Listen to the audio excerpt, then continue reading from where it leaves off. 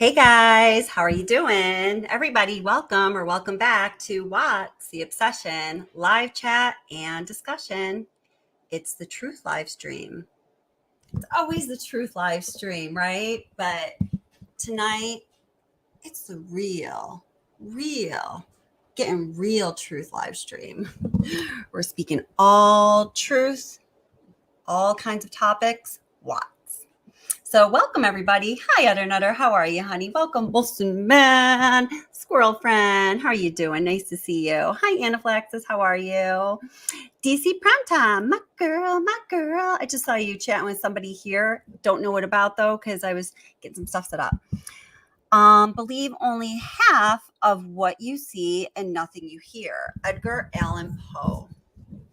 Half of what you see and nothing you hear. Believe half of what you see, understanding that you've only seen a small portion of what there is to see, given any vista, any sight, and believe nothing you hear if what you're hearing is another person's account of anything. But if you hear, your bunny scratching at the bottom of her cage because she thinks she's digging a rabbit hole, that's going on. I don't know. We'll talk about that later. But that's a great quote. Edgar Allan Poe. What a great quote. And thank you very much, DC Prime. You're awesome. Thank you for always supporting the channel, always being here, being wonderful.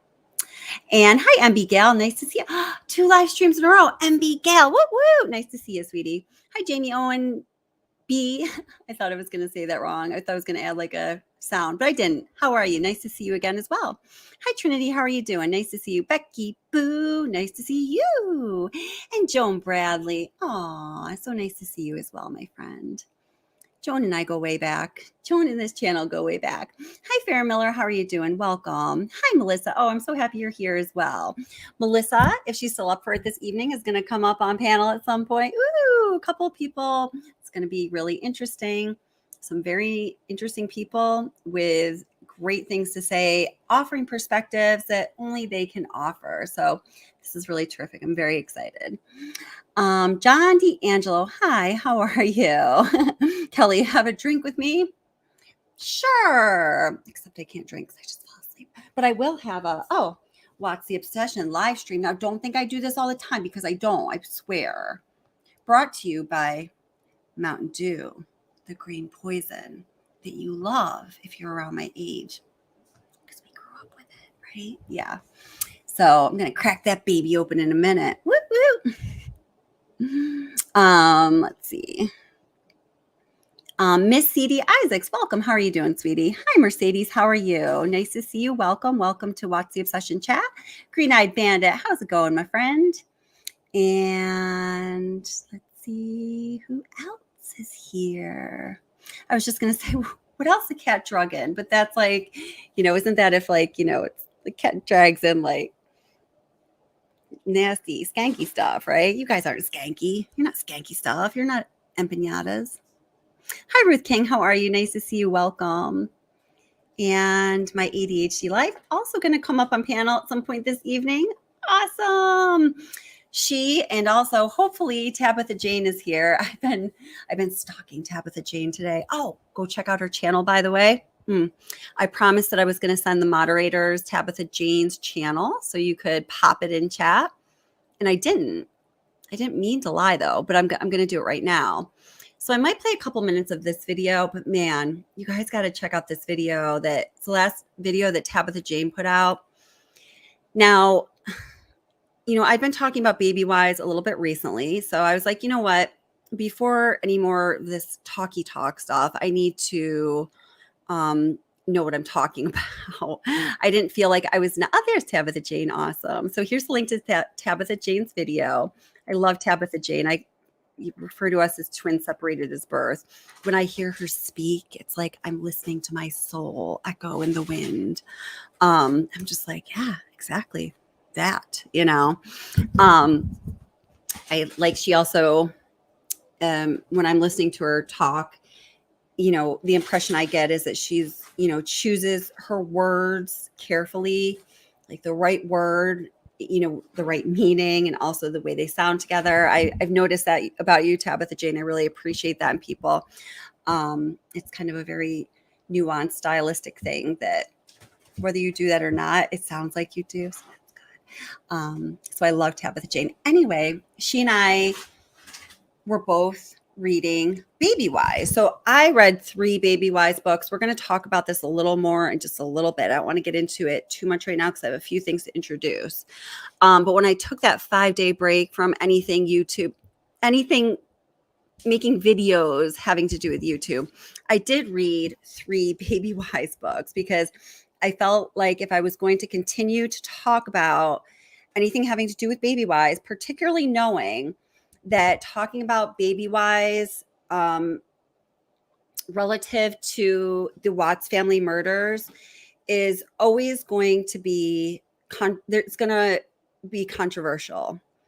We're going to have, the people like, oh, okay, I get that, or they're like, oh, that's new information, or it's not. And they're thinking about things critically, or some people just don't agree because they don't agree with me, or they don't agree with my read on something as I'm presenting it. And that's all cool.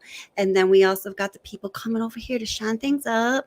Always, we're talking about BabyWise. So I need to make sure I'm on top of my facts, not necessarily for the people that are shining things up, because I don't know if they would really know the difference, but just for the rest of you. I don't want to be putting out anything less than the most accurate, most precise, most complete information I can to you, because that's what I want the quality of this channel to be. So I read the books. I don't know when Tabitha Jane read the books. I think it was recently, and we'll hear from her in a little bit. But she also read the books. So I finished reading the books on Wednesday, and I was like, mind. So I had to think about things and think about what I just understood about BabyWise as it relates to the Watts case. And then I needed to go back and watch a lot of material over again with this new, more complete understanding that I developed about the BabyWise method, because I had read up. I'd actually read the books. I had read some reviews of the books after I read the books. I had researched to see who, if anyone, actually endorses this method, to see if I could find any of those pie charts I like, DC Primetime. I was like, pie charts, there's got to be, I know there's, if I look hard enough, I'm going to find some pie charts. And the pie charts, I know those pie charts, they're going to have answers. So the pie charts, I'm going to find the pie charts. Let's see, Google BabyWise pie charts. Nothing, because it's not endorsed by a lot of people in the medical community. But again, we're going to talk about that later. So I finished reading the book on Wednesday. I'm thinking about things. And lo and behold, Thursday, I'm like, I'm going to watch me some Tabitha Jane. I've been really enjoying her content, her material. She's pretty terrific. So turn on my YouTube video about freaking BabyWise. Yeah, that happened. And you know what? Bitch said everything I was thinking about saying, but way better than I would have. And she said more. It's a really, really good, important video. I'm going to put it here in chat again. Please watch it. So Tabitha Jane, thank you so much for everything you do. Thank you for being here tonight. And I can't wait to bring you up on panel. I'm just going to have you watch a little bit of a video to get us warmed up. It's just about 9 minutes, maybe not even. And we'll continue chatting.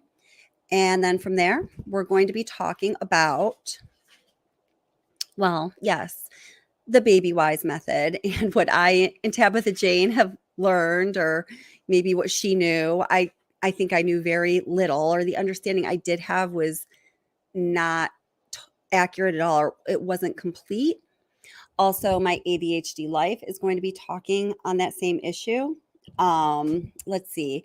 Melissa is going to be discussing some of the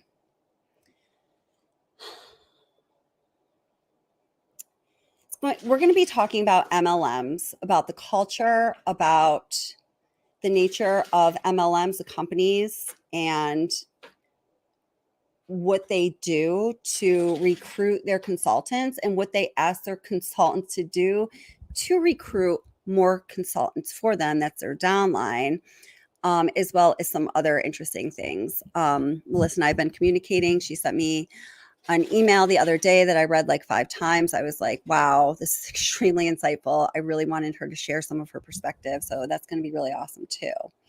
Then we're also going to be talking about the redacted files. I have more information for you about the redacted files. Of course I do, because there's always more information on that tip. And I have a couple items in particular I want to discuss with you that I haven't before, just kind of been keeping in my back pocket for one reason or another. And one important piece of information to disclose. It's different. I have something to disclose. And then several things to discuss with you that I just haven't discussed on this channel yet, because varying reasons, and I'll tell you what those reasons are when we get to it. We're also going to have the first ever What's the Obsession Troll Awards. I'm so excited about this. So I have not 1, not 2, but 3 shiny trophies awaiting the 1, the 2, and the 3 trashiest trolls that troll around the back streets of What's the Obsession, seemingly all day and all night long. They're like little rats, just waiting for a crumb or something to take a nibble on. And, you know, they're like, we're rabid. We hope we can get a bite of your flesh so we can give you the rabid disease as well. But it's not going to happen, is it? It's not. So, right, there goes my bunny scratching right on cue. She's trying to dig a hole in that cage. She's working on some cardboard. All right, here we go. Take a listen to this, please.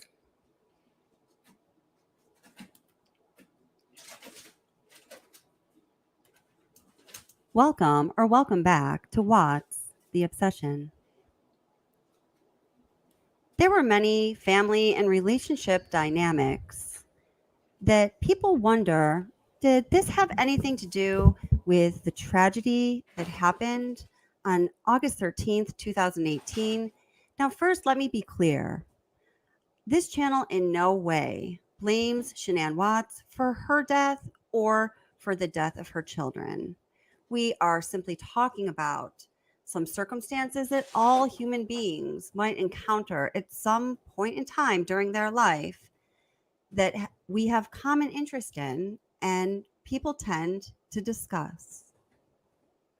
One of these issues is the Watts family financial situation. It is known that Chris and Shanann Watts declared bankruptcy in June of 2015. And that bankruptcy, or the debts associated with that bankruptcy, were then discharged in September of 2015.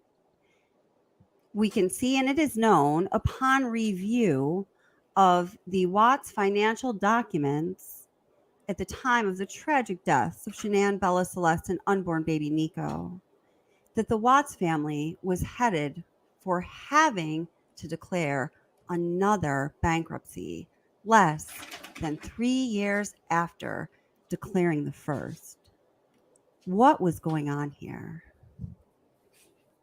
Let's listen to what Chris Watts' mother, Cindy Watts, had to say about the couple's financial situation in the extended last chapter of her book, All My Broken Pieces.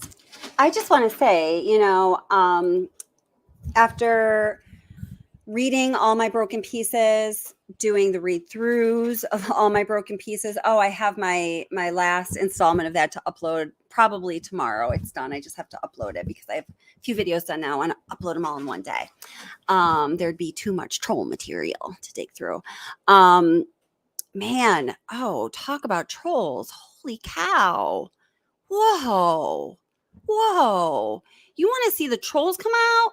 Upload something with Cindy Watts' name attached to it on your channel. You do that. You tell me what happens. Because the trolls, the ones that don't come out during the day or the night, the ones that usually just stay underground, I think that's what I'm saying. they come out for Cindy Watts. And oh boy, do they have something to say. They say lots of things about Cindy Watts.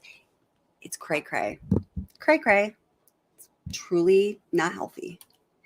Well, this part of that chapter didn't actually make it into the book, but it still lives on in transcript or manuscript form. And I'm reading from that transcript here.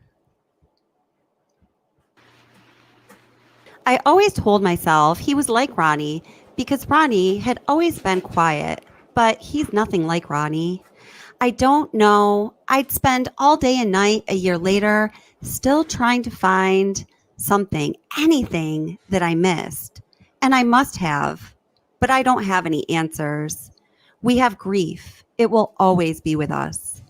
I know grief. It walks with me. I know confusion and despair, but I don't think I know my son.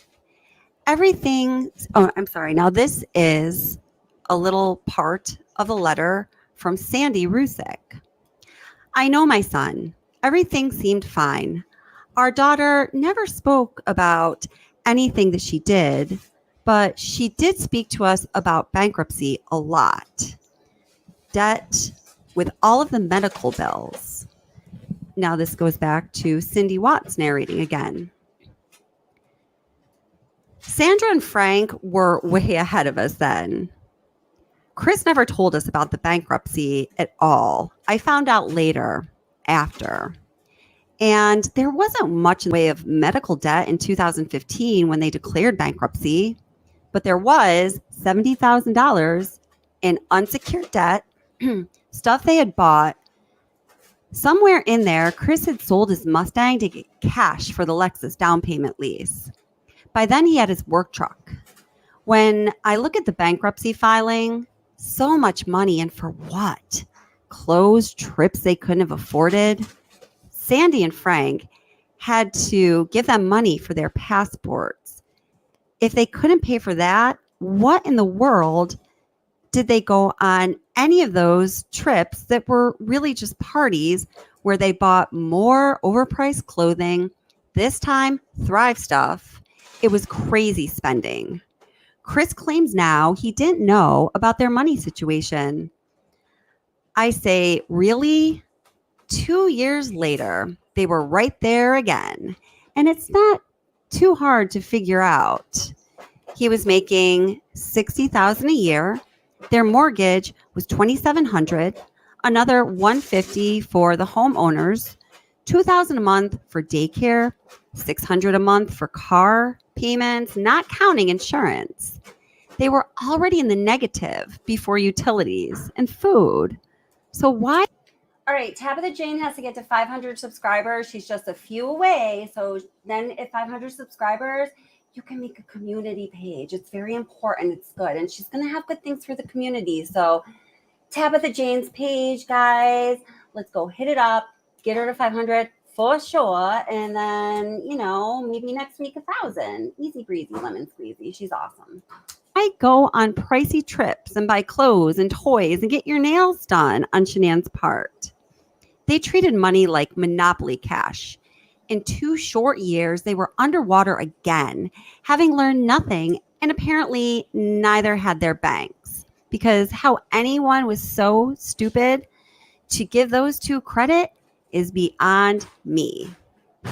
We can see by examining the bankruptcy documents that in 2013, both Shanann and Chris's income equaled $147,000, around there. In 2014, their combined income was about $91,000. And in 2015, year to date, as of June 2015, their combined income was around $41,000. So that's about halfway through the year. So if you double that amount, that would be about $80,000. So what was going on from 2013 to 2015 that caused their combined income to decrease by so much? Generally speaking, young married couples will increase their income year after year, barring no economic anomalies or personal tragedies. we can see here from this document that the Watts' personal liability totaled about $448,000, with their unsecured debt being about $70,000. So, my friends, what that unsecured debt is primarily credit cards. These credit cards are itemized throughout the bankruptcy documents. And during the previous live stream, I went through and read these itemized credit card unsecured debts that the Watts were holding that were later discharged in September of 2015 after the Watts officially declared bankruptcy in June of 2015. You see the date of the signature of the debtor here, June 4th, 2015. We have now established a timeline of the Watts financials and the bankruptcy. So the obvious question or inquiry is to ask, what was going on in the Watts' life that caused them to be in such financial ruins? Aw, thank you, We Kelly will follow girl. up with more discussion on this topic, but for the rest of this video, I just want you to take a look, coming right from the source, at what was going on in the Watts' life in 2014, 2015, and 2016, according to Shanann Watts' Facebook posts. Keeping in mind, the bankruptcy filing is dated June 4th, 2015, and the documents tell us that the debts were discharged in September of 2015. Oh, wait, hold it. I just have to say, let's see. Let's see. Hi, Linda.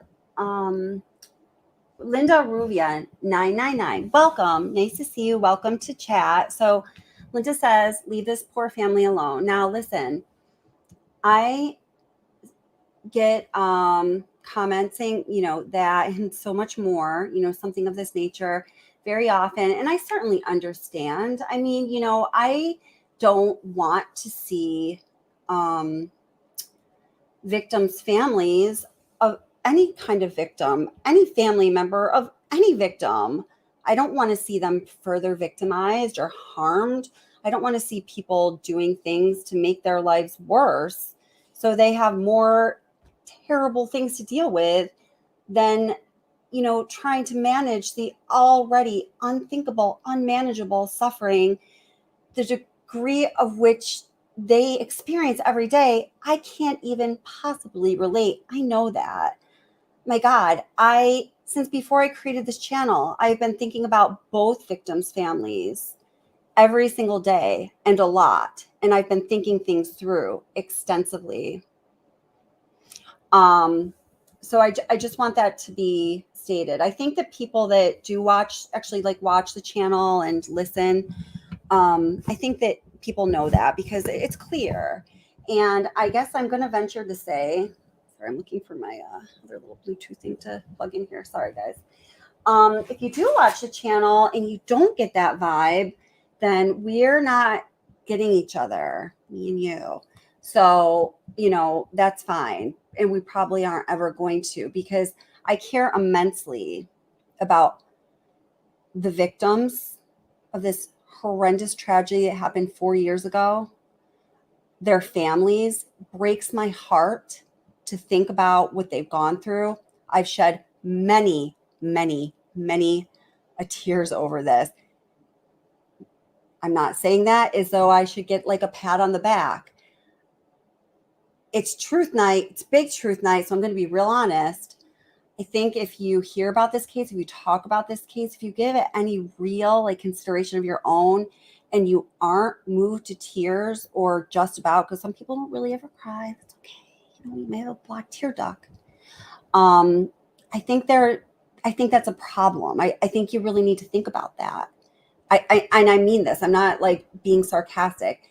if you really consider this case and know about it and talk about it and think about it and sit down and reflect, and you are not deeply moved and like to the core of your being, so your heart is swelling to the point it's going to explode or implode or you don't even know, I don't think that's normal. I don't think that's healthy. I don't think that's a good sign. I don't. Yeah. I mean, I just, I think if that rings true for you, I don't know. Maybe I'm wrong. I'm making a lot of assumptions here. I know, but I'm just being honest. If you like, wow, that sounds like me, and I don't like really know what to do about that. Is there something? I didn't think there was anything wrong with me. I think she's wrong, or maybe she's not. I don't know. Please email me. My email is whatsobsession@gmail.com. If someone could put it in chat, I'm being totally serious.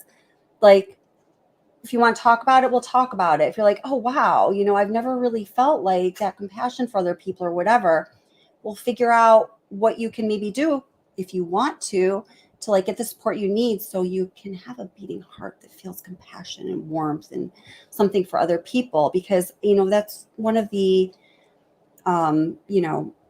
tools that's needed to walk through life, enjoying it and appreciating it even close to its fullest potential, right? So I mean that. So leave this poor family alone in comments like that. I'm not bothering any family. People also say, please, let the victims be in peace. Leave them alone. Leave them alone. Let them be in peace. Listen, man, Shanann and her 3 little angel babies are up in heaven together, enjoying eternal peace under the care of one another and the Lord, and everything wonderful and sacred and precious and beautiful in this universe.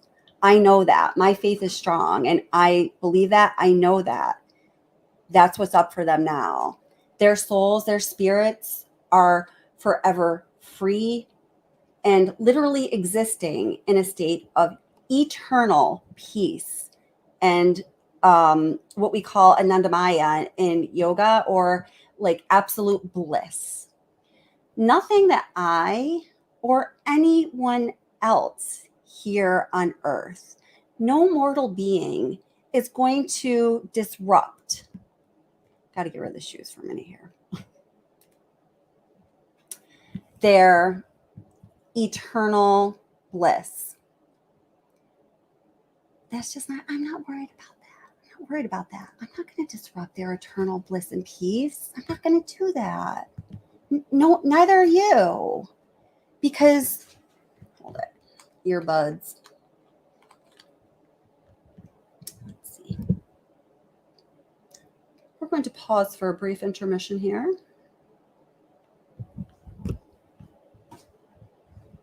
Don't worry, I won't forget that thought. Don't you worry. Don't you worry at all. Definitely won't forget that thought.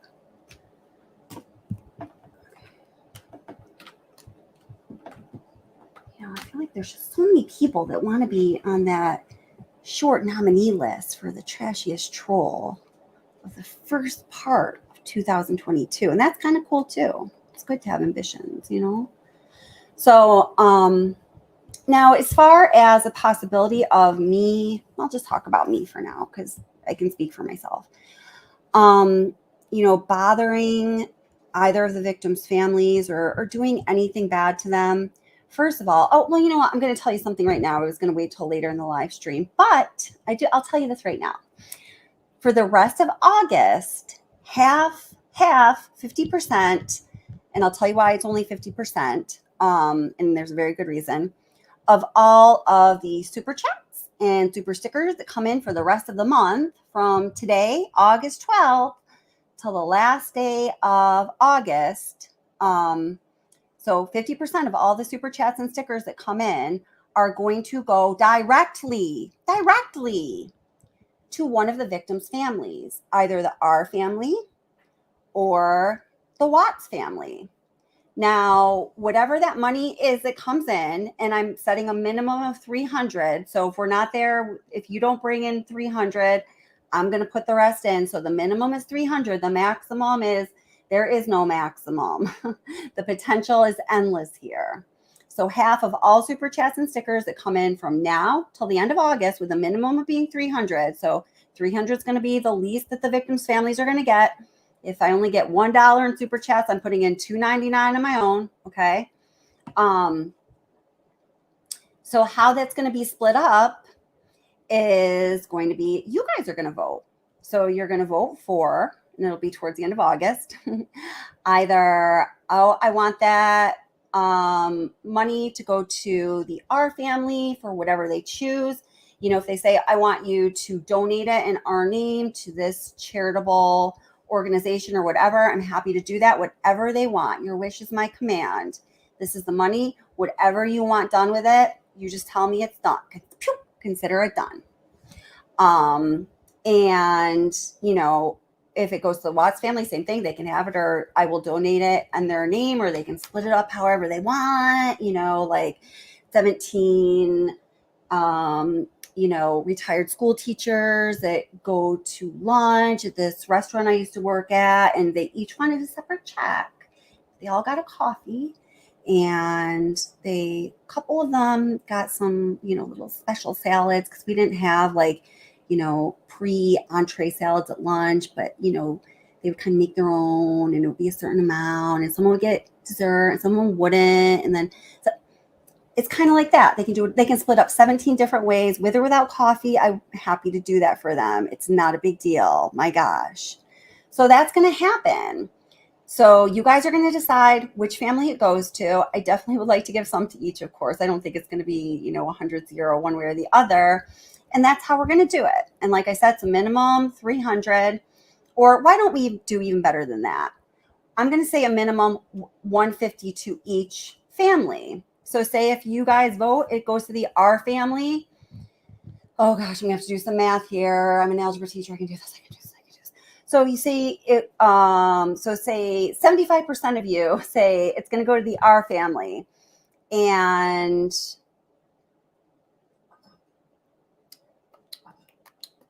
say 80% of you say it's going to go to the R family, and, you know, $300 came in, then it's going to be $240 going to the R family, and $60 going to the Watts family. But guess what? I'm going to up myself. It's like a freaking fundraising marathon. What do we call those? It's like a telethon. Calling, guys. I'm going to do even better. I'm going to say we're going to give at least 150 to each family. So if I don't get enough in super chats and super stickers to cover that, I'm putting it in out of my own money to make sure the Watts family and the R family get at least $150 in August to put in their pocket, or go buy themselves a new handbag, or give to a charity, or whatever they want to do. And you guys are going to decide how that's split up. Does that make sense? Do you have any questions? So there's things like that. So I do things like that. I've done things like that before. I do things in spirit, in theory, not theory, in spirit and in reality to support those families. Real things. And when I'm not doing real things, because I can only do so much because I'm one freaking person overwhelmed by 31 bunnies, I pray for them every day. And, you know, I don't do anything to harm them. And if some material I put out harms them, like it hurts them, or, you know, I am so sorry for that. That's not my intention. I have been very vocal in speaking out in defense of both families, in ways that actually cause me a lot of pain and difficulty in my own life personally. And I'm not even going to go into that because, again, I don't even want a pat on the back, but I'm telling the truth here. So let's just be clear about things. Okay. So no. Me, Kelly, not I, oh no, not I, or this channel, Watch the Obsession, we, myself and my channel, and the people involved are not doing anything to harm the victim's family. So seriously, stop that crap. Stop it. It's getting old. It's been well over a year now that I've been answering that stuff, and I try to respond to every comment. In fact, I did respond to every single comment till I got to 10,000 subscribers few months ago, and it just became too much. But I usually respond to those, and sometimes people turn around, sometimes we don't agree, and that's fine. But don't keep coming at me with it, because what I'm telling you right now is I dare you to find more than 2 other people that actually do care and have shown they care and have done things to support them saying that they care about the Watts family and the R family than this channel has done. I dare you. And if you can, that's awesome. And please bring those people to our attention, because I want to let other people know.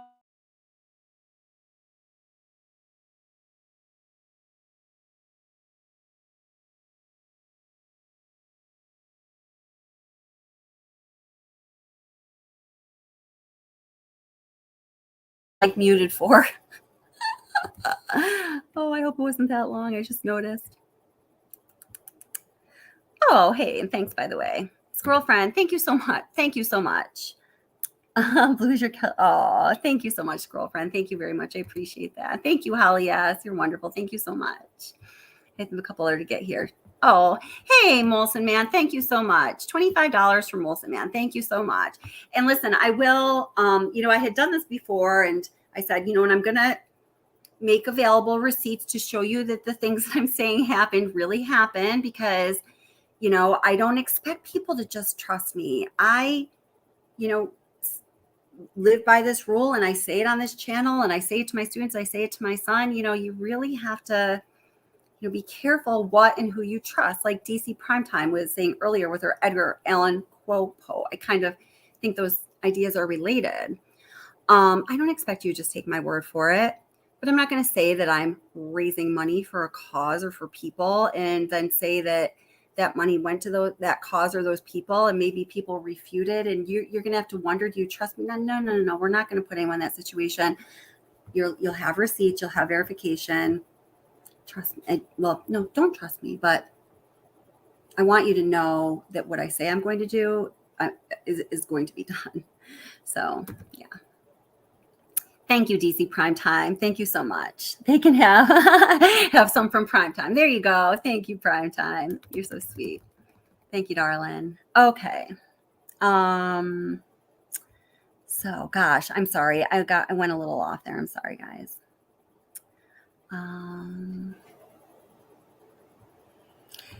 RR makes a good point in saying that Anaphylaxis makes a good point in saying the R's have received several 100,000 already. So Anaphylaxis is a source that I trust. You just have to make your decision. Whoops. Okay.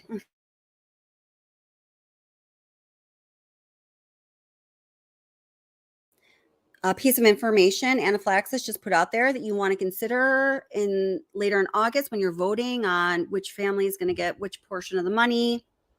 Take things like that into account, It's all good. Thank you, Anaphylaxis.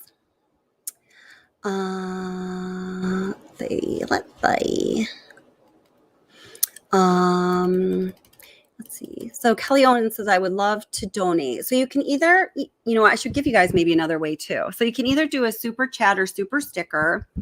And, at the end of August, I'll be able to show you a report of what it was that was brought in through this channel.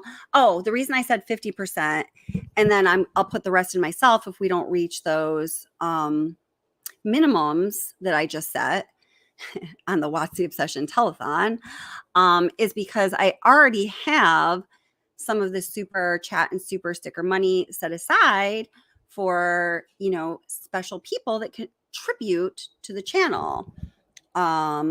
Like right now, I've only given her $50 to date, but I think it's next week or the week after, next YouTube revenue check, I will be giving her more. And it's a portion of the super chat and super stickers, and a certain portion definitely when she's on here on panel, because what she contributes has great value to this channel. So I want to thank her. She didn't ask for it. It's not how, well, I don't know. Maybe it is how things work on YouTube. I don't know. I only know that I've heard that, I don't know. I'm just doing things how I feel is right. Yeah. So that's that. Hi, Michelle Gardner. Welcome. How are you doing? And let's see. Oh, I'm sorry. So I'll give you another way to donate to this too. If you don't want to do a super chat or super sticker, some people can't for some reason. I don't know. Banks are weird. Credit card companies can get weird. So I don't know. We could do Venmo or PayPal, or trying to think of something that would be traceable and transparent. I don't know. I'll get something going by the end of this live stream. Okay. So yeah. Let's see. Hi, Sharon Norris. How are you? Sharon says, thought I posted, but it's not there. So hello to Kelly and everybody. Hello, my darling.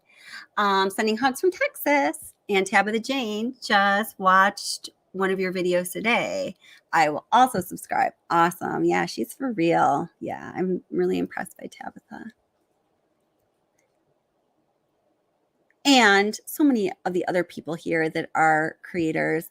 And anyone can please put their channel link in chat. I always encourage that. Like I was saying, it's not all about me. I think that we have a really great community here. And I think the way that you build community is to really build community, not just, through what you say or what you say you're going to do, but through your actions too. And I want all of you guys to be successful. I think you know that. I mean, even the people I don't know very well who are creators or who just stop in here. Yes, promote your channel. Go ahead. That's awesome. I want you to be successful. Even if I don't agree with everything or anything you say, you still deserve success in this life. Everyone does. And I wish that for everyone. I truly do. And I wish no harm for anyone, especially the victims of these horrific crimes. I mean, my God, just burns my ass when those shiny people come and shine me up with that shit. Let's see. Oh, thank you so much. Let's see. BGAL, thank you so much. Your heart is in the right place, Kelly. I hope so. I hope something's in the right place. BGAL, thank you very much. She just did a super chat of $20. Thank you so much. I really appreciate that. And it's so great again to see you. Second live stream in a row. Great to see you again. Okay. You know what? Let me just go back to finishing that part of the video that I was playing for completeness. Then we're going to move on. Nilda's going to come up on panel 2. So I've got to get to all of these amazing people. This video is just about the Watts family bankruptcy, the one that they had filed in June of 2015.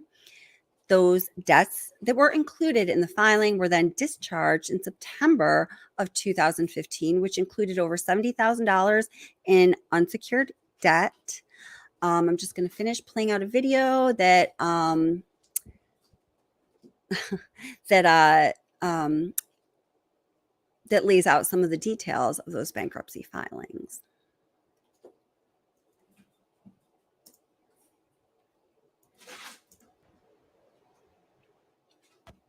You want to see Daddy thriving?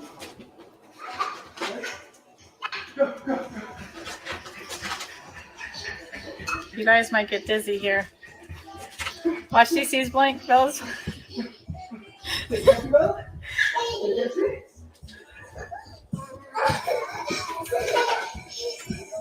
CC's enjoying it. Yee.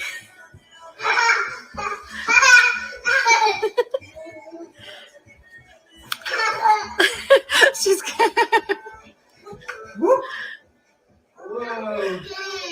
I think Daddy's dizzy. Daddy's very dizzy. Hold on, let Daddy catch his balance. Hold on. Cece. Oh, kid. Oh my God. Oh, let me tell you, this is an important question. I'm sorry. So somebody just asked, why say Watts, but then, just the R family? So I want to address that. Thank you for asking that question. Sometimes I take for granted that people just know why I do that. I've never actually stated why it is I do that. I'm sure some of you, let's see, I can't find that question, but it's legit. So who said that? Blue-eyed? Let's see here. Yeah, no, it's all good. It's all good. Oh, yeah, hold it. Where's her question? And then I see what you're saying, Blue-eyed. It's good. No, I think it's good to question things. And this is a channel where you are allowed to do that. You can state your unpopular view here. You can state your wildly unpopular view here. As long as it's not vile, hateful, or, just total bullshit, we're going to let it stand. We're going to let you state it all you want. We might stop pinning it and things like that, but you can state it. It's all good. You're not going to get in trouble for that. If you're vile, hateful, or factually completely all over the place, that's not okay because, facts are super important, right? Super important. Yeah, but you can question things. You can disagree. You can disagree with me. You can disagree with moderators. You can disagree with people on panel. I mean, please be respectful to people on panel. You can beat me up a little bit. If I can't take any more, I'll let you know, or I'll just go hide in a hole for a while and you won't know what happened, but I'll make sure that I heal. I will definitely take more views than I'll allow to anyone else. That's for sure. But I can't find the question. But you can question things here and you can say things that are generally not popular.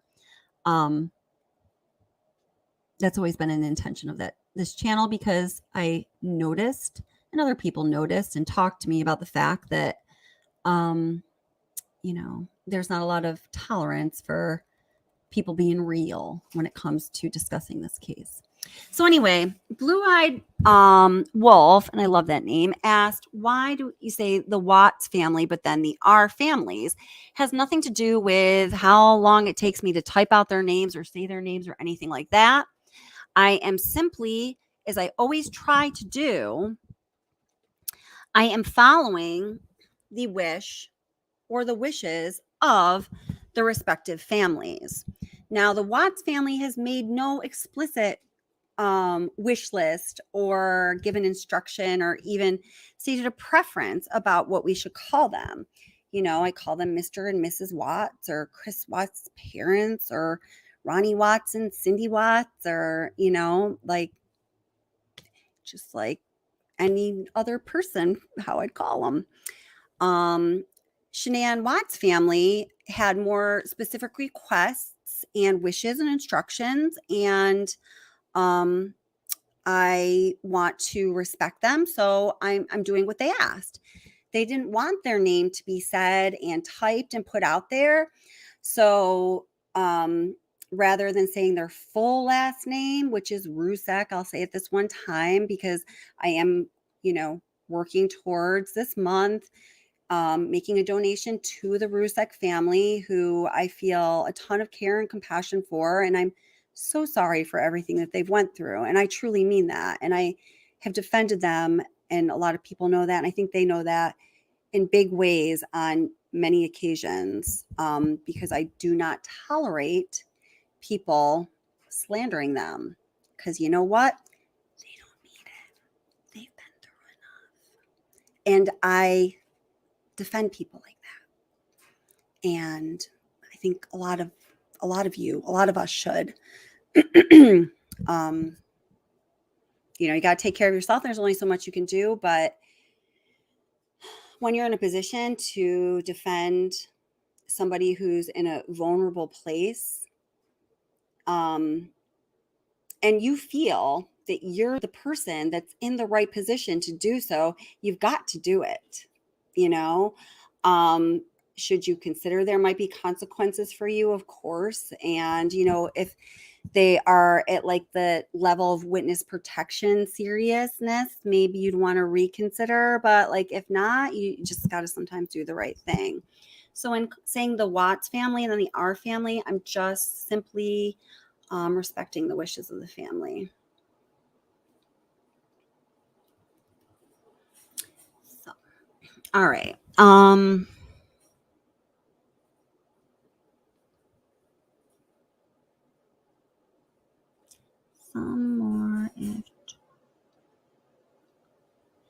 So what is this in regards to, DC, honey? She says some more if 12 men and Blue-Eyed Wolf come on panel one day, same time, different views. I'm not sure what that's in regards to. I missed part of that conversation.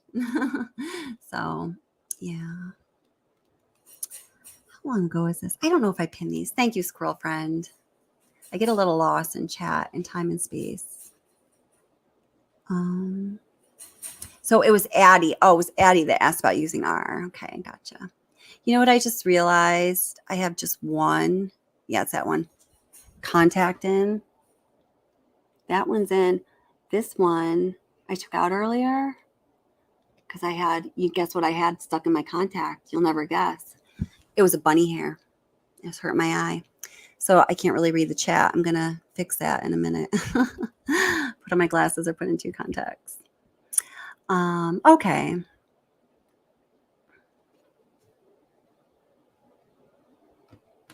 No. So Blue-Eyed Wolf says, I don't think they cashed in out of greed. So I'm assuming you must be talking about either the Watts family or the R family. Again, just calling them that to respect the family's wishes. I don't think either of them did either. And I made a video about this. You know, Chris Watts had very good insurance on his life and the lives of his family through Ann and Darko. Now, this is not weird. Some people have tried to say that it was strange, that it might be an indicator of there being some pre-planning of these murders, because Chris Watts did have an insurance policy that had benefits on his life and also the lives of his wife, and even stranger people think, and this is of course less common, the lives of his 2 children, Bella and Celeste Watts. So when I was hearing this banter being bandied about, I thought, well, okay. So I know, you know, with my insurance plan, actually the one, I actually just accepted a new job position. I just finished a master's degree like 1.5 years ago, just before I started this channel. So that's why I've been doing all of the job changing. They're little like kind of steps up and closer to home. Anyway, but the last 2 benefits packages that I've had that have included life insurance in the packages, one of them offered life insurance that would just have a payout on my life. If I were to pass away, my son would get, you know, the payout on that benefit, with my mom being the executor or the financial administrator. I think there's another word. I can't think of what it's called right now. Until he was 18, or actually I designated till he was 25, because I know the kind of decisions that 19-year-olds make when they have thousands of dollars. Sometimes not good ones, right? So then in the other benefits package I had with a different employer, there actually was insurance on my son's life. And I remember going through that benefits package, and it was one of those situations where you had to sign to every single page saying that you understood each and every benefit, and you either, you know, were signing up to receive the benefit, or you were knowledgeably declining that benefit. So I had a couple discussions with the HR representative about there being life insurance that had to pay out my son's life. I mean, at first it just, I mean, like the thought was just, it kind of shook me. I was like, why is this needed? You know, I thought it was a mistake. I thought I wasn't understanding it correctly. I was like, this is really weird. Why did you guys throw this in here? This is not normal. Should I be scared? Are you going to ask for my second born child, like as a, you know, upfront payment or something? Is there something I should know? She was like, no, it's not like that. Actually, she explained to me.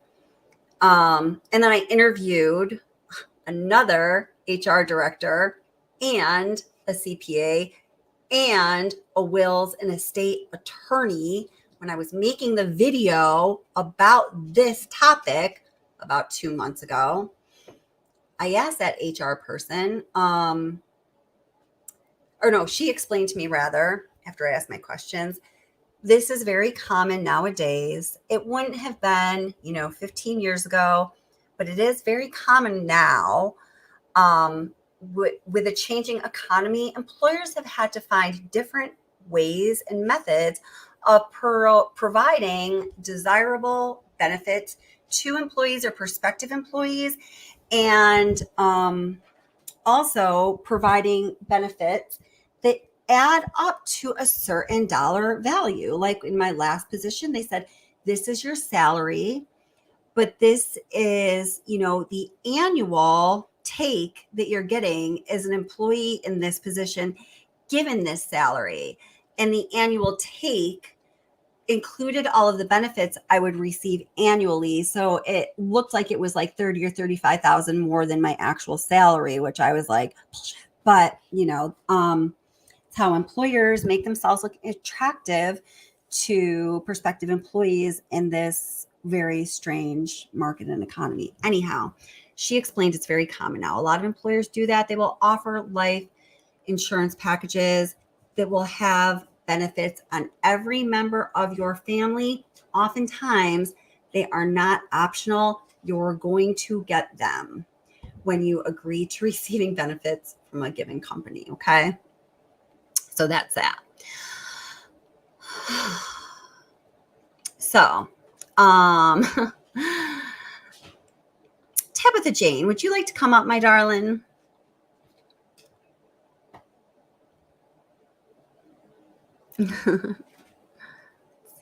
Oh, hi, Chicken Head. I love that. I was telling you, I think it was Nancy N the other day, or maybe it was a Curious Rose, that sometimes, Chicken Lady's a moderator for Armchair Detective. To her, when I'm speaking to her, I have on occasion called her Chicken Head. Okay, her name's Chicken Lady. I'm like, hey, Chicken Head, what's up? She's probably like, what? I realized I was doing that. I was really embarrassed. But a good friend of mine from Philadelphia, her longtime boyfriend, now husband, I don't even think I know what his real name is. I've always known him as Chicken Head. I don't know what his real name is. I think I did at one point. I could probably remember it if I thought really, really hard. Oh my God, I sound like NK there. If I think really, really hard, I might be able to remember it, but just offhandedly, that's really all I can tell you. So, but I don't really want to, my tummy hurts. That was my NK. All right, so here, let me put the link in chat.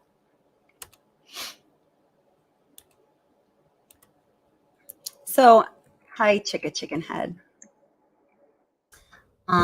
She says, hi, Watsy Obsession. Hello, everyone. Been a sub for a while. I just don't usually catch your lives. Always try to watch and listen to some of the replays. Awesome. Welcome. Yeah, I've seen you comment a few times on videos. I think I saw you commenting on Tabitha Jane's video earlier today, too. Someone's video. So awesome. Welcome. Glad you're here. And everybody, dun, dun, dun, welcome the fabulous, the talented, the wildly truthful, and Tabitha Jane to Watsy Obsession. And she has some secret talents that I'm not going to tell you about just yet, but they're pretty special too. I learned about them today when I was watching one of her videos. How are you doing, honey? Oh, I'm good. Can you reassure me that the camera isn't showing? The camera is not showing. No, I have it blocked. No camera. I just see a person who could be you or anyone else in disguise. There's no you. It's just a generic avatar. I didn't want to say generic, but that's to assure you that's what I'm seeing. All Yeah. The freaking pandemic has been horrible. I weigh more than when I had my twins in me, and I had eclampsia. I am freaking huge. Oh, no. So I can't. Well, that's why those are some of the secrets I didn't want to disclose. Like this. I'm just gonna tell him. Is it okay if I just tell him? This woman shoots babies out of her vagina, 6 of I them. do. I actually do. It's one of my party tricks. I don't know if anybody wants to have it over anytime soon, but oh my God, your biggest But fan. she hasn't yet mastered the trick of shooting them back in, because no one can do that. Well, I mean, I've threatened to a couple of times. I mean, they don't warn you about the teenage years, but, and that's the thing about this freaking BabyWise is like, don't obsess over your freaking kids this much. I mean, did you notice how obsessive the thing is about correcting the behavior and foolishness versus childishness? And they're talking about a freaking 10-month-old. It's like, just back off, just settle down, enjoy being a parent. They grow up so fast. It's just, I was like, oh my, what? But I scoured the book, like you scoured the book. There is nothing saying lock them kids up like flowers in the freaking attic. There's no. I couldn't believe it. I was telling, and my ADHD life, if you're here, I would like to bring you up in a little bit if you're good with that. We were talking about this topic as well. I told her, I said, when I was done reading the books, after I'd done my scouring, after I had done my exhaustive search, looking for all of the bullet points, the instructions that I thought that I was going to read about, because that's what I was imagining existed when SW was saying, "Oh, my kids are BabyWise kids, and this is what we do." And so, and guys, those instructions did not exist anywhere. So let's set this up for them a little bit, Tabitha Jane, because you guys, everyone, like, take a deep breath and stuff, because now listen, if you don't want to hear us talking about this, if it's gonna, I don't want you to start feeling all shiny or like agitated or anything. It's okay. Like, you can leave, you can take a break, you can mute us, you can watch something different. If you need to say goodnight, please know I appreciate you. But really, I always say to people, Tabitha Jane, if watching this content on my channel is going to, make you have a bad day, a bad week, or a bad life, please do not do it. I don't want that for anyone. So if, watching this, if hearing us talk about this is going to make you have a bad night, a bad week, or a bad life, we love you so much. But come back another time, please, because that's not what we're trying to do. So well stated. And to clarify, we are only talking about behavior. I love to people watch. And, I think that that's why, I'm a lifelong learner like you, and people watching and whatnot. And this is solely based on watching a behavior that others enabled. And you are so kind and supportive. I am so humbled every time I watch you. Not only are you beautiful, but you are kind and you are smart and you're everything. You're just absolutely amazing. And no, I mean, your content and your work is just beautiful and it's flawless, and it's just like you. It's just absolutely like you. And so only the parts of you I want or of me that I want the world to see. You see how that works? We can do that. We can do that. We can filter shit out, and we can highlight the pretty parts, No. Because I'm not getting on live stream and turn on my camera when I just wake up in the morning. I promise you, I ain't doing that. Nope.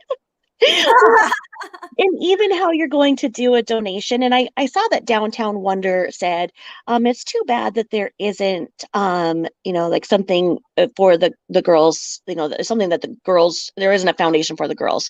And I wanted to say, and maybe suggest that, I don't know if maybe we could do some research and find out if there's like a crisis nursery or something in Colorado, and maybe a donation could go to like get 50 containers of bubbles or popsicles or something for a crisis nursery or something in Colorado, and say, from Bella and Cece. I think that, there's room for that. I really do. I think that's a great idea. Now, a couple things here. So I just want to let you know, this is all going to loop right back around. So I was saying I got a job offer. I'm a special educator and I'm also an applied behavioral analyst. Okay. So I work usually my day job is I also work in a residential facility, which is really a prison for the mentally insane, and I do some programs for them, and they're just so much fun. They're a bunch of fun. They're so much fun. And they're fun. Work though, it takes a special person, and apparently I'm that special person. So during the day in my day job, because I usually working in some kind of a school or something. My new job, I'm actually going to be a behavioral consultant for students with autism and the most extreme behavioral issues at that time for like any number of reasons. So when you're talking about behavior, and when you are saying what you always say so eloquently and clearly, coming from that perspective, it really does speak to me. And I didn't even share that biographical information about myself on this channel, at least on like a live stream video, for a while, because I didn't want people to get the sense about me that I was trying to be like very academic or ivory tower or highfalutin about it, or I know more than you. Right. I like my graphs and stuff, as DTC Primetime knows. I'm very data driven, but that's because I've been trained. I have to be data driven in my job, because if you're not data driven, when you're working with, the population that I tend to work with, and it's such a critical time in their life, and your role and ensuring that they receive all the support that they need to get the most out of their day and have the most fulfilling life possible as they grow into young adults. It's very important work. Absolutely. And if you're not data and driven and evidence-based, we're only human beings. No matter how much training you have, you can miss something, and you don't want to do that. So the data and the evidence-based methodology is like another layer of very important protection to ensure that we're making the right decisions for students, and that we're not misdiagnosing, miscategorizing, projecting, or just missing something altogether. Absolutely. So as I was talking about, the BabyWise, and I had stayed away from that topic for quite a while. And the real reason is, I had very strong feelings about it, and I knew that talking about it was going to create a lot of friction for my channel. Honestly, that's why. I know even some of my moderators don't like it when I talk about certain subjects like in this light. And I love them and I respect them, and they're wonderful, and I appreciate them so much. But, here's the good thing. I think that, as we know, people have so much passion about this case in all different directions and ranges and reasons and why. I think that's a good thing, because as I said earlier, if you know the details of this case and you really like dig or dive into it and reflect on it, and you are not moved by forces of magnitude, I suggest that there might be something abnormal about your emotional or mental constitution. And I don't know, because I don't know you, theoretical person I'm talking about, but I know exists because a lot of these people have dialogued with me about this. That's not normal, and it might improve the quality of your life to go through that vulnerable moment of considering that about yourself and thinking about it and talking to people about it to see if, maybe you need some kind of support to address that, because it's not normal to not feel strong emotions when exposed to something this absolutely fucking horrific. It's not normal. Yeah, exactly. And one of the trolls, the one from the underworld that came at me, I put this little picture of this little film of a butterfly, because it was the day after I had done a film, and I said, hey, after I do something that's emotionally taxing, I need to go out and be in nature because I have to ground myself again. And the underworld person said, you're going to need a lot more than nature for that, and acting like you can feel anything. How can you feel something for somebody you didn't know? And I was like, that's the problem right here. How can I feel something for somebody I didn't know? It's because I'm an empath to the nth degree, because what happened is that I started watching these videos because I believe, like everybody else, I was like, I am going to go and hang that man myself. Okay. Right. I'm going to go drive and hang him. No one is apologizing for Chris Watts. Let's just take a moment to get clear about that. He's where he should be. And that's the thing. But as an empath, I started looking at all this because I started watching the videos and trying to figure this out, because what mainstream media was telling me didn't fit. I couldn't file it in my head. And so, you know, I'm an insomniac, and I was watching these videos and I couldn't have sound because at that time I didn't have the headphones I didn't have the sleep headband, but now I have the sleep headband. So I'm okay. Yeah. So I started watching the whole thing. I started watching all these videos without sound. So what I watched was That's speaking to interesting. me more than what I heard. Mm. And then when I was able to hear, I was like, no, what is being said here is not right. Those little girls they're not behaving correctly for little girls that are stimulated, that are happy, that have toys, that are read to.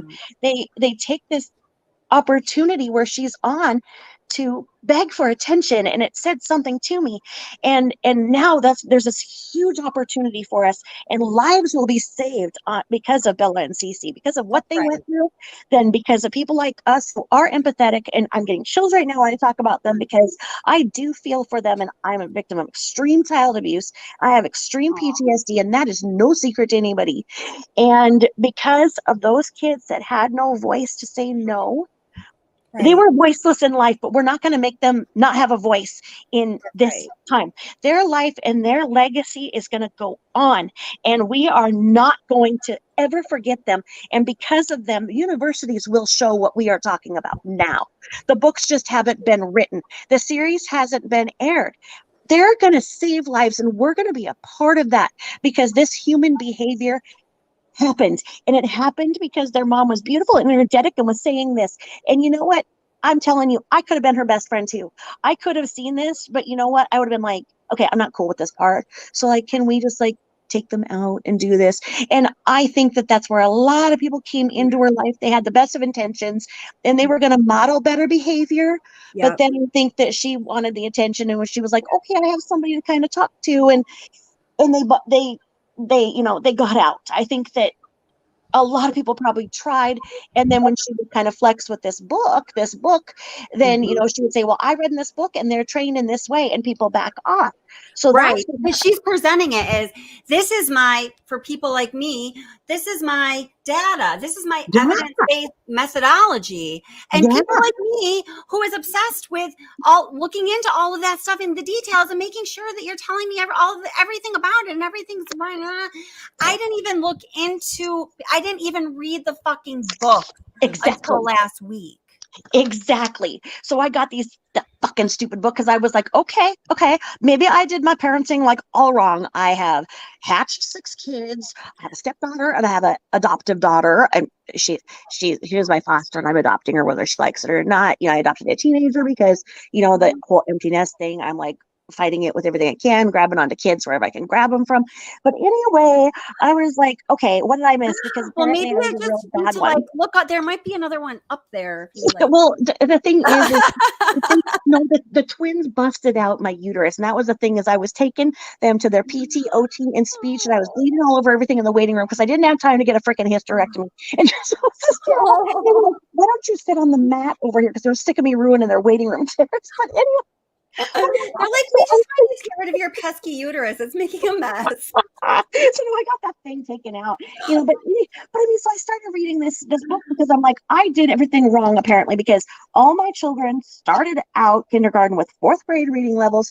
4 out of 6 of them were identified as gifted, and I don't know what's wrong with the other 2, but they finally did. But they all didn't.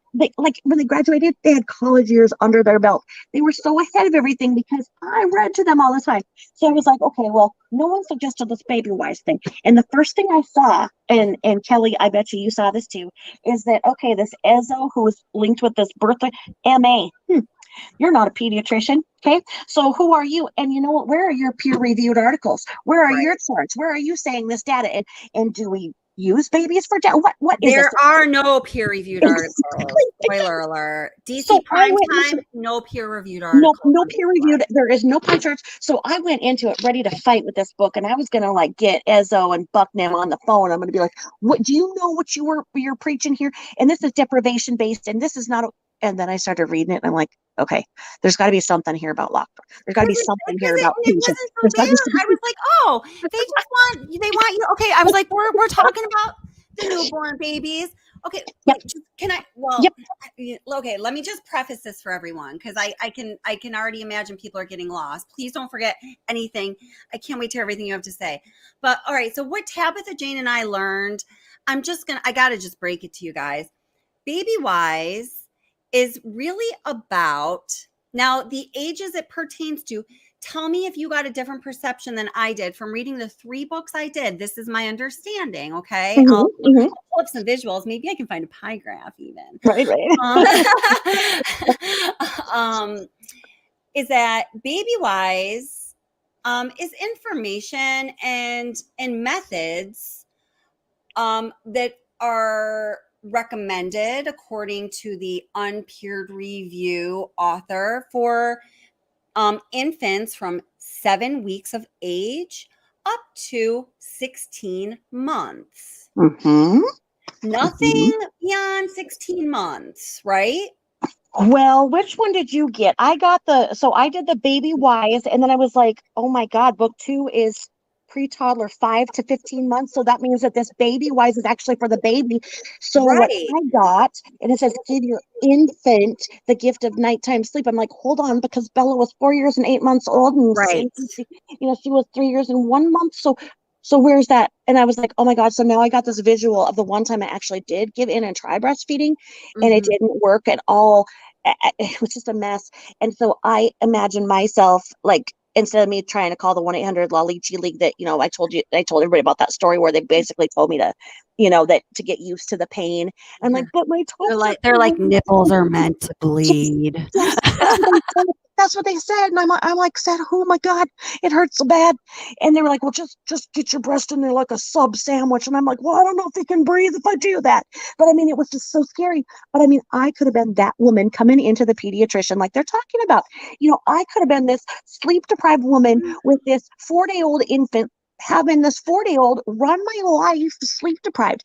That is who they're speaking to. And they were like, don't let this few day older run your life. You need to feed baby. And they talked about baby, feed baby, and then make sure baby is changed, dry, everything stimulated, has seen something, been talked to, been cooed at, put them down for meaningful sleep.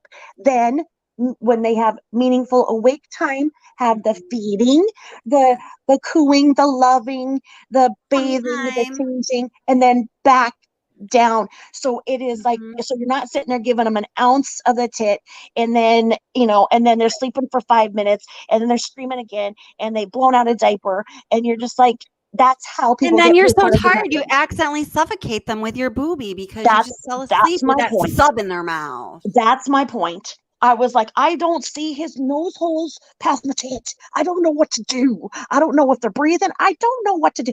It was just a mess. It was not okay. I was not meant. It just didn't work. I commend anybody who can breastfeed, but I just couldn't figure it out. All right. And that's So, yeah. that's very real. Oh my goodness. Oh, it is real. And now they have all these resources. They have all these, things. And I think God, with the twins, they brought in the machine to try to make me pump the colostrum out. And okay, it was horrible because I'm a 40K naturally. People give me dirty looks. And when I lived in Vegas and everything, people were like yelling at me all the time that I got my implants too big. And I'm like, this was from God. Okay, a-hole. I didn't ask for this. So then when I got my milk in, it was the hospital gown wouldn't even fit around me. So I was like in a cape, and they brought in the machine to me. They brought in the machine to get the colostrum out. And so I had 2 machines on me, and I'm the boob woman. I can't even stand upright. And they're trying to suck out this, and the machines are making these big loud noises. And I'm looking at my Like, we husband will like, extract your liquid gold or you will feel guilty for the rest of your life. yes, yes, that was exactly it. And I was like, I just can't do it. Let's just like go to formula, okay? And they were like, but the colostrum is liquid gold. And I'm like, I can't stand up, and this wouldn't be feasible to like life when I get out, because if I have to drive with my boobs out and everything, because there was no bra. I actually went into a specialty fitter. There's no bra ever that was made big enough for what I had when I had my milk in. So I don't know what I would have done had I have. It just Yeah. Breastfeeding was not for me. You're like, listen, And my body is designed like this. My vagina like shoots out babies and my breast anyways, suffocate them. and so I'm like, it's just I look It's the like cycle of life. right, exactly. And it's like I look like I should be a great breastfeeder, but I wasn't. And I mean, the women who are so dedicated to breastfeeding, hats off to. I mean, I don't know how they do it. I don't know how they do it, but I think that this book is talking to the breastfeeder. The more I got into that, it really seemed like it was about the breastfeeding woman. And I don't think she did. I don't think SW did, because she was looking all pretty and everything the day after she had Cece, and she boasted that she started BabyWise the first day in the hospital. And that's not advisable. In fact, it is specifically advised against. Exactly. BabyWise method is not for those little precious babies that just separated from your body. Like, so let me just summarize really quick.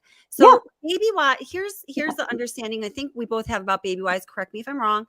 BabyWise is not for taking rectal temperatures like this, but we'll get back to that. BabyWise is it's a method that is suggested by somebody who wrote these books, unpeer reviewed. Claims are that this method works for thousands, millions, I don't know, of families. But hey, listen, some people that have babies, we all know, man, they don't really got it all together. They're kind of a shit show. Right. So, this method or nothing, I'm sure, is a freaking godsend to a lot of people. I mean, as a new mother, oh my God, I remember bringing my son home. Well, my best friend was driving me, and he was in the back, and it was a pretty rough delivery. There was a lot of medical things, unfortunately, that happened. Oh, I'm sorry. The Pitocin and the no rest between the contractions, like you were mentioning. Yes. And I was planning on having a natural birth. I was like, no drugs, no epidural for me. No. So I show up at the birthing center, and they're like, you're not dilated enough.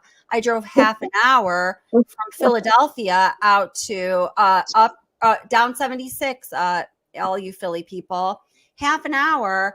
And I was like, no, I'm not getting back in that car. I'm like, I am not going back home without a baby outside of my body. No. And they're like, well, you don't really have a choice, because I'm going out to dinner with my boyfriend, says the midwife, and we're closing this place down, and you're not dilated enough. I was like, no. I was with my best friend, and who is a former dominatrix, so she was really fitted for the position. And my other friend, who was also a yoga teacher, we taught yoga together, who had just trained to be a doula. And at some point I looked at her and I was like, if you don't shut the fuck up right now, I honestly think that I'm going to do something to you that I'm not going to be able to fix. And she was like, I remember looking in her eyes, she was like horrified, because I'm sure women say this like their husband, but my baby's daddy and I had broken up just before then. And it's a really long story I don't want to get into, but she wasn't my boyfriend or husband. So she's like, I can't believe she's talking to me like this. She usually just teaches my yoga classes. Anyway, so my best friend's like, I know what we're going to do. She's like, gets out her credit card, gets out her phone. She's like, calls a hotel. She's like, no. She's like, Marriott. All right, we need a Marriott. And hi, I need a room. I need a really big room that has lots of happy things in it, and like a real big like spa kind of tub situation. It doesn't matter how much it costs. I need it, and I need it like now. And they're like, all righty, we'll take your credit card number. Because the dominatrix had enough money to cover it, I bet. So we go to this very nice hotel, and and the midwives gave me it was homeopathic opium, and told me to drink a bottle of wine, and gave me some Ambien. I kid you not. She's What, like, are you "You need kidding? to sleep." I'd already been up for 24 hours. She's like, "You need No sleep." way. Like, get her a bottle or two of wine. Here's some Ambien. Here's your homeopathic opium, because I can't legally give you heroin. So, so my best friend dominatrix and my yoga co-teacher doula, you know, are like, man, we like had some food, and then they were finally like, can we sleep, we're scared to go to sleep, are you gonna, if we fall asleep, are you gonna hurt us, is this gonna turn out like that, because you're definitely not yourself right now, and I think you're about to like split into two. Yeah.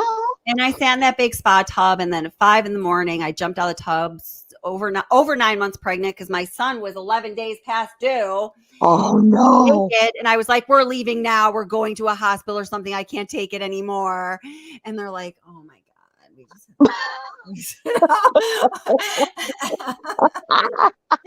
So we roll into the closest hospital. I was my son's birth was the last one in that hospital, because unfortunately they had to close the maternity ward due to, you know, malpractice suits and things like that. Because you scared everybody out. No one. Well, they were very concerned because, oh my God. So when I did the Pitocin, I did like nonstop contractions. I was up for over 48 hours straight. I kid you not. So nurse comes in. She says to my best friend, former dominatrix, listen, we're going to turn off the TV because she really needs to get some rest. She's going to have to start pushing about an hour, and she's been up for 2 days. We don't know if this has even ever been done before. This is kind of experimental at this point. Like, she really needs some rest. And I was watching, Nancy fucking Grace. And my best friend got up. She's like sitting in the chair right below the TV. Nurse is going to turn off the TV. She gets up and blocks her. She goes, do not turn that off. That will not go well for you. She's like, I know it's hard for most of us to understand, but this stuff calms her down. That's me, and that's why you're drawn to me, because my friends in real life call me Nancy. They think I look like Nancy Grace and I talk like her, and especially now that I have the twins and I can talk about the twins. Twins. Yeah, you got your twins. Oh, the twins. Oh my God, I love her. I absolutely love Nancy Grace, and I've always been obsessed with true crime, and you know, people be like, turn off the fucking Nancy Grace. Right. I was like, no, it stabilizes me. Yes, it's the center of my universe. Yes, Nancy is our. And now Nancy and the twins. I got room for the twins in my house, in my heart. But did you see when her salami nipple popped out in Dancing with the Stars? Yes. She handled it so good. Do me a favor. I care about you guys. Don't Google it. Don't Google it. It was a chewed up piece of salami, man. She went through with the breastfeeding. That's why I didn't. Oh my God. Okay. Oh my God. I digress so big. Okay. So for everyone out there, I was trying to clarify things for you. Are you clear now? Are things clear now? When things fall apart. Okay. Good with that. Now that things are really clear, let's move on. Okay. So BabyWise is a method that is intended for newborn babies 7 weeks in age to babies up to 16 months old. So the purpose of BabyWise is to get your baby, and I took it as, especially if you're a new mom, especially if you don't like have this thing down, if you're not like, I got a game plan for this, let me just go get it in my in my playbook from a couple years ago, because I've already done this, I'm good, we did a good job. You know, it's like, you know, if you really like are like desperate for something that might work because you are a total fucking snafu right now, right? BabyWise. So you're going to get your baby on a very basic schedule where they sleep well, they sleep hard, they sleep sound, because they need sleep, because they're babies and they're trying to grow into bigger babies. Yes. And these babies will become lovers who turn into mothers. So fathers, be good to your daughters too. Exactly.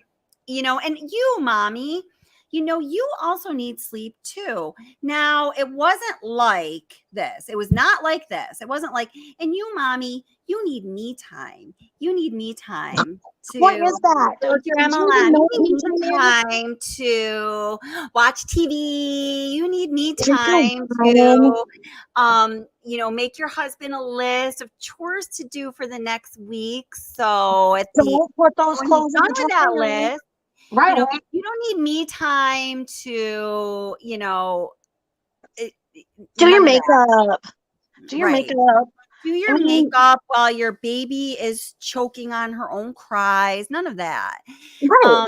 It's like you need some me time because every human being needs food and sleep, or else they end up in a straitjacket in a rubber Right. room. So we don't want that Right. because then your baby is going to be in a real situation. We don't Yep. know. We don't have a book for that yet. So Right. here's what you're going to do.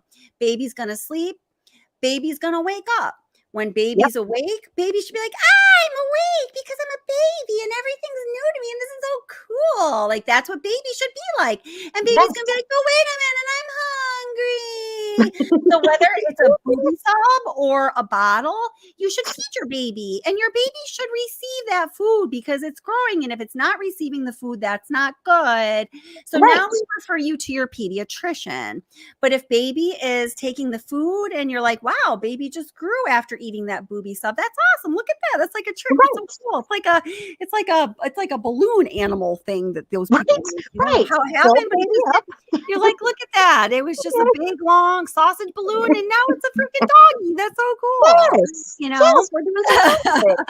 And then baby's gonna be like, wow, now I want my tummy time and I want my mommy time, and please snuggle me because I'm a little insecure in this great big world because I was just in your uterus, which is kind of weird, but at least it was warm and cozy and dark and snuggly in there. But now there's like Yes. shit that look sharp and scary and it could hurt me. Wah! And then, baby is supposed to be awake, but now scared. So you nurture the baby, but they're still awake, but they're scared. Now you've bonded. Now baby learns to be awake and calm because they've received the nourishment. They've Right. received the nurturing.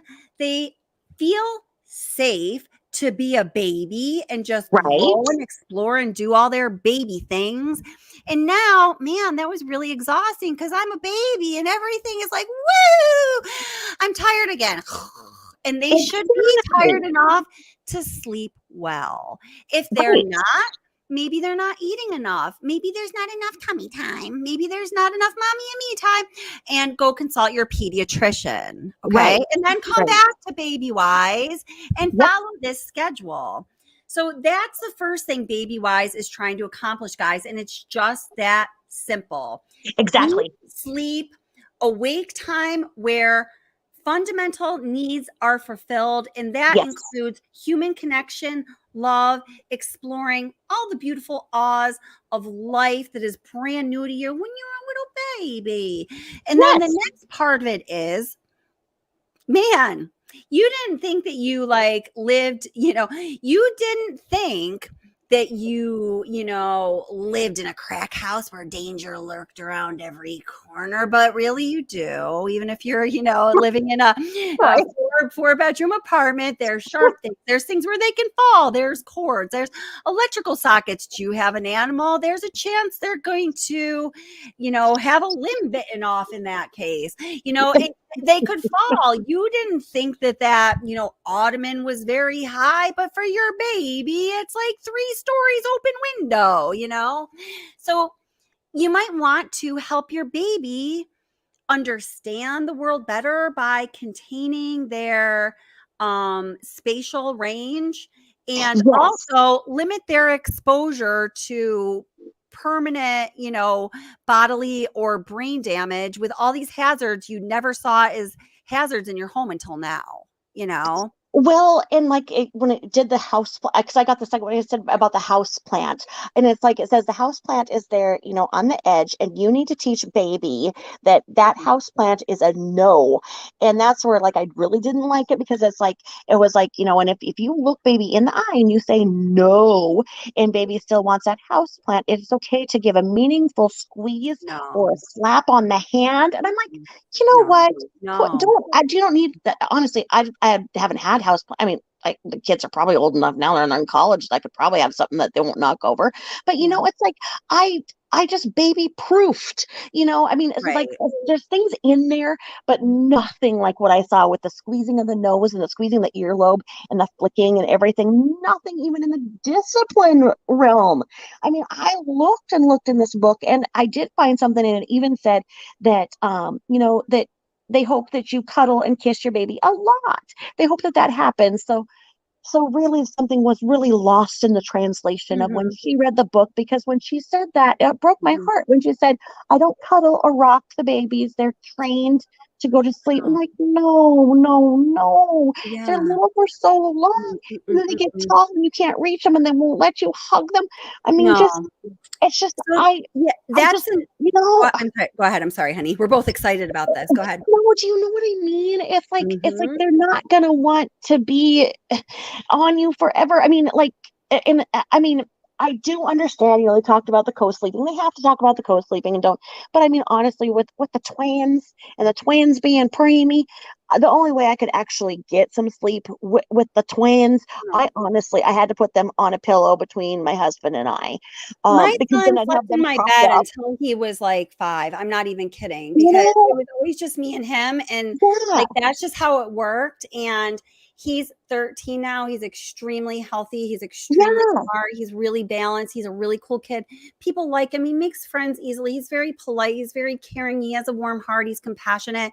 He knows really big vocabulary words. He says yeah, really smart things, and he prefers to watch the History Channel over playing video games or anything else. yeah, I mean, I think that it was okay that that yeah. happened. I do too. I mean, I'm lucky I got that with my fifth and sixth. My twins are my fifth and sixth. But I'm lucky I got that, because I didn't get that with my older ones, because I was so busy Right. with finishing high school and working full time and, Right. all that stuff. But I mean, honestly, I was really busy with the rat race and everything. And I got to really stay home, with my youngest three. And I was just so blessed to do it. And it's like, honestly, like you say, because, I have a 19-year-old too. It's like, is he going to be coming in your bed? No.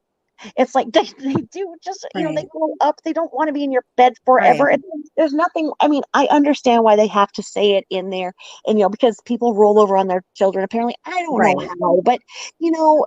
I I think know. that there's a lot of people who drink and whatever, and that happens Right. because for spatial awareness, you're a mom and you have instincts, and that's one of the things that I think is Right. being lost here too, is that maternal instinct basically lets you know how to raise your baby. And BabyWise, Right.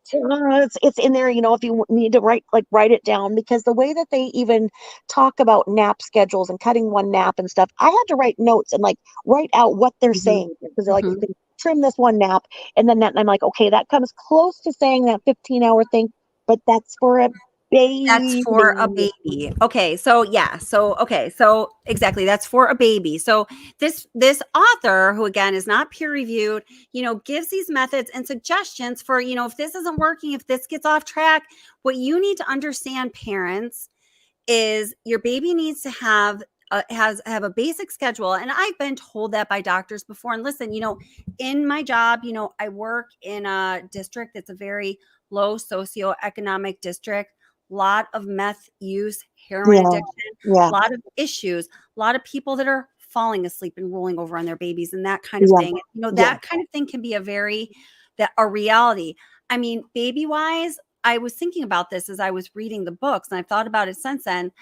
I actually think I don't know if I would do it like next week, but I think for certain families, it might be a book I would either give to or read or make notes about, and maybe yeah, give, to families, give the information to families. yeah, I can imagine certain families I work with where it would be extremely helpful for them. It might be a godsend. It might be a freaking gift from heaven.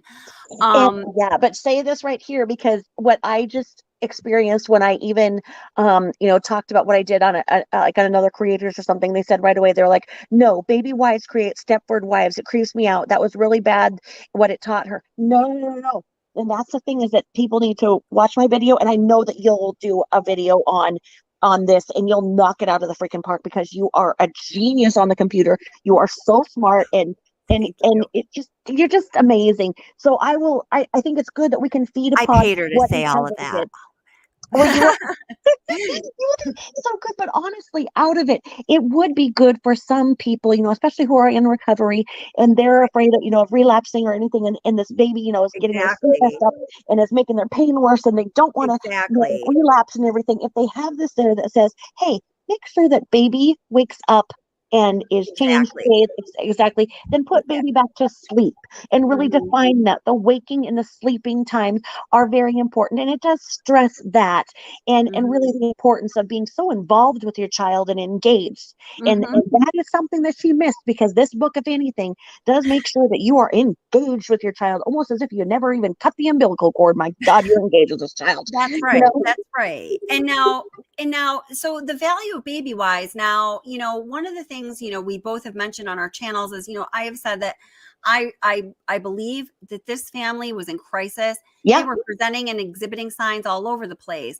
Now, I'm not saying that if I were there, if I were somebody in that circle, I would have picked it up and done something. But you know what? That's a message, or I don't know what I would have done, but it doesn't matter what I would have done. It's a message that we know is important to put out there.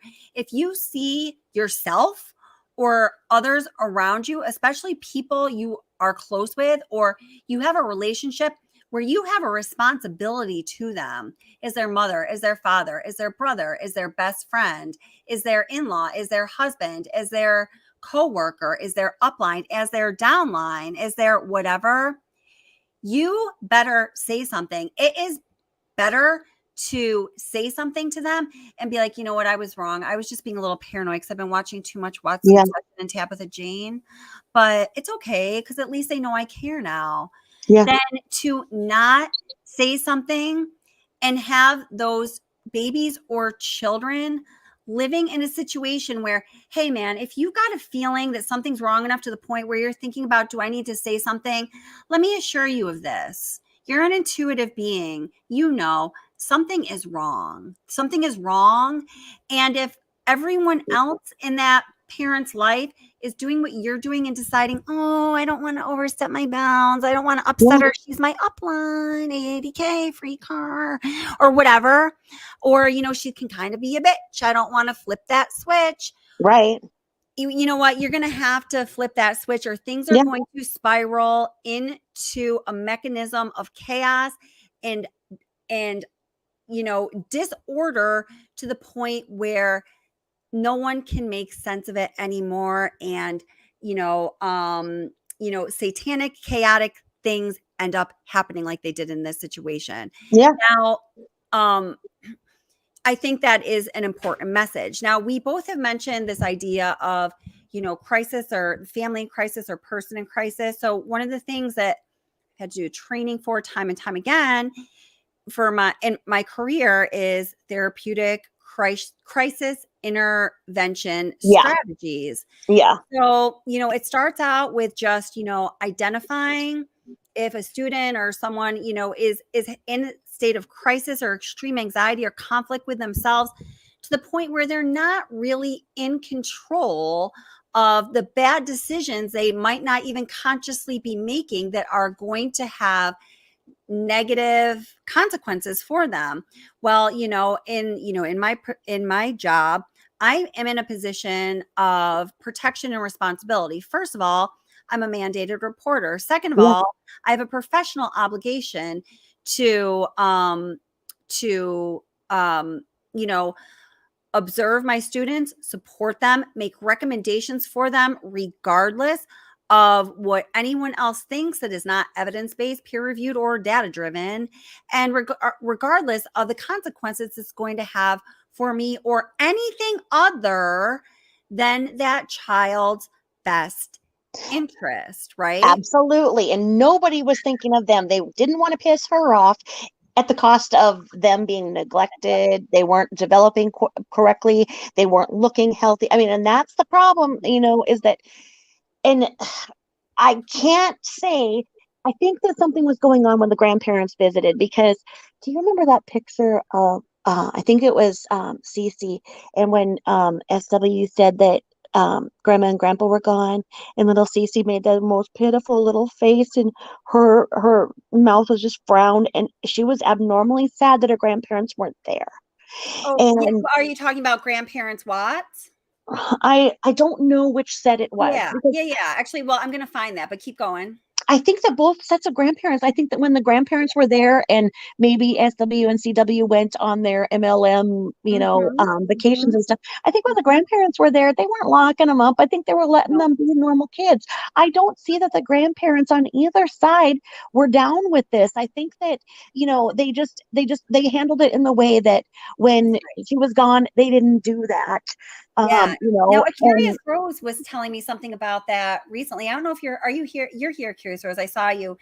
Would you like to come up and say anything about that? You can if you would like to. There is no pressure, though. I'm going to just put the link in chat just in case. I think what she told me was, she had just read out loud the entire book, Blood and Marriage, by Kathleen Houston. That's Cindy Watts' entire account. In fact, the book, All My Broken Pieces is like embedded within Blood and Marriage, which is a much bigger account and undertaking. Yeah. And I believe it was in doing that research and reading that, she was telling me, I believe, that Cindy Watts was saying it wasn't just her or Ronnie that didn't follow the BabyWise instructions. Our grandparents didn't do it either. So yeah, you're correct. And that's the thing, is that on both sets, I see a compassionate side to both grandparents. I saw a picture of, our grandpa with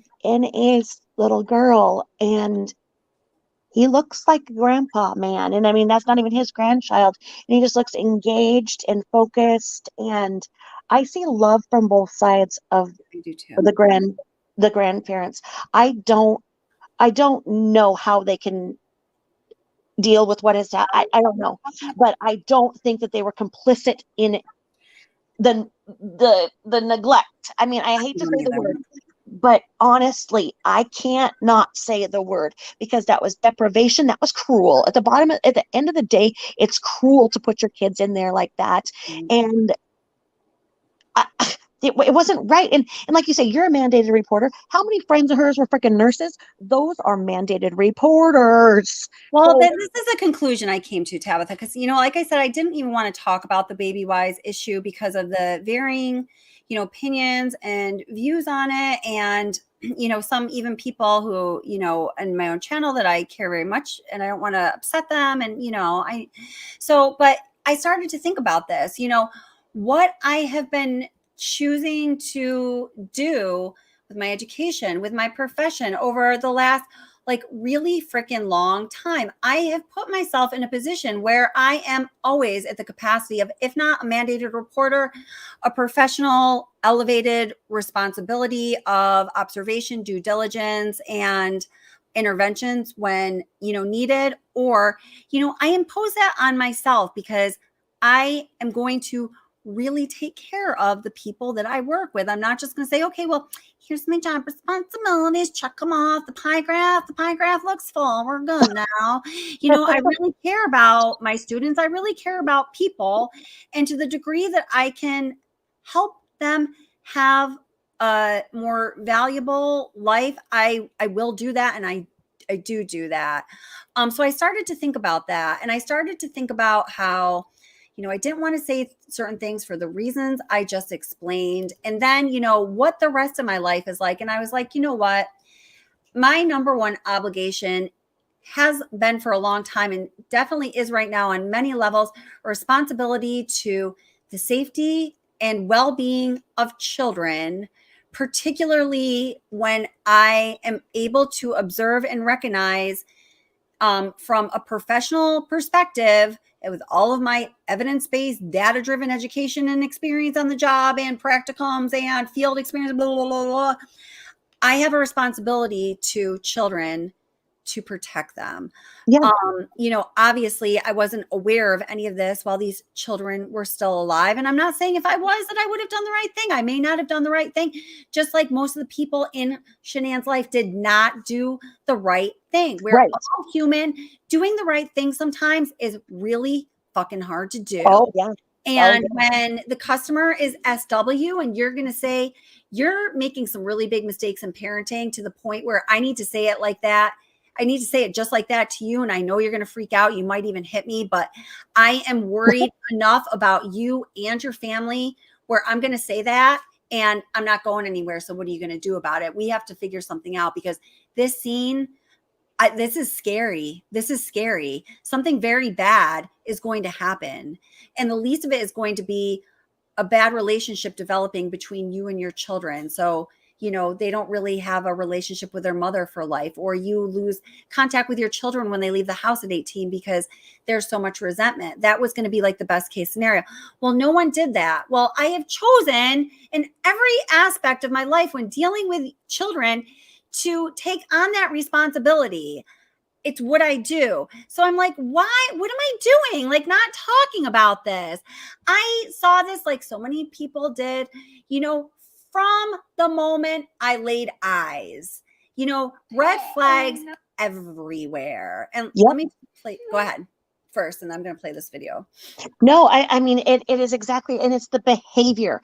And that is where I resent it when trolls or people who are trying to create a narrative. I resent the fact when they take out what I have worked so hard to say and they cheapen it to say, oh, so you're saying this, oh, you're bashing, oh, you're doing this, and they try to divide and divide and divide so that then they can conquer. And no, because that is exactly what allows child abuse to continue on in our society. And we are an evolved society that child abuse does not need to happen ever.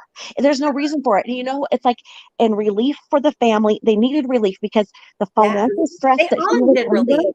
Shanann needed relief. Shanann needed and deserved much better than how she was living. All of them did, but they weren't doing it on their own. Someone needed to fucking grow a pair and step in, and no one did. With the problem with a person like her, okay, and I'm going to say it, she might smack you. Cut you out. She'll cut you out of the life. She's the one who's a narcissist, and a narcissistic cannot recover from a narcissistic injury, and they will cut you out of the life. And that's what she was doing, and that's what why Nookie was. Well, that's what I'm saying is was his mother the one saying, I can't watch this anymore. I can't see this going on. I can't allow you to do this. It's mean. They don't want to go to bed. It's still light outside. Don't lock the door. What if there was a fire, for God's sake? Don't do this. And then, you know what? You create this narrative that, oh, well, she just tried to kill them, so she's crazy. And then all the focus goes on her. And, oh, what a terrible grandma. There was nuts all over the place. And even, you know, in the air. You know, I mean, and that's how you have Nutgate. And so the focus goes on somebody else rather than the actual person who's committing the behavior that was cited in the first place. And that's what she had everybody backed up against a wall from. And it needed to be, and that's where in another video, I don't know if you've been able to hear it, but that's where I talk about the book On the Border of Disorder. And that's where with a person who, you know, is in crisis like this, it takes a village. It takes a bunch of people committed to going together to really support that person, like an intervention. But you continue that intervention day after day after day until that behavior is changed and the children are safe or the person is safe. It can't be fixed in a moment. It didn't happen in a moment. Something happened to her where she was disordered long ago, and her anxiety commanded her to do this. And her anxiety needed for her to put those kids behind closed doors because she felt too anxious. And she needed to have that anxiety looked at. That anxiety, she needed therapy. And she wasn't absolutely did. Yeah, and she wasn't communicating with her husband because her husband and her we're not talking about finances, and finances is, you know, the most important thing. I mean, you know, even in 2018, dysfunction freaking junction everywhere. Yes. And that's where, I mean, it was just, it needed to be picked apart. And I think that on so many levels, that's where CW was saying, I don't want this big house. I don't need this big Right. house. I'd be happy in a little rambler, you know, to have a less of a payment on my house. He didn't want that. And, you know, he Yeah. was a simple man wanting a simple life, and Yeah. she wanted the lifestyle. Yeah, now And let me pick up on something you just said there because I think it's very important. And, you know, see, this is why we're twins separated at birth. I don't know. We're going to need to look into that 23andMe thing. well, I've So, done the 23andMe, so we can talk, we can compare our pedigrees. oh, let's do that. Let's do that. We are going to compare pedigrees and we will let you know if we are compatible to breed or not. And the Right. next Watch the Obsession live stream. Fortunately, Tabitha shoots babies out of her vagina, so I don't need to worry about that. Yep, I'm the ultimate breeder. Oh. Oh my god. Okay, so you know, and I've talked about this, you know, in different words. The way you said it though was just so very clear and perfect. You know, the way I've really been presenting things, I've always seen it this way. I was afraid to, I guess, say it, you know, this plainly, you know, as I'm, you know, I know when people are having evolving minds and there's a hot topic and there's a lot of passion and different views, you know, if you say the wrong thing, you're going to turn a whole segment of the population off. And that is not about my views. It's not about making money. It's not about clicks. So don't even go there. It is about, and this has always been one of the primary missions for this channel, about creating a space. Whatever it's going to become, it's going to take on a life of its own. And oh, it has. But I knew it needed to be a space where people could say what they needed to say, ask the questions they needed to ask, and they didn't feel put off. So like, oh, here's just another place where we cannot have an honest discussion. So part of my hesitation to talk about some of these things was, yeah, I was just chicken shit. You know, I'm getting sick of like, you know, sometimes you just get sick of the trolls beating you up. You don't want to hear all these criticisms of da da da. Start to doubt yourself. You know, I am pretty awesome, but I'm not God. You know, like I feel very vulnerable putting myself out there on this channel. You know, for the past year, I've never done, you know, anything like this. So it's like, I guess I do to some degree need to be careful about what I say. I don't want to say something where I'm not going to be able to manage, you know, the natural, you know, consequences that, you know, once I get that ball rolling, it's going to keep rolling. So, I you know. know, yeah, I have been a little careful, but also I don't want to close down the possibility of having this channel be a space where people can actually fucking communicate truthfully, honestly, openly, and comfortably. Imagine that. You know, and I think it is that largely to a lot of people. And that's what makes me most happy and proud about this channel. So thank you all for being part of that and making this what it is. Excuse me.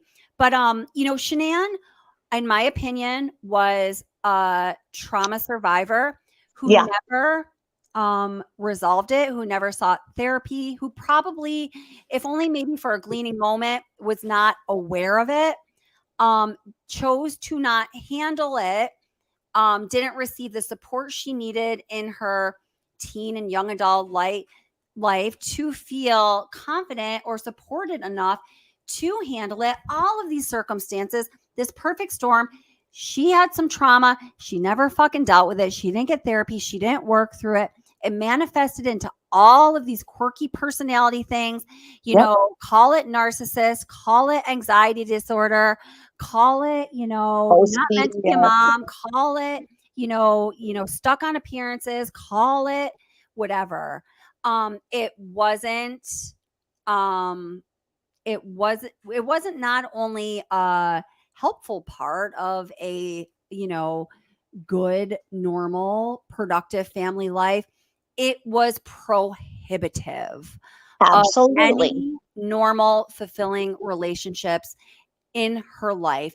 And it makes me so fucking sad to say that because she deserved happiness. She deserved a fulfilling marriage. She deserved fulfilling relationships, whether it was as a mother or not.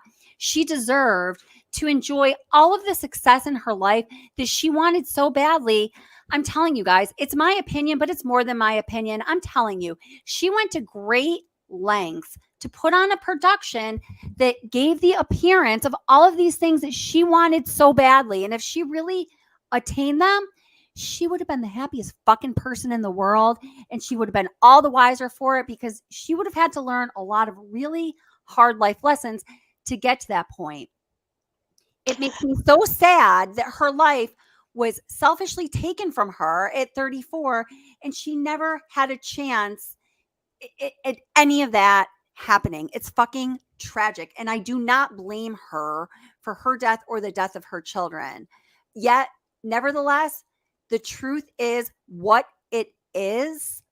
And her relationship with her children, mother, child, it was not healthy. BabyWise was, it was used as, in some ways, like you said, it was a wall she would put up to stop conversations. Yep. I think it was used as a lifeline. I think that there were some things, as I was reading the book, and I heard you saying this in your video. I could see Shanann reading that and being like, oh yeah, this is good, with the best of intentions. But then, when things got hard, man, Shanann fucking froze up. She couldn't deal. Yeah. And listen, if she had worked through her issues, her trauma issues, I think she would have been a very strong person with the potential to have actual success. And I do believe that.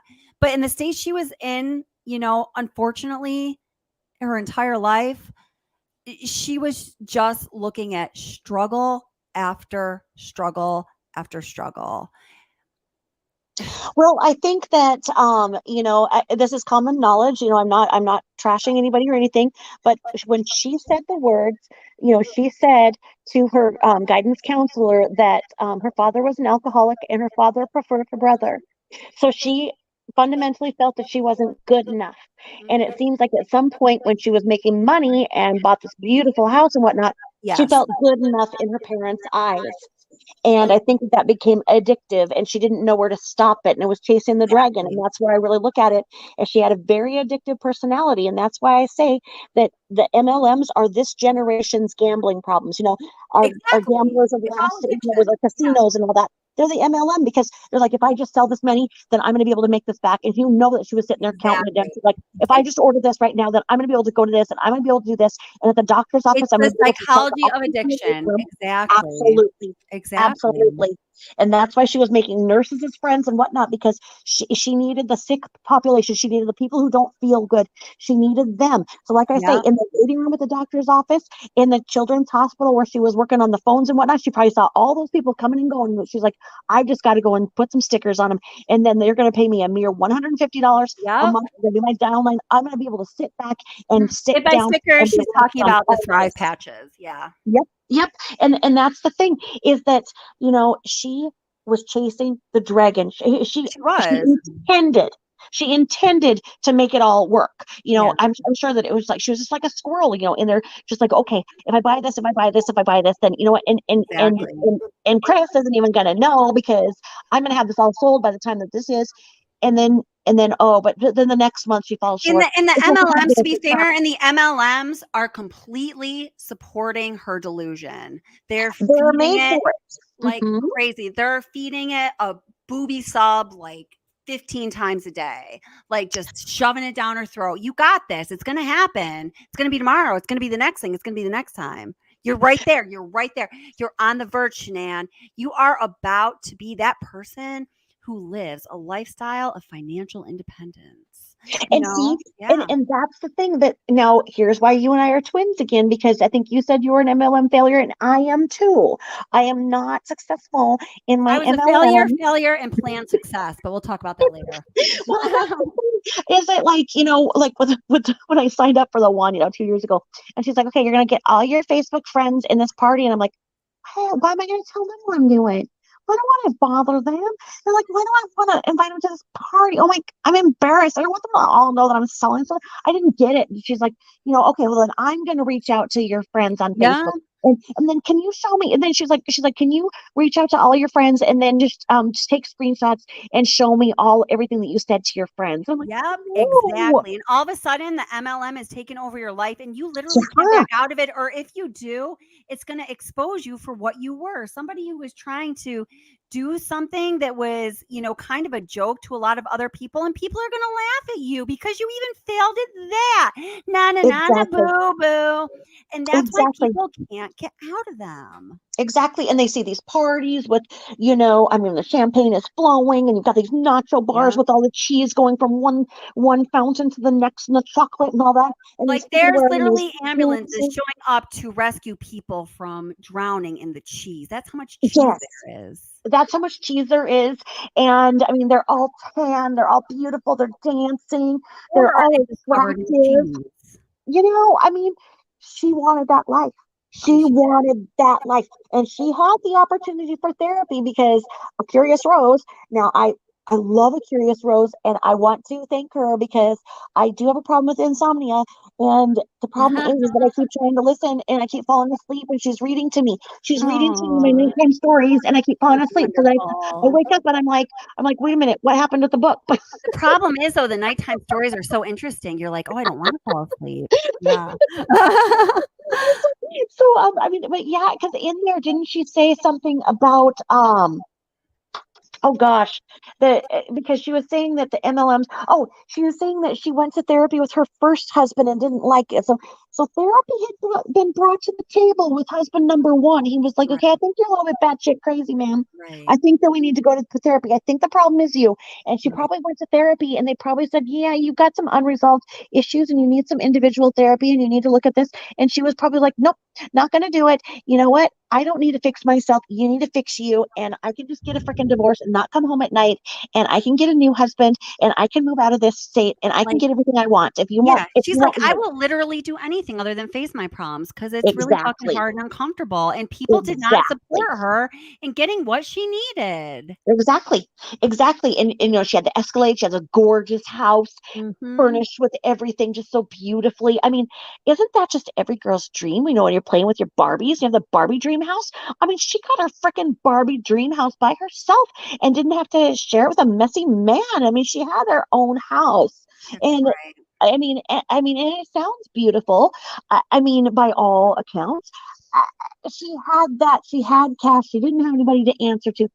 But did she earn it or did she embezzle it? Is the Right. question of the day.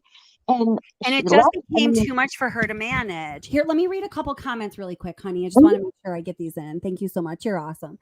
Blue Eyed Wolf says, women form hierarchies, whether they know it or not. Shanann wanted to be queen bee, and part of that, at least in her circle, was monetary success. Very well said, Blue Eyed Wolf. She needed to be queen bee, at least at this point in her life, because people who are truly comfortable in their own skin don't have to be queen anything. They're just like, all right, I'm just going to be, and wherever my place is naturally in this situation, like where I'm of the most service or value, like that's my spot. It's all good, Yeah. I think that was very well said.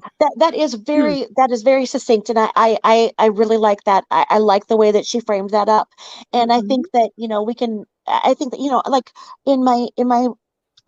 in my actual day-to-day world, I don't have friends because I am a woman, and women are really mean to other women, whether it be your neighbors or your coworkers or whatnot. Women really step on each other, and they step on each other's necks to get taller. And men don't do that, and that's why men are successful, in my opinion, and they continue to get successful.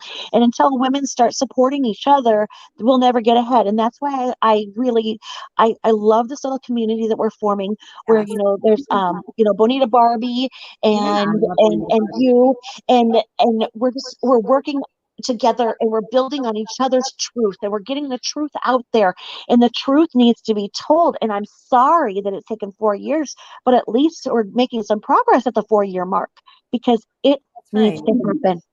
No matter how long it takes us, we're digging through this. We're doing the hard work that other people who were paid well did not do. And you know what? If this is how we have to get to it, and we find like-minded women in this and we work together, it's beautiful. That's right. And and it really does take a village because, guys, it's not easy, like hearing some of the things you say, or Bonita Barbie or Curious Rose, or, it helps me be able to, speak the truth as I know it to be.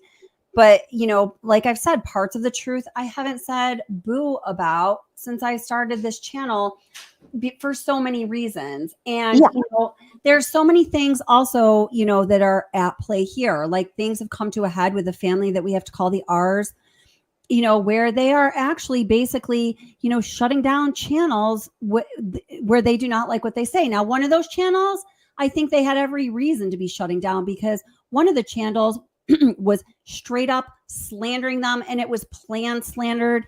It was, conscious. It was calculated. I saw it, and I lost a lot defending them and defending their honor to this channel and that community. But the other channels, I don't think they had any business taking away their ability to be monetized. This is just my opinion. So now we all see this happening. So it's like, okay, so here we all are, channels that have created material about this Watts case, which, if it wasn't the Watts case, you would have every right to talk about whatever dynamics you wanted to, so long as you're not, basically breaking the law through slander or libel. But because it's a Watts case, all of these imaginary boundaries are created, but all of a sudden they started to become real boundaries because real things are happening to real creators. So at some point it's like, you know what, screw it. If the only thing I have left is the truth, and the only power I have left is to speak the truth, because that is, that's what I do, especially when it comes to, vulnerable populations who are not being protected and need help. That's what I fucking do. That's what I've done my whole life. Like, why am I not able to do this here? Well, you know what? It came to the point where I was thinking about it so much, and it was really obstructing me from doing anything else with this case. I'm like, hey, if it's the last thing I've got to give, this is the truth as I see it. And I don't mean to hurt anybody. I don't mean to blame anybody. I am so sad for Shanann. I am so sad for, the lack of fulfillment and what she wanted that didn't happen in her lifetime. I know that she is in, eternal peace and bliss with her babies right now. And that is a beautiful thing. She's probably like, hey girl, listen, Kelly, watch The Obsession. Love the name, by the way. Don't you worry. This is eternal bliss and joy here with my babies and everything beautiful. Stop it. You're being a little self-absorbed even, girlfriend, thinking that you it doesn't affect me. I'm in fucking heaven, Or what if her parents are hurting so much and his parents are hurting so much, and by golly, what if he's hurting so much because his truth has not been told either? And what if we get to a point by us collaboratively working together with the truth, that at some point maybe they hear us here and they can relate and go, that is what was happening, but no one would believe me. This is what happened when she was growing up, and we didn't see it. This was what was going on, and we were afraid. And what if, my God, in 2 years, we have those families speaking with us so that they can continue to speak on their grandchildren's legacy to save girls like them in the future. Exactly. That's right. Yeah. Amen, sister. That is right. And it's like, you know what? And I think that one family, being so involved on YouTube, I don't blame them for this. I don't hate them for it. I don't think badly of them for it. They have had so much pain and suffering. And, it's all of these shiny channels. They are perpetuating, in my opinion, their pain and suffering, because they keep drawing them back in, and they keep creating imaginary fucking enemies for them. Like, they need more enemies in life. This guy across the pond, he's your enemy.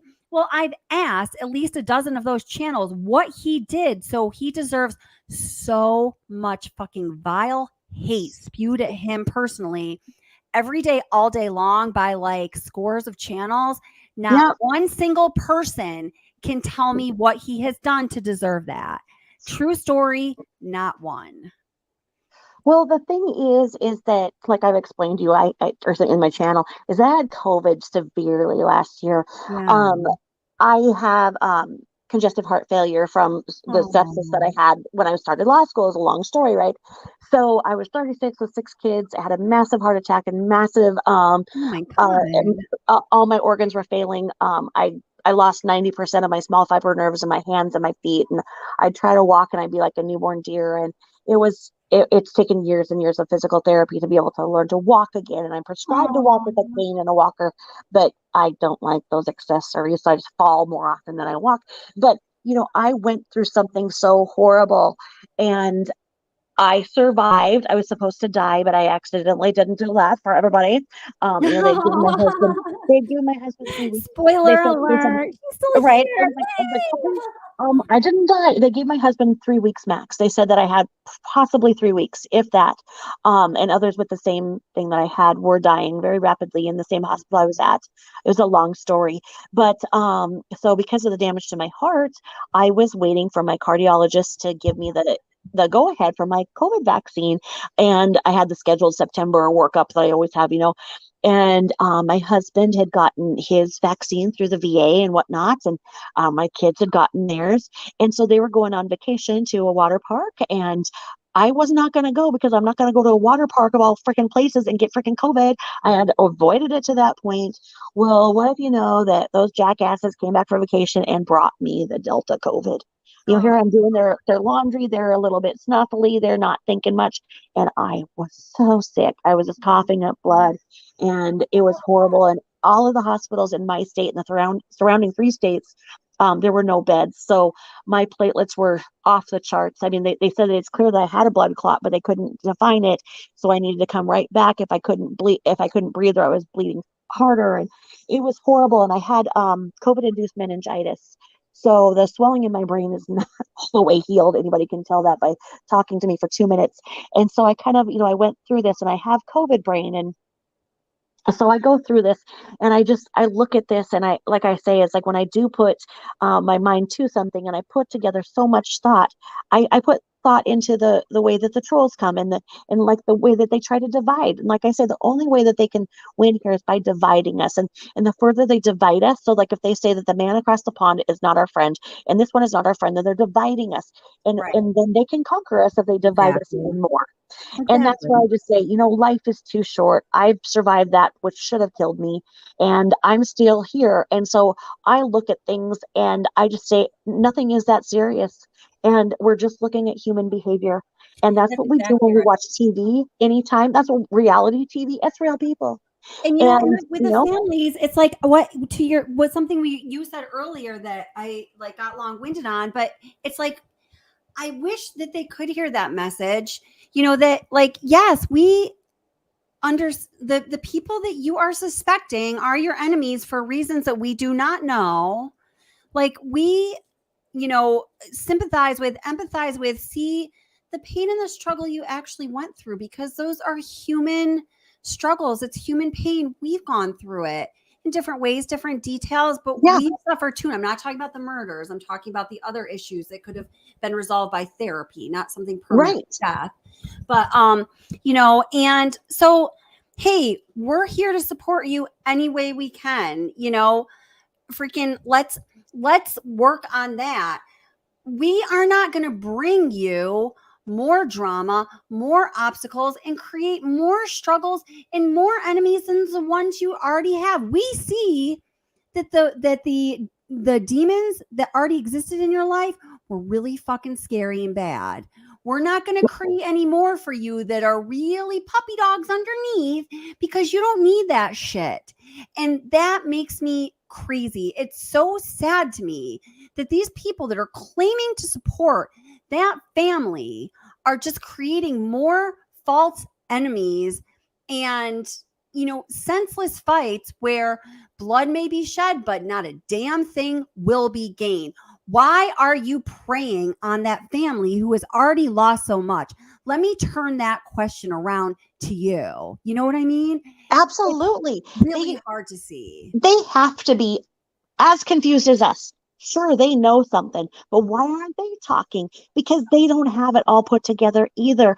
And you know what? The trained investigators didn't see past what so many couldn't. We are just now finding the answers, because we know in our own government it doesn't tell us the truth. I don't watch the news anymore because I can't trust anything on it, and I'm not a conspiracy theorist. And here's the thing is that I don't watch channels that don't have something of value to give me, because like I say, my brain isn't working that great anyway. So it's like I want to listen to channels that elevate and bring something together. And so these channels that sit there and squabble all day and run down these families, and Yeah. and they're embarrassing. They should be They are embarrassed for what they're fucking embarrassing. doing. Just Now, disgusting. And let they're me- doing it for money. And they are, and I agree with you, and it is disgusting. And then they accuse us of doing that, which is ridiculous. Let me just say, so Melissa, I just saw your message. I am so sorry, I lost track of time because I'm just like with Tabitha. So I have ADHD life, and I'd love for you to stay up if you're up for it, Tabitha Jane and Melissa. Would you guys, and also Nilda, if you'd like to come up, would you guys like to come up on panel? You know, Melissa was just pointing out that she would like to talk to the community, but it's getting really late, so I'm going to leave that up to you, Melissa. I can, you can come up and, we will respond to your lead for sure. Or if you want to do it another time because of time, that's totally cool as well. So I'm putting the link in chat in ADHD Life. I'd love you to come up too as well. And Curious Rose, you're always welcome. She's just, part of the channel. And Nilda, I think. And was there anyone else? And if I forgot anyone. So here's the link. Blue-Eyed Wolf said that she wanted to come on the panel, but I think another time. But I'm a big fan of Curious Rose too, so I'd like to say hello.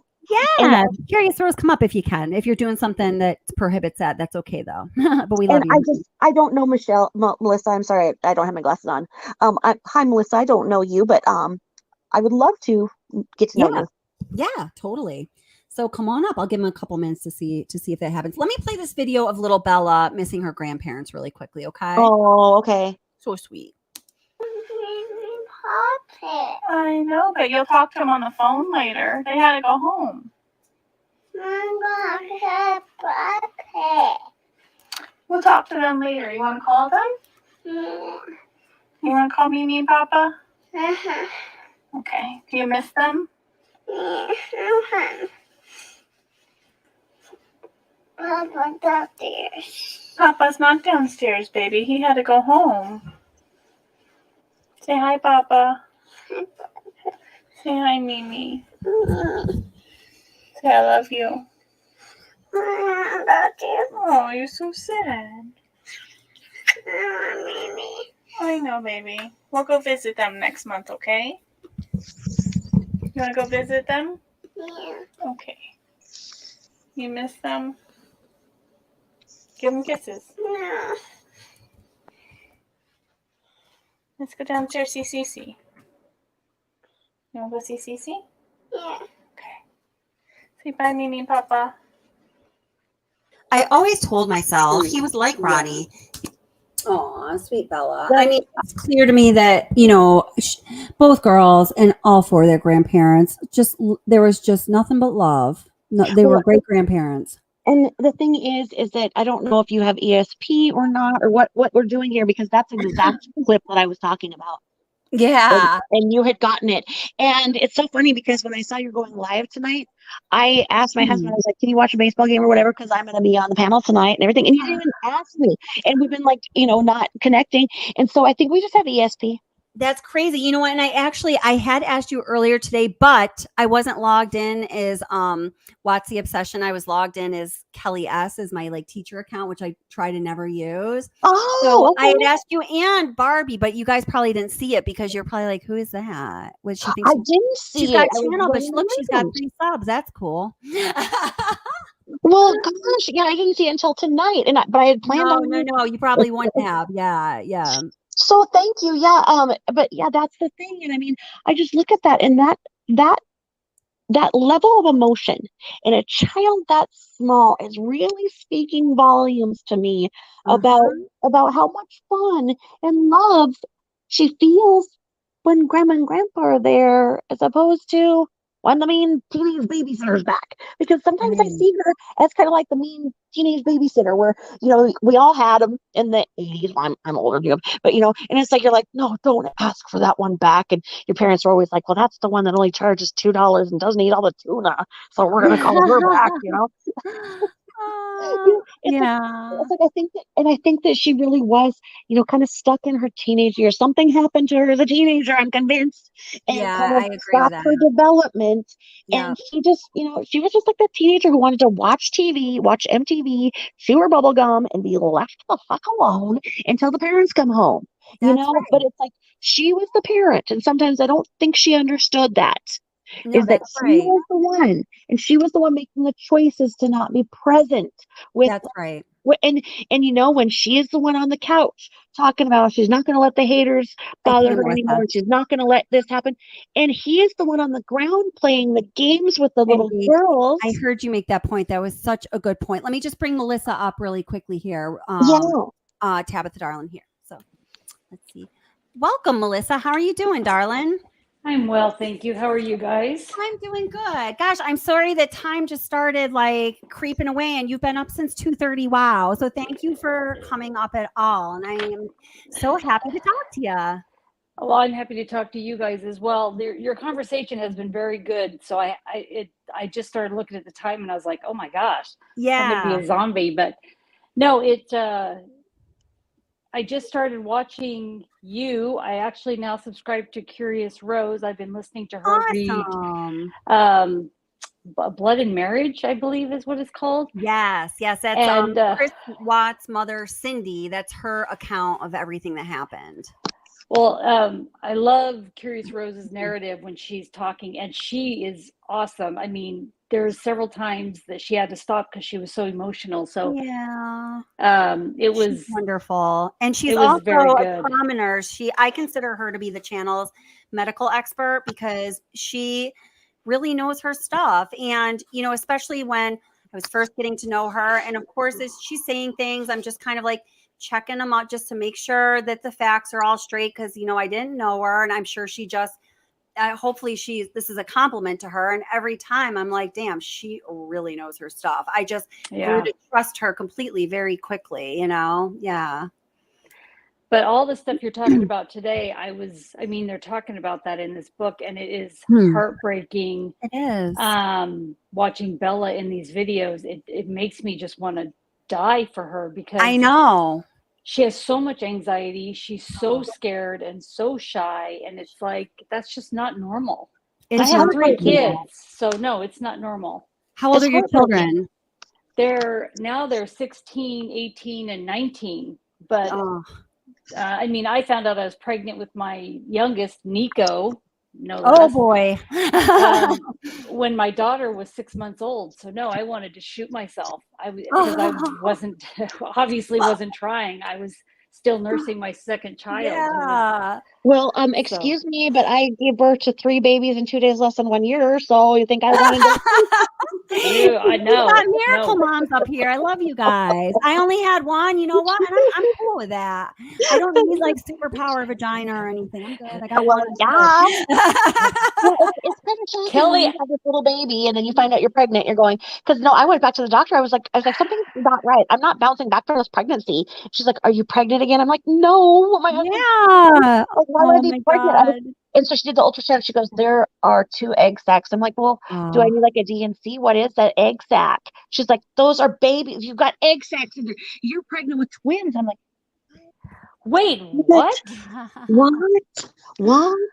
Oh, So gosh, yeah, that's you know, they were born, and then my next oldest turned 1. So I had 2 days later. So I had 3 babies in 362 days. So yeah. So That's Oh crazy. my God. Were you like double pregnant at some point? Is that a No, thing? I That don't happen? know. I mean, I'm just saying that's I know. Oh wait, I know that bunnies have 2 uteruses, so bunnies can do that. well, everyone was Yeah. looking at me like that, and even my mother-in-law, she said this. She goes to my husband. She goes, well, I can understand you guys wanting one more, but why twins? well, Okay. like you had a choice. I Now know. get this. She's a twin. She's a twin, and she said that. Oh man, that's kind of crazy. So Ah, So it's like, you know, Now, what were you going to say, Melissa? About Oh, I'm sorry. I'm sorry. My audio. got a oh little no crazy. Okay. no. I'm just laughing at Okay, Tabitha because she gotcha. cracked me up. Oh man, I'm sorry. I'm sorry to all the men out there. You know, I know we've got Molson Man and John McSmith and Edward and Kurt. Kurt, I don't think has been here tonight. And Double R and all of our channel dudes. We love you guys so much, and I'm sorry you'll never get to experience these things. it's never too late, Kelly. Sorry, you'll never get to have your vagina ripped. Yeah, exactly. Second degree Let's see you laceration. shoot watermelons out of any part of your body. I dare you. Melissa, what made you choose the name Nico? I love it, and it's such a cool name. But what made you choose that? So my oldest son's Enzo.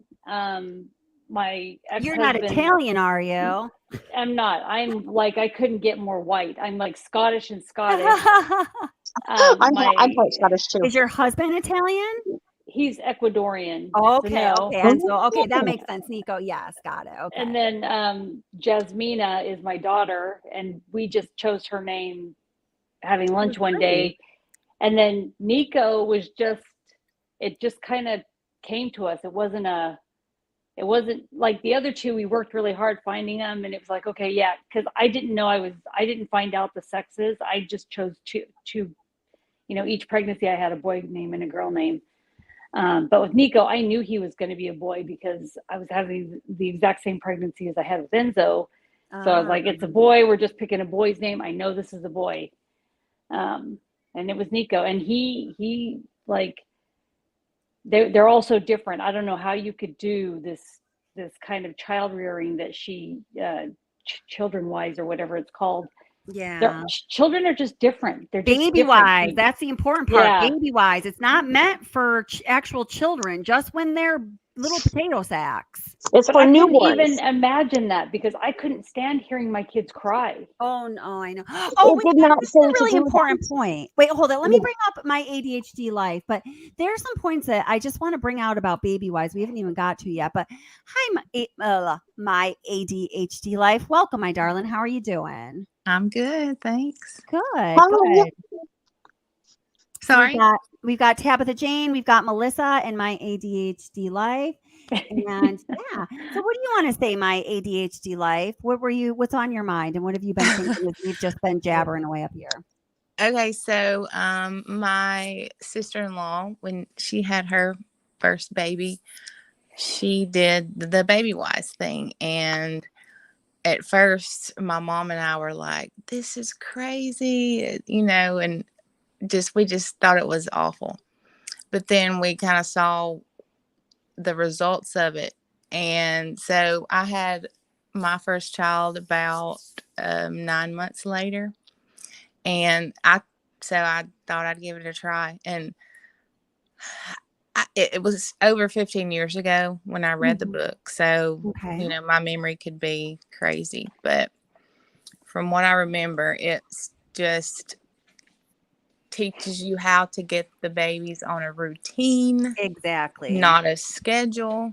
Yes, a routine. That's a better way of saying it. Good word choice. Yes. And it tells you, rock your baby, love your baby, but do it when they're awake. And right. The main thing was to feed them and then play with them and then put them for a nap, not to let the bottle or the breast be what gets them to sleep. Yes. Yes. And very, very well said. Yeah. And it even tells you, if you think your baby's hungry, give it another bottle, Right. During the middle of the night. It's okay. Adjust the amount. Yeah. Yep. And also, and it gives you like the age, like however many weeks old. Yeah. Is how long they should sleep at night. And it would say if your baby is 8 weeks old, do not let it sleep through the night. They say if it's not waking but not up, 4 years old. Yeah, if it's not waking you up, you need to get the baby up after X amount of hours at night. Yeah. And I know, I'm not trying to say everybody should use it, and if a mom doesn't feel comfortable using it, that's fine. And I probably didn't stick with it like, black and It white. can be a guideline. If you're a Right. relatively reasonable, intuitive, loving person, it's probably a good guideline. It probably is. And my kids, they're well-adjusted kids, very smart. I Yeah. mean, it But works for would you agree that there are different degrees of, like, I think you could do it. And I think for people who weren't raised like babysitting kids like I was at a young age, Mm-hmm. I think if you need that as a guideline, I think it's good. But you also have to respond to your children's needs. Yeah. Exactly. And The BabyWise methodology does not replace actual parenting. It's a reference for parents to use if, getting a baby to be in a, workable routine where all of their critical needs are met, including love. If that feels a little tough for you because you're a new mom and the hormones and the struggle and work and life and COVID, like, here is a reference for you to use, mom, but it does not replace parenting. well, and maybe that's why I did well with it and I didn't abuse my children, is because I was around babies for long. I mean, I was like the family babysitter. I was always the one with the baby on my hip at the family reunion. So I Well, was listen, but familiar. that's good. But I just want to make the point: you don't have to be the family babysitter. I was an only child; was never around babies or anything like that until I had my baby when I was, 29, and I love the crap out of him. And I owned a yoga studio, and I was teaching from 6 a.m. in the morning. Sometimes I would get home at 10 at night. Sometimes I'd be home a couple hours during the middle of the day. Whenever I could spend time with that child, I did. It would be normal for him to be up with me until 1 o'clock after I would get home at 10 o'clock at night. And the nanny person would come in the morning and I'd get on the train and I would go do my thing. And you know what? He is an extremely well-adjusted, happy, healthy, awesome young person now. And so it's just, you just need to be a mom as well. Exactly. And I just thought of something. Okay, something just hit me. Okay, so I'm in the process of getting a divorce, and I have done some research, and I've realized that my husband is a narcissist. Oh my. So I've listened to tons of psychologists online, and one characteristic is that they are very black and white. Yeah. So if Shanann was a narcissist, which I think she was, that would explain how she took it to the extreme.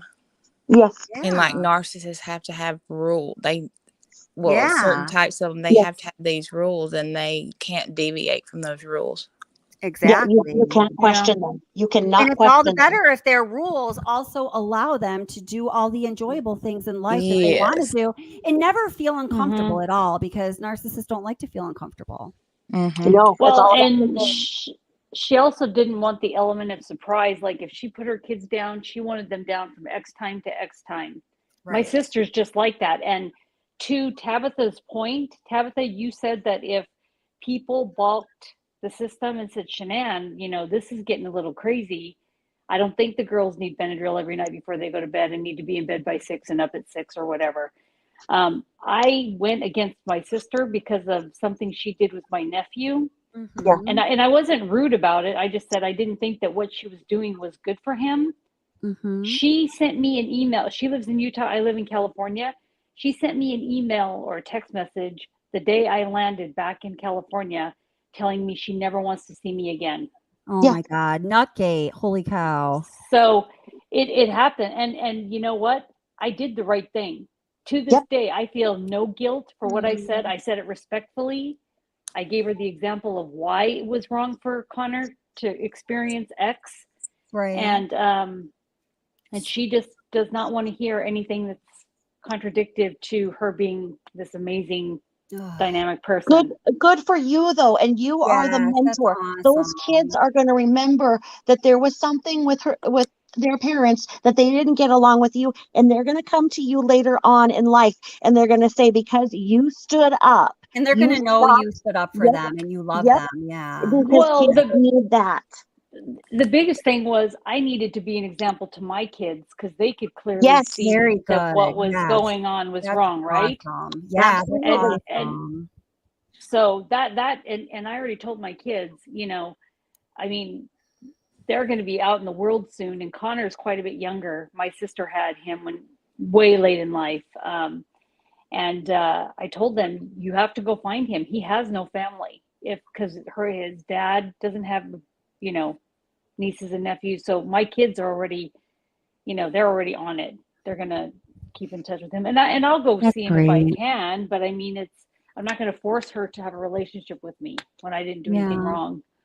But you stood up, and what if this community here that we are forming inspires others to be that voice in their family, in their, you know, in their church or whatever, that stands up to, and we can all show that, you know what, we've stood up to these people who are narcissists or not, and we've stood up, and you know what, we're still standing and we're still Yeah. alive. And that when you stand up to a child abuser, you show that, you know what, you are setting the example, and they may not like it, but you went on and you're still alive, and it gives Mm-hmm. that child some hope. And what if we're the voice right now that's allowing other people to be able to do that? Because if people can call child CPS all they want, and I'm sorry, but CPS needs a lot of reform. They Yes. don't fix what is broken in our society, and it is No. on our shoulders to do so. And if it is just mentioning it, or if it is talking to somebody else that you know that is closer, however it is that you are being that voice that gives a voice to that child, you're doing something for all children. That's Oh, right. absolutely. Absolutely. And the thing is that this is going to blow you guys all away. Her and her husband divorced like a month later. Oh, Because I Well, told Ralph, I said, do not stay in this marriage if you're staying in it for Connor, because it's not going to work. And you're yeah, just going to grow to resent my sister. And she's yeah. already, you know, doing dumb things. I mean, she was doing what Chris was doing. She was having an affair. Yeah. And that's basically what I stood up to her about, because she handed the kid off to the boyfriend that I didn't know was the boyfriend. Oh gosh. And I went and grabbed the baby and I said, I think I'll hold Connor for now. And I took him, Yeah. and the kids and I went into the mall. And then Jenny came in and, are you mad at me? Yeah, I'm fucking mad at you. You handed my nephew off to this strange man that apparently you have this intimate relationship with. We're staying in the house with your husband. Like, Oh, what's not right about this situation? right. So that's what Oh happened. my And then, God. And you know, we know that even at that young age, your nephew was experiencing the anxiety and the stress of that whole weird, heck yeah. incongruent situation. Yeah. well, No, you're and you exactly know, right. the kids do feel that stress and the somatic symptoms. You Yeah. know, how many times did Bella say she was having a stomach ache, you know? And Mhm. Melissa, I don't want to promote my own channel, but if you get bored and you like want to have something to No, listen promote to while your you're own doing channel, research or Oh, something, no, please. I'm definitely going to subscribe, Tabitha. I already wrote your name Yeah. down. Yeah, Yeah, I've absolutely. spoken no. to some of these points, and I think that you'll like what I've said. I think that we're I on the same thing. yeah.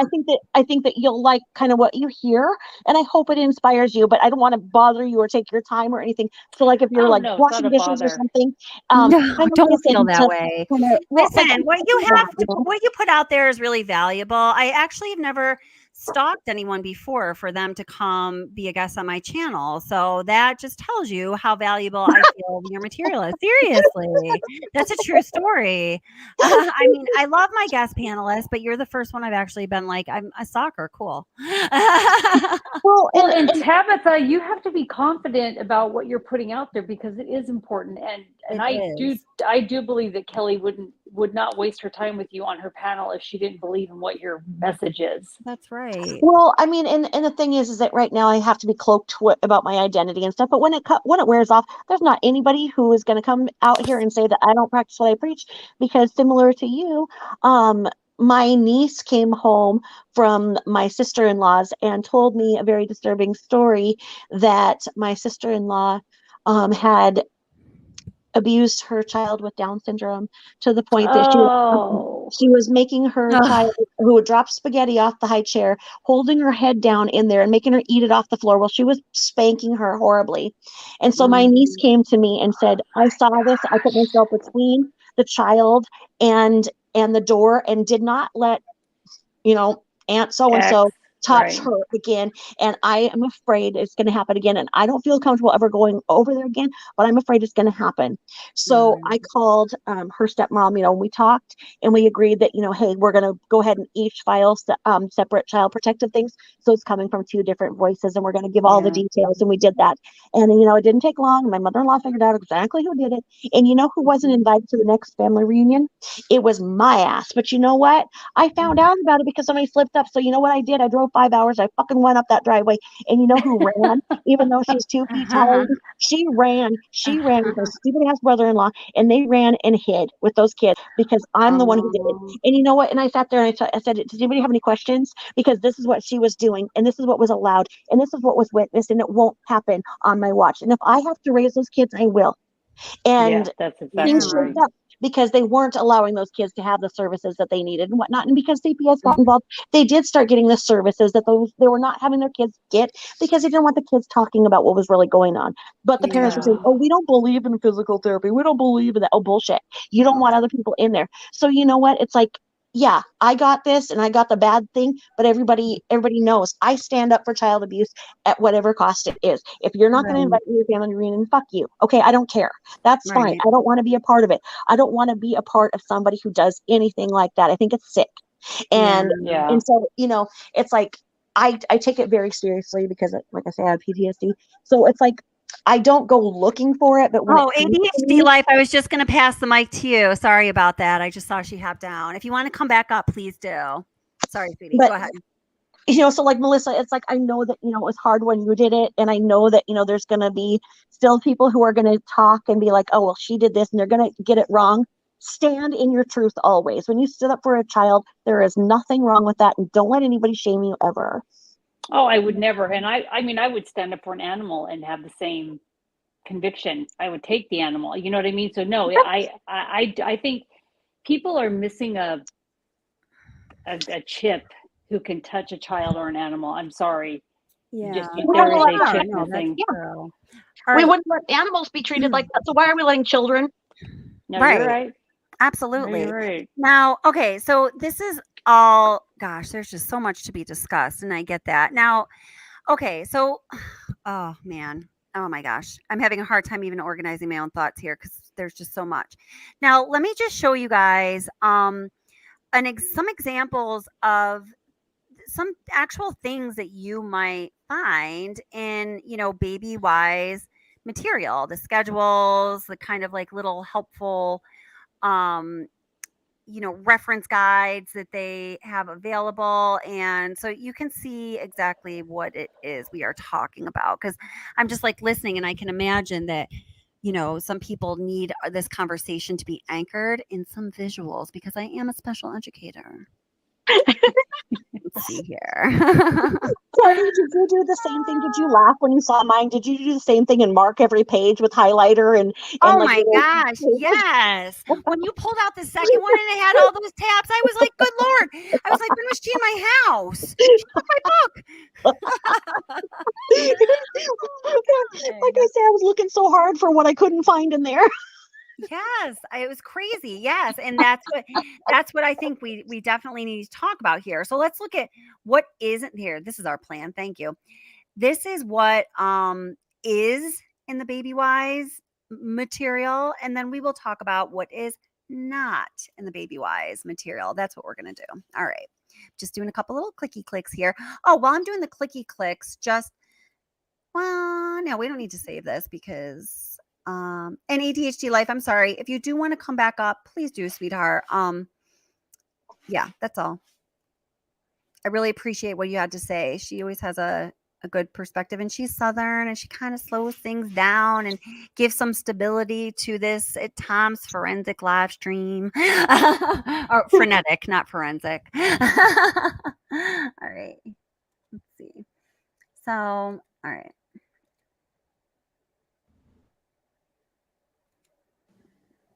All right, so there's no real good lighting in the house right now, but I wanted to go live because why not? Is this? So, hold on. I'm not sure if this is a video actually. Hold that thought. Maybe it is. I don't know. We're gonna find out. There's Gator. Theater.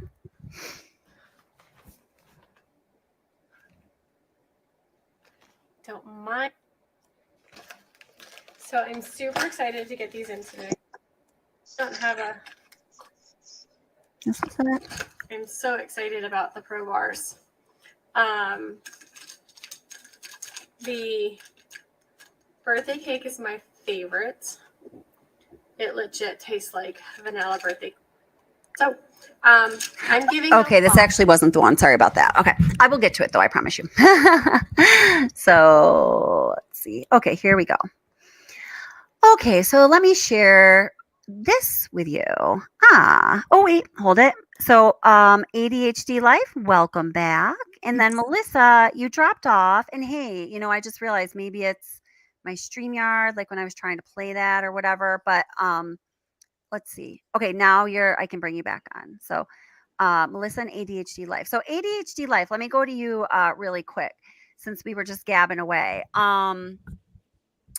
What else do you have to say about BabyWise? I'm very interested in your perspective here because I think you have a balanced, very like sober, logical, correct reading of this BabyWise thing. Well, the only other thing I remember telling you in my email was that BabyWise is actually the secular version of what they created. I think they created the Christian version first. Okay. And it's like they call the company Growing Families, I believe, or Growing.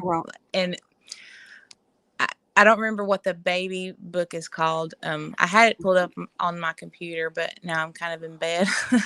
That's okay. It's all right. Yeah, that's great. I know like the second or third book for either toddlers or children is called Growing Kids God's Way. Okay. And they market it as a way for you to, like, if whoever wanted to bring this to their church, they would, advertise it and families would sign up and they would like take this class together, like as a church group. Oh, wow. Okay. And so I think they wrote those first and they, make it sound like it's giving glory to God and all that. And then maybe, however many years later, they thought, oh, well, let's rewrite this and market it to, non-religious families. Okay. Wow. That's really interesting. So what was the version that you were reading, as a mother of a baby yourself? I'm not sure. Okay. I think my sister-in-law, I think she got the Christian version from her sister, and maybe she let me borrow it. And then I think when I bought my own book, I bought the secular, the BabyWise version. Okay. Okay. Really good. Okay. Cool. Wow. That's really interesting. Now that makes perfect sense to me because I did read and I was like loosely aware. Again, I'm just really learning about this along with you guys. That the BabyWise method was really the basis for books published under a couple different names and publishers. There's BabyWise and then there's another kind of brand. Now the one that you were just speaking about that is the Christian brand, so to speak. I hate to say it like that, but yeah, I knew that a couple that I was close with at the time was using this method for their baby and then their next baby. And as I thought back about it, I realized that their children truly were babies when they talked about this. And I distinctly remember they were, referencing the book that is more attractive to people that have a very strong Christian faith and want to instill that in everything they're doing and raising their babies. So that does make a lot of sense. That's really interesting. Oh, and I don't know if it starts in the BabyWise book or the second book, but one thing that they recommend you do is during some of the awake playtime, you put the baby in the playpen and then you pick like one toy to let it play with instead of just putting it in front of a huge toy bin and having them just go through the toys and throw them all over the place. And it helps them. This is what they say now, helps them just kind of focus on that one toy. Like a shape sorter, you know, Yeah, like they're instead of consciously limiting having that world range. the Yeah. whole, you know, world at their disposal and not knowing what to do. Yeah. And they did it. They say now, of course, I don't know if they could be making this up, that they did an experiment with the BabyWise babies when Mhm. they got a certain age, where they put, let's say they put a marshmallow in front of them on like the table, and they said, okay, if I'm going to leave the room, if I come back and the marshmallow is still there, I will give you a second marshmallow. Mhm. But if you eat it before I come Yeah. back, you won't get a second marshmallow. That's clearly not what Cece was doing, but And according to, you know, they say their data showed that the BabyWise raised babies were the ones that waited and got the second marshmallow. And so they're bullshit. saying that it teaches them to not have instant gratification, not want instant Yeah, it gratification. Well, then deferred, one of two things is deferred not gratification. true. Either that's bullshit, or we know for 100% certain that Cece Watts was not a BabyWise baby, because that child was all about me, want, right now, instant gratification, and almost nothing else. Yeah, Well, I mean, I think the Kelly, book never she, tells you to lock your babies in the room. You know, never. No, never, no. I'm sorry, Melissa. Was that Melissa? What were you just saying, sweetie? yeah, no, I was going to say, it seems to me like she was picking and choosing moments Exactly. that she wanted to use it that was convenient for her, not in training the kids, but in keeping them out of her hair. I agree. Here, let's listen to this account from this woman. I have not watched this yet. I'll be watching this for the first time with you. She has a lot of information on BabyWise. We can look at some you know, FNQs, questions and answers, wherever we call them. And here. No matter how good you are at following instructions, Could you guys there mute are yourselves, a lot of please, questions temporarily? you'll have when you're raising a baby. This is true even if you are using a book like On Becoming BabyWise that gives you a lot of direction on what to do. In this video, we will talk about the most frequently asked questions when it comes to doing On Becoming BabyWise. So they call it Becoming BabyWise.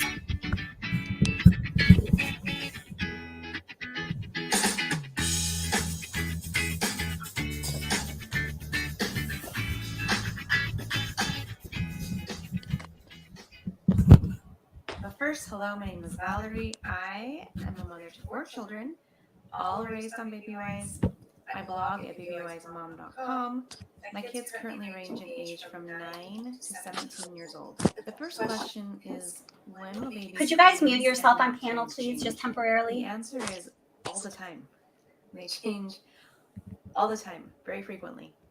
I do have a blog post and a video on what to expect for the entire first year that outlines number of feedings per age, so be sure to check that out to get that question answered. A big focus with BabyWise is getting baby to take great naps. So people wonder, how do I get my baby to take great naps and to take full naps? A huge trick is to focus on wake time length. And I have a blog post and a video all about wake time length. I also have a blog post and a video all about fixing short naps. So if your baby is taking short naps, be sure to see that. Despite your best efforts, there will be times baby does wake early and people wonder, what do I do when my baby wakes up early from a nap? The first thing you want to do is... I get the sense they're more like, what the fuck is wrong with me? But Try okay. to feed baby, see what happens. You could be having a growth spurt, or your baby might just be extra hungry at that moment.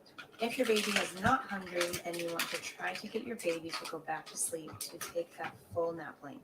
If your baby just won't go back to sleep, then try getting your baby up, play for 10 to 15 minutes, and then try to put baby back down to sleep.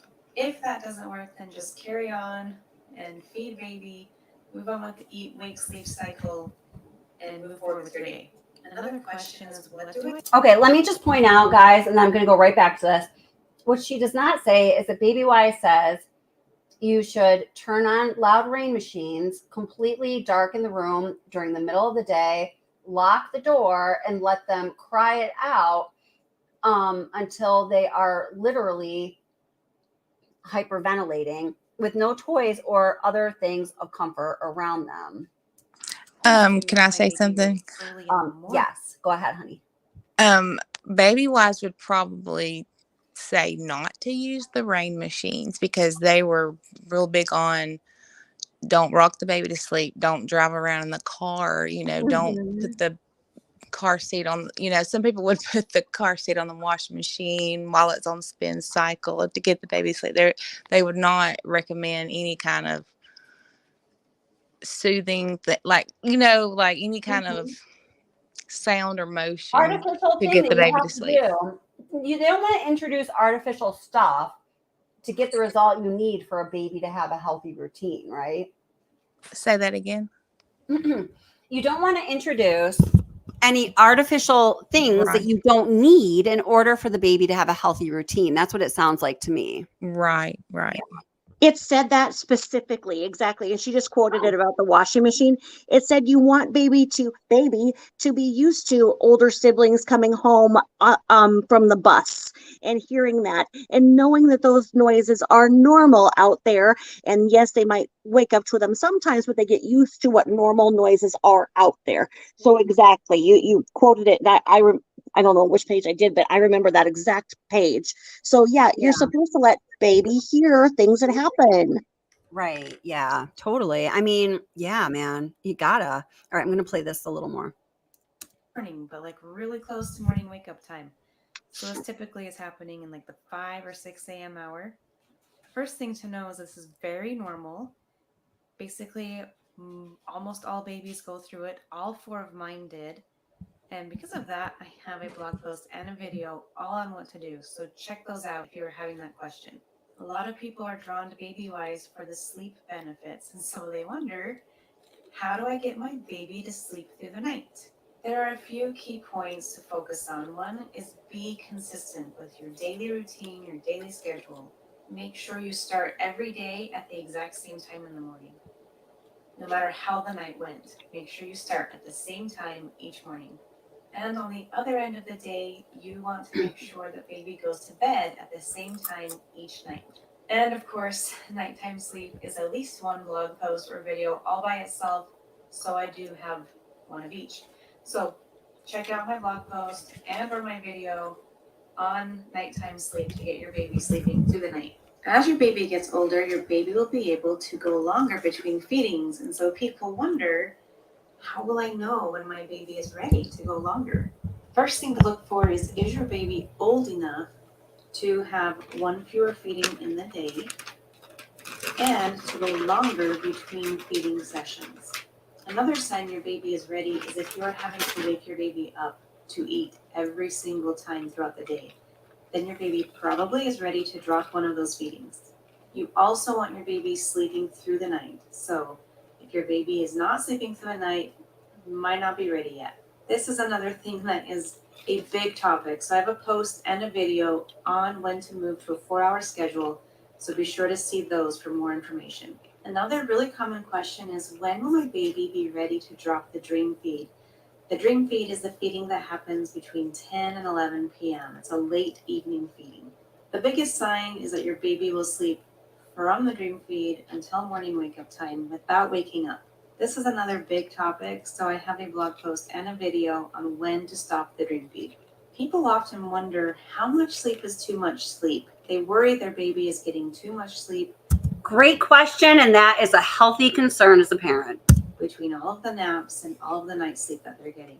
The answer can depend on your baby's age. By and large, I say do not worry about your baby getting too much sleep.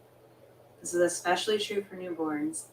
As your child gets older, then sometimes you need to cut back day sleep in order for night sleep to happen more.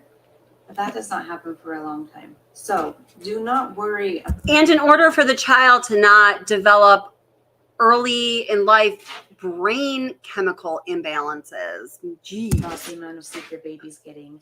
If your baby is but she probably wasn't anticipating like the SW version of BabyWise. sleeping well at night, and if your baby is awake and content in the day, you also want your baby to be alert during the day and during that awake time. That is other than newborns, because newborns are very sleepy.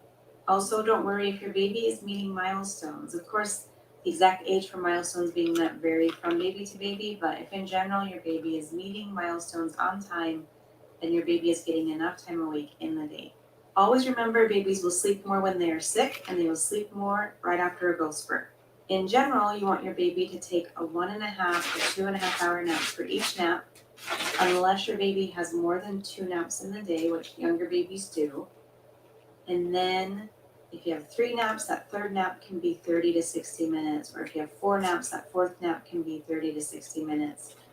But other than that, you want 1.5 to 2.5 hour naps each time.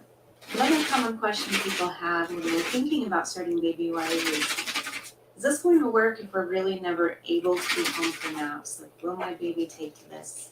A huge point of BabyWise is getting that solid sleep. So if you're not home for naps, you're definitely not going to see the full benefits of BabyWise if you're unable to get that sleep. There are still some things you can focus on and gain some benefit from, like having an eat-wake-sleep pattern. You can try to make sure you feed your baby at consistent times throughout the day. It sounds like BabyWise is almost a perfect excuse for a mom who wants to stay in the home all day, which is okay, by the way, And you can try to have if for the right reasons. naps on the go. So you can get some benefit. You definitely won't see all of the benefits if you are unable to be home for nap time. People also have questions about sleep props and if they're okay. So a sleep prop is something like a pacifier, a white noise machine. Anything that your baby relies on in order to be able to sleep is a sleep prop. Not all sleep props are bad. Some have their place and some have their benefits. Sometimes sleep props aren't a great idea. I have a blog post all about sleep props, when to avoid them, so be sure to check that out. There are a lot of sleep questions with BabyWise, and another big one is, when do I sleep train my baby? My answer to that is do it as soon as your baby is ready and as soon as you are ready. There is a great sleep training method that is called the 4 S's that I love, and you actually want to start that as soon as possible. I used that. It was like swaddle, soothe. I can't remember the rest of them, but there's something else I want to look at on the site here. Swaddle and sway. Oh, yes, that's right. Yep. That's right. You're good. You're a good mama. You're a good mama, my ADHD life. Let's see here.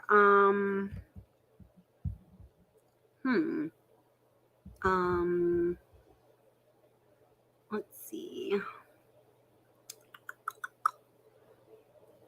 What I wanted to see here.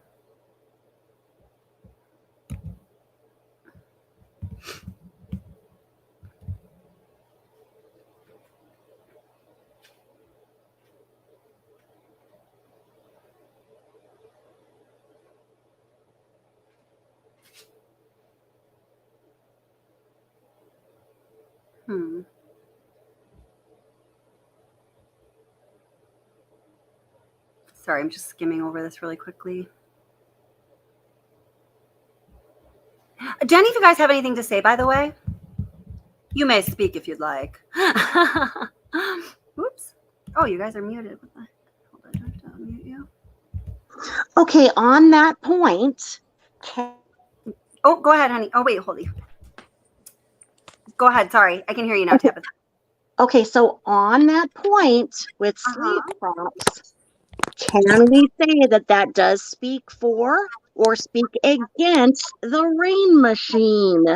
The lady in the video just now said no sound machines. And that's what I'm saying. Yeah. So since we brought it up, can we say then, because BabyWise became this slur basically in the whole Watts Island community. Okay, so people ran with what they saw and they are blaming BabyWise itself. And I'm really surprised that like Dr. Oz or somebody hasn't brought the authors of the book itself to come forward, because all of this nonsense about what this book says or doesn't say, because so many people. I mean, any documentation or anything like that, any documentary about this case goes to the top of the ratings for Netflix and everything. So how come somebody hasn't gotten these authors on so they can speak for and speak against what they say? I don't get it. Right. I know. I agree with you. It's crazy. Maybe you I need to know. get them We're yourself. going to do that. We're doing that. We're going to do that. This is what we're going to do. That's what you need to do. That's what you need to do. I'm skimming through this here. I'm trying to, there was something I wanted to find that, let's see. What do you think, ADHD life? Well, I have not heard much about BabyWise or Shanann say much about BabyWise. I've just heard YouTubers mention it. Oh, wow. She talks about it a lot. Here, I'll find you some videos, darling. But now, whenever I hear a YouTuber say something about it, I'll comment and say, I've used it. It's not really what she went to the extreme. Right. You might have gotten a lot of backlash without understanding why you're getting backlash then if you were saying you used it, because people are under the impression that that's the direction that she was given by this book to have the girls behind locked doors for a period of 15 hours out of 24. Yeah, at the age that the girls were. Yeah, I've commented to that thing that it does not tell you to lock your kids in the No, it doesn't tell you to withhold affection. It does not tell you to not rock them. It does not tell you to avoid soothing them. It does not tell you to not parent. It does not tell you to not love. Now, I will say this.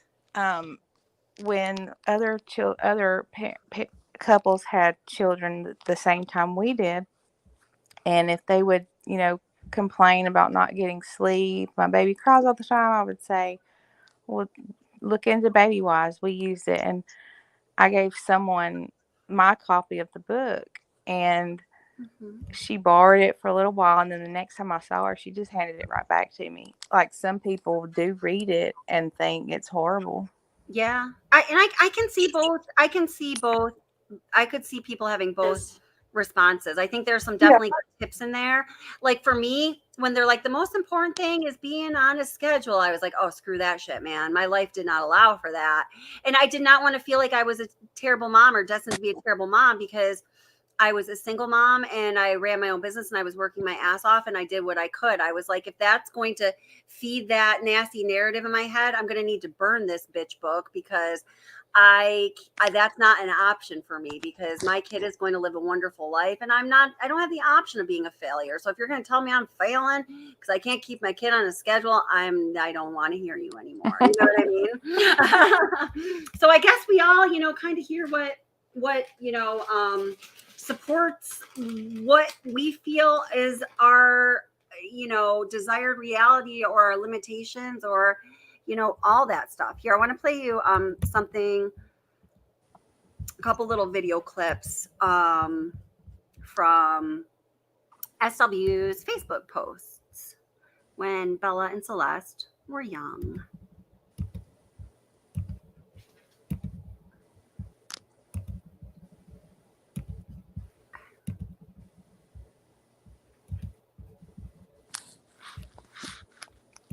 I'll be back, guys. I'm gonna go put this motion back to bed. Say bye, Bella. Say bye. Hey, Dreamer. Say goodbye. Bye, guys.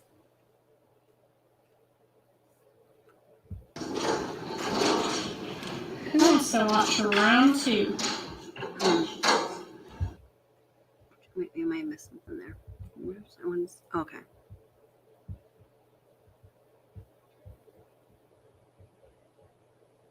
Sorry, guys. I gotta just kind of find my spot here. All right. Here's Bella's head. Our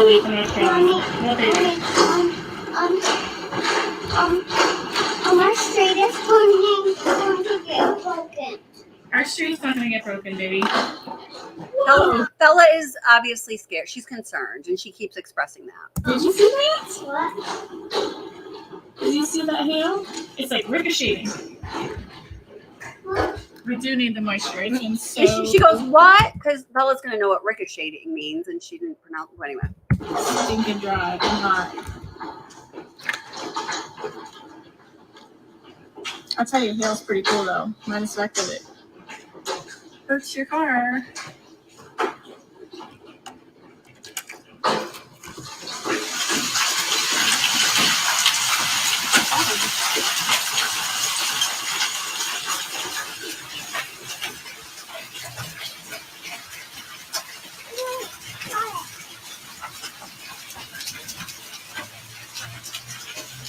Yellow one? It's just ice. Feel it. Cold. No, you can eat it.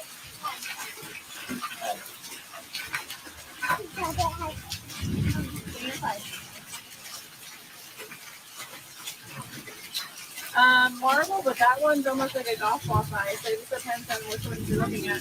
Inside though.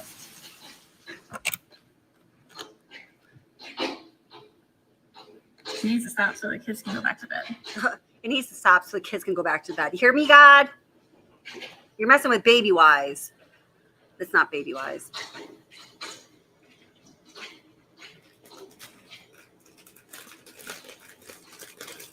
Isn't that pretty cool, Bella? That's the first hailstorm you witnessed, right? Mommy, can I look out there? No, you can't. It's thunder and lightning, sweetheart. When I step in big ice, Did you see that lightning? yeah. That's why you can't play out there. When we go to North Carolina, you'll get a lot of thunderstorms, but you won't get as much hail like we get here. No, I'm going to get a bad noise at Carolina. North Carolina? Yeah, Kinda. Thunderstorms are usually kind of loud. yeah. Yeah. Okay. Okay. Can we go back to bed now? That No, we saw the show? no, No. because it's not stopping yet. It is. It's just raining now. The hail stopped. The hail stopped. Don't mind me. It's late. She was going to be a storm chaser. I pray not. I don't want to go back to bed. It's time for bed now. We got to hurry up and go to sleep because the more sleep we get, the faster we get to North Carolina. Can you say North Carolina? North Carolina. Good job. Say hi, everybody. Hi, everybody. Say good night, everybody. Good night, everybody. Good night, guys. No, Cece, Chris is laying with her in her bed. Like we literally, it's 6:30. They go to bed at 6:30, and it just it downpoured and the lightning and the wind, the hail was hitting her window, and she got scared. So I wanted to show her so she knew not to be afraid of it. So now that it's done and it's just pouring, we can go back to bed. So mommy's got work to do. We're doing good, Mary. It's good hearing from you. I'll be back, guys. I'm gonna go put this munchkin back to bed. Say goodbye, Bella. Say bye. Hey, Dreamer. Say goodbye. Bye, guys.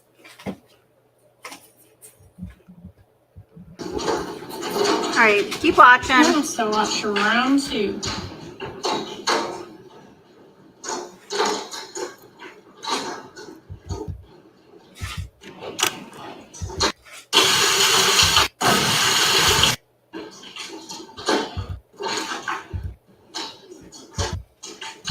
I have more damage, unfortunately. Oh, hush, Cassandra.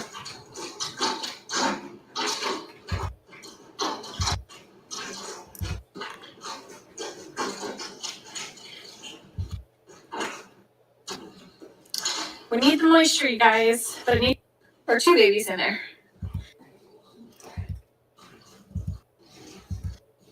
I would love to if it was the first. He doesn't like thunder. So was Buzz last night. The other girls were scared to do that. See? Okay, so listen. So this is the next day. There was a hailstorm the night before. You heard Bella, so listen. My poor windows. My poor roof. What about your Good poor thing it's children? new. So I was about this last night. The other girls were scared to do that. Cece held her ears all night long. All night, and it stopped when we left her room. We stayed in her room until it stopped. And then she didn't let her ears go because she was still scared of the sounds.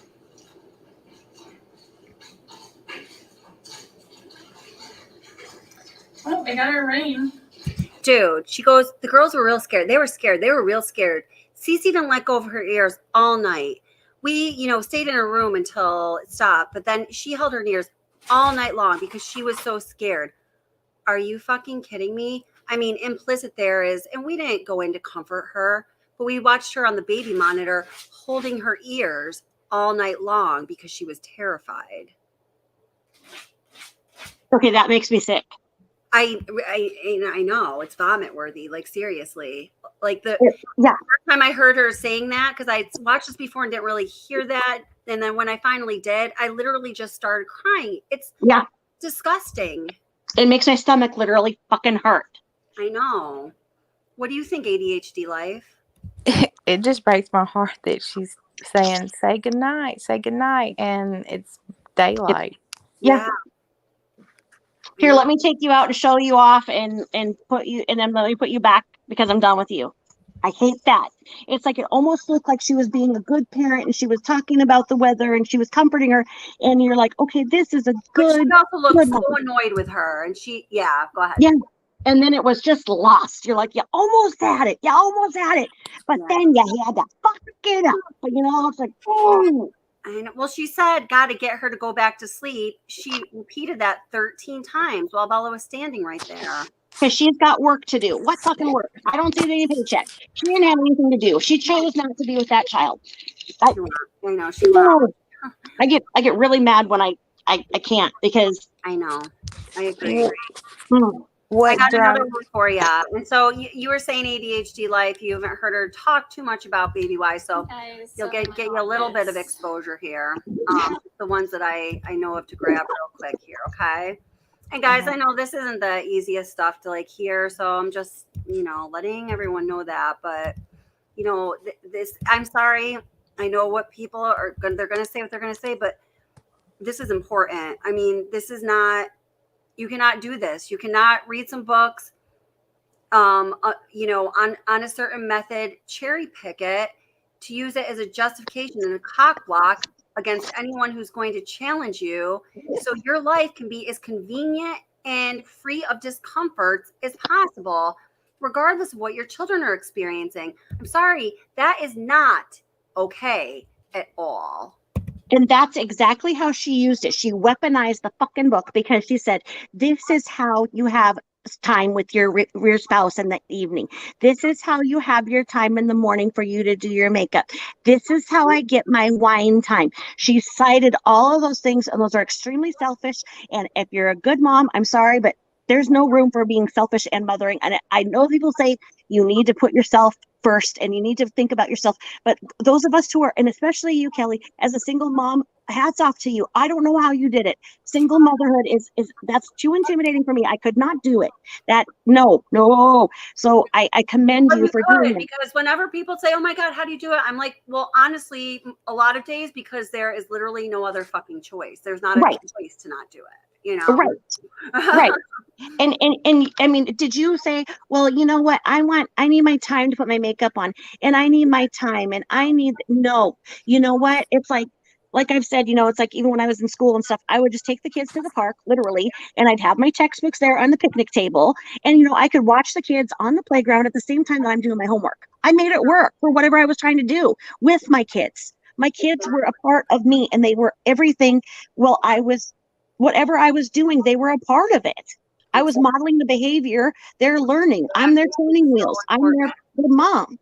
I mean, many countless times where I literally, and I'm talking, guys, literally lost entire nights of sleep between two very full work days because I needed to get done everything that needed to happen to make our world go around and have a nice life for my son. And I mean, I don't know if you haven't done that, I don't know. It's hard to explain what a big sacrifice that is on your body, physically, mentally, health wise.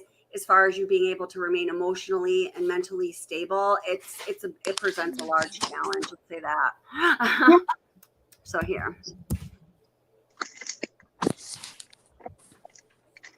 Hey guys, so I'm in my office trying to decide on what to take today. So the girls just went down for their nap. They're sleep trained, so you just put them in their room and they're done. Sleep So trained. I'm trying to figure out. Wait, you just put them in their room and they're done. You know, like a freaking piece of toast. Listen. Sleep They're sleep trained. trained, so you just put them in their room and they're done. So I'm trying to figure out what to take. So toss up between Form, which I absolutely love. Best thing to take, especially when you have cravings for junk food. I did this morning and I took a Form and craving gone and appetite suppressed. The struggle lies where I have, oh my gosh, and take a shot of whiskey. Nick, get out of here. Take a shot of Pure. Hey, Bonnie, is Corey at school? I'll have to go live for him tonight, Bonnie, if he's at school. And kind of like winter clean again, because I'm... So, decisions. Pure, another Form, which I'm out of my apple pie, not here. These are her concerns. So, oh, sweet. I had to work till 11 o'clock last night, so I was really slammed. I didn't get a chance to go on, but I will text me later when he's home, and I'll definitely go on for him. And then between all of us using Rest, that is gone. My move is gone. And, of course, I'll never go without my DFTs. And I need to get into my bikini shape. Keep on hand because strawberries are apps, the kiddos. Very good for them. We have berry, some more pina colada, and then of course Thrive K. Can't forget about the kiddos. Very good for them. My doctor for my girls said it Synthetic is never good for children, just saying. has everything in there that they need. It is caffeine free, so if you are caffeine sensitive too, that works. Hey Jamie, call me when you get off. Let's see what else. That's it. I do have extra activate. I always have extra DFTs. Hold on, guys. So, decisions. All right, what do? Berry, Activate, Pina Colada, or Pure, or Form, or all? Not all. Which ones? I'm going to do another shake for lunch because I was Lori, they're in bed. Hungry, but I want something. Listen. I was Lori, they're in bed. It don't take me long. They're sleep trained, so I literally just pop them in bed and they're good to go. I don't rock them, don't cradle them. Put them in bed and they're done. The hardest part is changing Cece's diaper. She squirms. Luckily, Bella's potty trained, so we don't have to worry about her anymore. So since you guys aren't going to help me, I'm going to do reactions. I mean, I did the quote unquote sleep training, but I remember sometimes if my child would cry, I would go in there and pat her on the back or, hold her hand and see if she would go to sleep without me rocking her. Mm-hmm. But, I mean, in the book does tell you, train the baby to go to sleep on their own. I will admit that.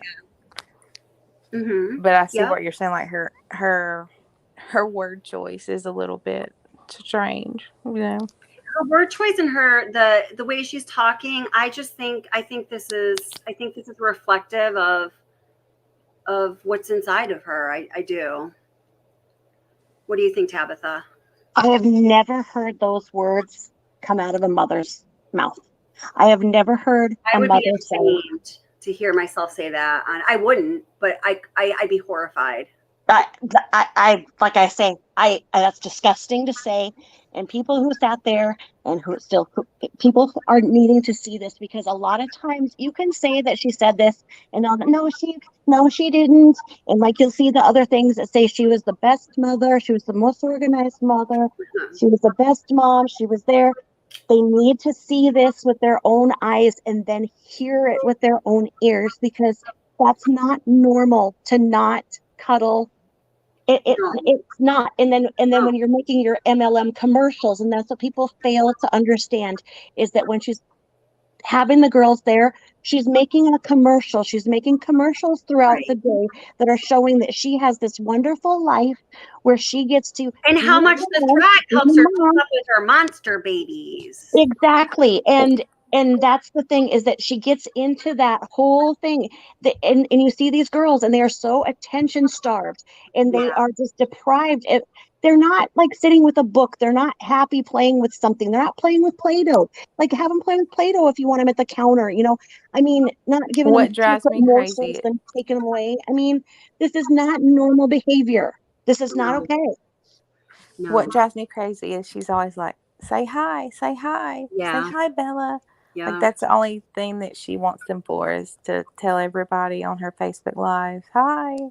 And she misses so much. I noticed that, one of the things that I work with a lot as behavioral consultant to the kinds of students I work with is speech progression and regression. And speech regression is it's an alarming sign that you need to pay attention to if you observe this in your child or any child. And Bella, I observe very clear speech regression, not just anecdotally, in my opinion, but using, criteria that is evidence-based, data-driven, and measurable.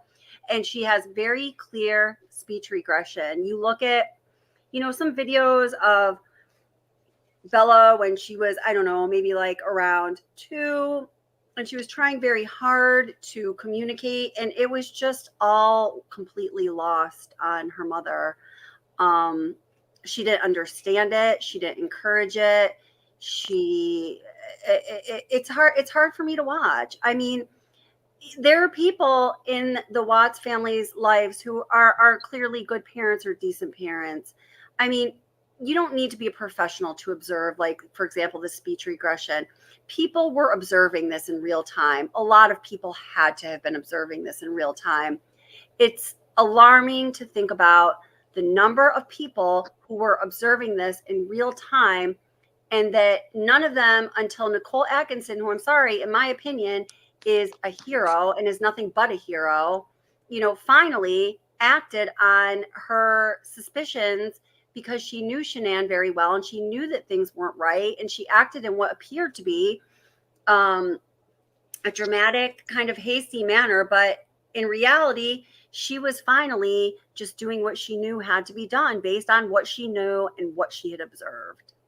Well, and that's one of the things, is that I have commented before that I'm surprised with the amount of time that those girls were in the pediatrician's office, that the pediatrician did not suggest a speech evaluation for one or both of the girls, which would have indicated that they needed very intense, very regular speech therapy, occupational therapy, and probably physical therapy, because if they get those in before the age of 3, it's going to help them, and it's going to optimize their potential. Right. Which, by the way, is offered in California as a social service to children under school age. So they easily could have received that in the comfort of their own home, even their own bedrooms. Hopefully the rain machine's off. For no cost. we my third child, we adopted her from Ethiopia, and she had she needed to develop her core and her neck muscles because she was in a crib, longer than most babies would be. And so we had, I think they call it early intervention, but a social service worker came out and helped us work with her, and showed us some exercises to do. So that's like I believe that's a federal thing. It is. That's exactly it. They're all the speech. These are all what fall under the category of, you're exactly right. ADHD life. They fall under the category of early intervention services. And actually, it was under the Bush, then going into the Obama administration, where these did become federally mandated later on. The federal laws were loosened up just a little, and there was more discretion given to the state, but there is still some federal regulation, and most states elected to keep the exact same services available in the way that they were under the federal mandates. And that's the thing. So there's no excuse that if there's not money and whatnot, because, I was on the West Coast at the time, and it was, I think 2006 to 2008. So way before this. So I know that was a program in there that was birth to 3. I was in Washington State, California and Nevada. We continued, the speech therapy wherever we were going, because of the kids being preemie. And the twins and the feeding tubes that they had to have, really interrupted that. And as I've shared, my youngest twin does have cerebral palsy. And so, we were in there, 2 times a week. That was, I don't know how she was taking them in, and that was not ordered by a pediatrician. And now, had those girls have started school with their language delayed that bad, that would have affected their whole scholastic years. They were greatly being, and if you keep somebody in a locked door, if you keep a child of that age locked up for 15 hours out of a 24-hour day, you're only allowing 8 hours of time for bathing, eating, and playing and learning opportunities. That is, it should almost be flipped backwards. If they were going to that expensive daycare, preschool, why didn't someone there notice anything? That was towards the end. That is believed to, and I don't know if I don't want to offend anybody, but that is believed to have been a part of a recommendation, because it is believed that the behavior was being investigated by Child Services, and it is believed that the kids were in that daycare because it was observed that they were not being socially taught. They weren't around other children. So it is believed that they were put in the Primrose School, because the Primrose School is one of the schools that does go on the federal waiver for when the Colorado Family Services is involved. So that's a theory out there. They were not always in that daycare. That daycare was towards the end. So that's where they had many years where they were not, and they were kept behind locked doors for 15 hours. Yeah. Yeah, I mean, and so just look at the sheer number of doctors that they saw and people in a doctor's office. Now, everybody in a doctor's office, from the moment you walk in, I can tell you, is a mandated reporter, as are all educators and personnel who work in a daycare, including the facility maintenance dudes and whoever else, if you're employed by that place. So all of the mandated reporters and people who are informed about these things, in addition to all of the people who are just parts of their personal lives, and not a damn thing was done. And why? It's the whys. Like I say, they would have had such problems getting into. Can you imagine them starting school? Imagine Sweet Bella starting school with that type. I mean, I guess that then they would have gotten interventional services at school. I guess they would have probably brought in a speech pathologist and whatnot. Exactly. Really that is, that's something that's available. I don't know. In New York, I think that's a state thing. In New York State, it's going to be through kindergarten usually. Yeah. Yeah, I mean, they worked with my son, I think through 2nd grade, the speech pathologist would go with classes and sit with him at lunch and stuff. Yeah. So, I mean, Bella would have had that then, but I am not saying anything against Bella. I get people jumping me for that, saying, no, she would have grown up to be this virtuous lady and everything. And how dare I say that? I am saying that 3 out of 6 of my kids needed that kind of therapy because they were preemie, and because it was my responsibility as a parent to optimize their potential, because they were preemies to no fault of their own. And the things that you learn go on. And even in BabyWise, it shows the basic sign language in the back of the book. It shows, because a lot of kids, when they can't talk or talk well because of ear infections or whatever, they can learn sign language better than they can learn that. I didn't even see her doing any of that. No. Yeah, I'd forgotten about the sign language. My kids learned how to sign more. Yeah. All done, and thank you. Yeah. Here, wait, I just want to say this. So Midge is a friend of the channel, and I very much appreciate Midge. Midge says, so is everyone here perfect parents? I know that I, for one, am not. You said, I don't think so. Would you like to have us pick apart your parenting? So Go ahead. listen, Midge, I understand what you're saying here. I really do. And this has been, sort of the thought you're having here has been, guiding what I make public in my videos as far as my observations, personally and professionally, and my opinions and what I'm going to talk about and what I am not. But Midge, I guess what I have to say to that is you make a good point. None of us are perfect parents. And of course, nobody wants to be picked apart in any way, especially if you're a parent and you take pride in being a parent and you love your children. That would be very hurtful to have your parenting being picked apart. I would hope that if for a person, the end is going to justify the means and there's a good reason someone's parenting is being picked apart, nobody is going to like it. But I would hope when it's all said and done, that person said, oh my God, that was awful. That was embarrassing. That was so uncomfortable. I can't freaking believe it. Like, I wanted to kill that person. But, thank God that happened because I'm a better parent now and my children are happier and healthy. And that is what matters most. And I know that's an ideal. Wouldn't it be great if all parents, if their number one priority was their children's happiness and health? For many parents, it is.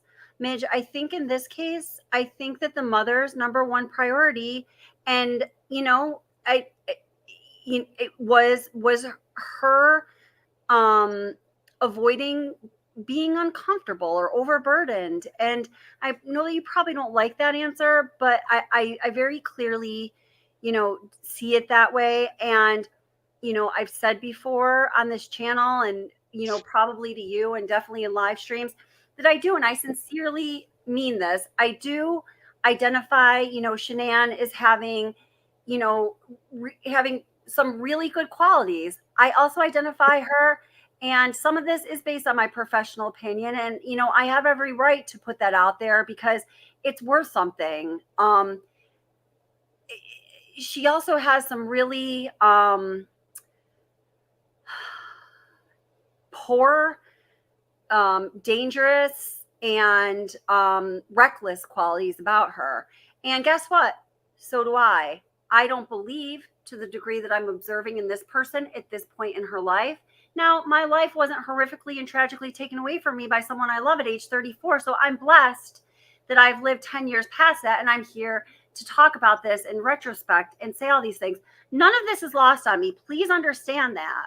But what I've been saying throughout this whole live stream is, I have to make the decision that of all of the things that I could say about the Watts case on any given night, and all of the things that I could even say about these videos or the live streams, postings that we see, through the history of Facebook, I have to tell the truth as I see it.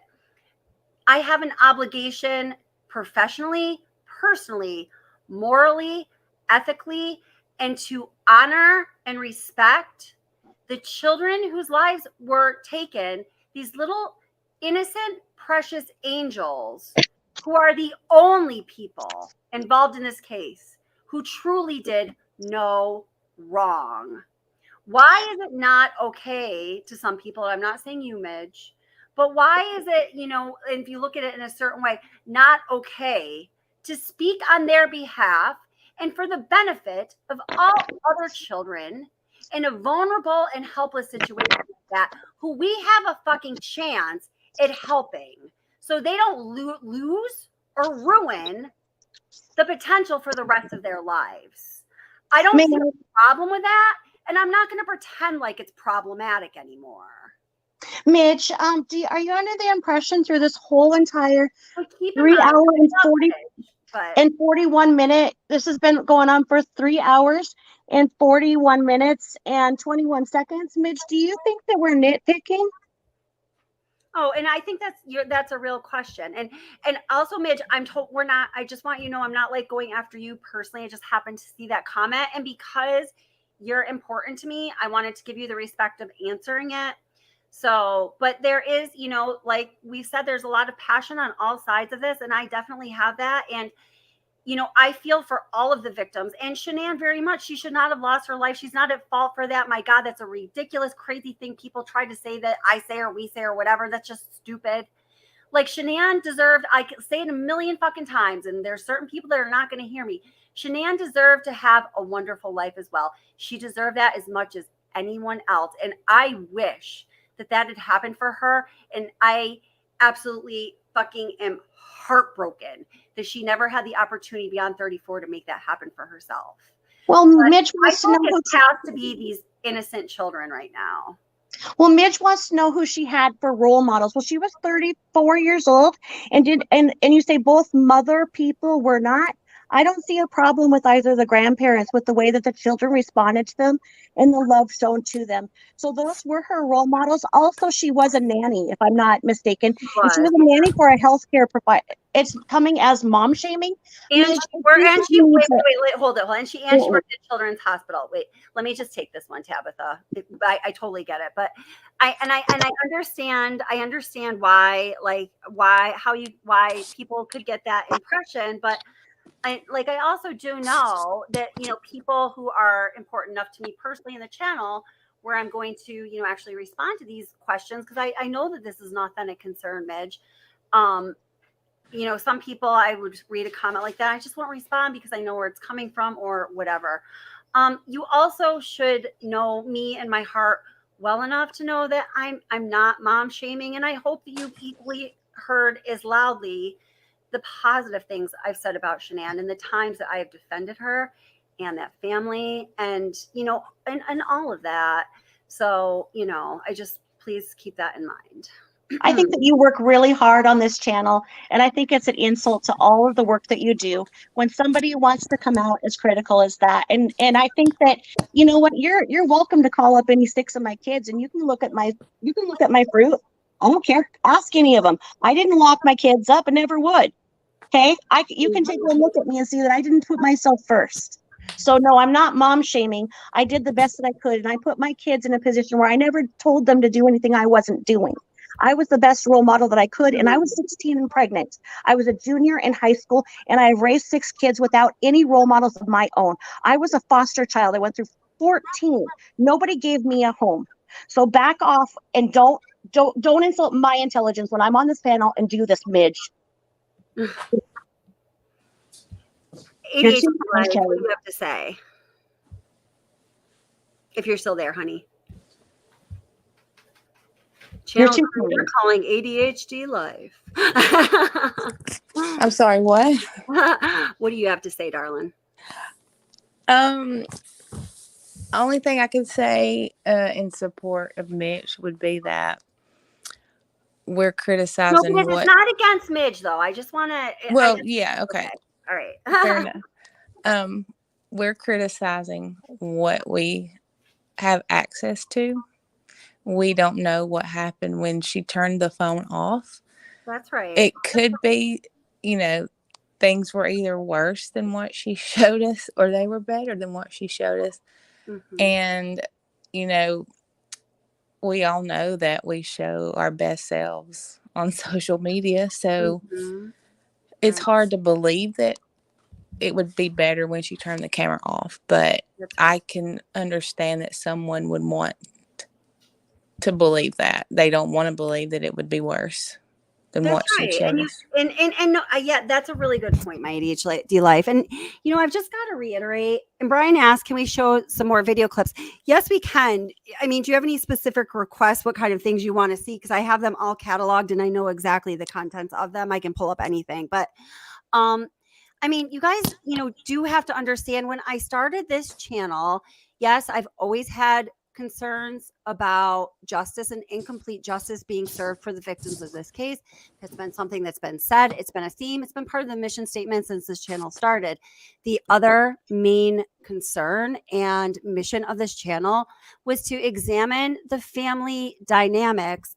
You know, people will say this video was created for educational purposes only or whatever, and that is illegal, cover my ass. And that's, you know, smart that people say that. But given what I do, what my work is, what my education is, what my experience is with children, and what my personal mission in life is, and something that I dedicated myself to in ways sometimes that don't make sense, where people in my personal life be like, what the fuck are you doing, man? Like, you know, relax a little more, make some more money, you know, do this, do like that. But I have always been somebody, and I'm not saying this like I am this valiant, righteous person. Sometimes I think this is a flaw. I have to be driven by something, some kind of purpose, or I don't function well. And I just know that about myself. Maybe that's something that I should work on so I don't have to always be under that much pressure. But where I am right now, at my life right now, I know that about myself, and that's what I do. So given all of that, you know, all I can say is what I observe from what is been put out there is it's alarming. It's sad. It's sad for everyone involved.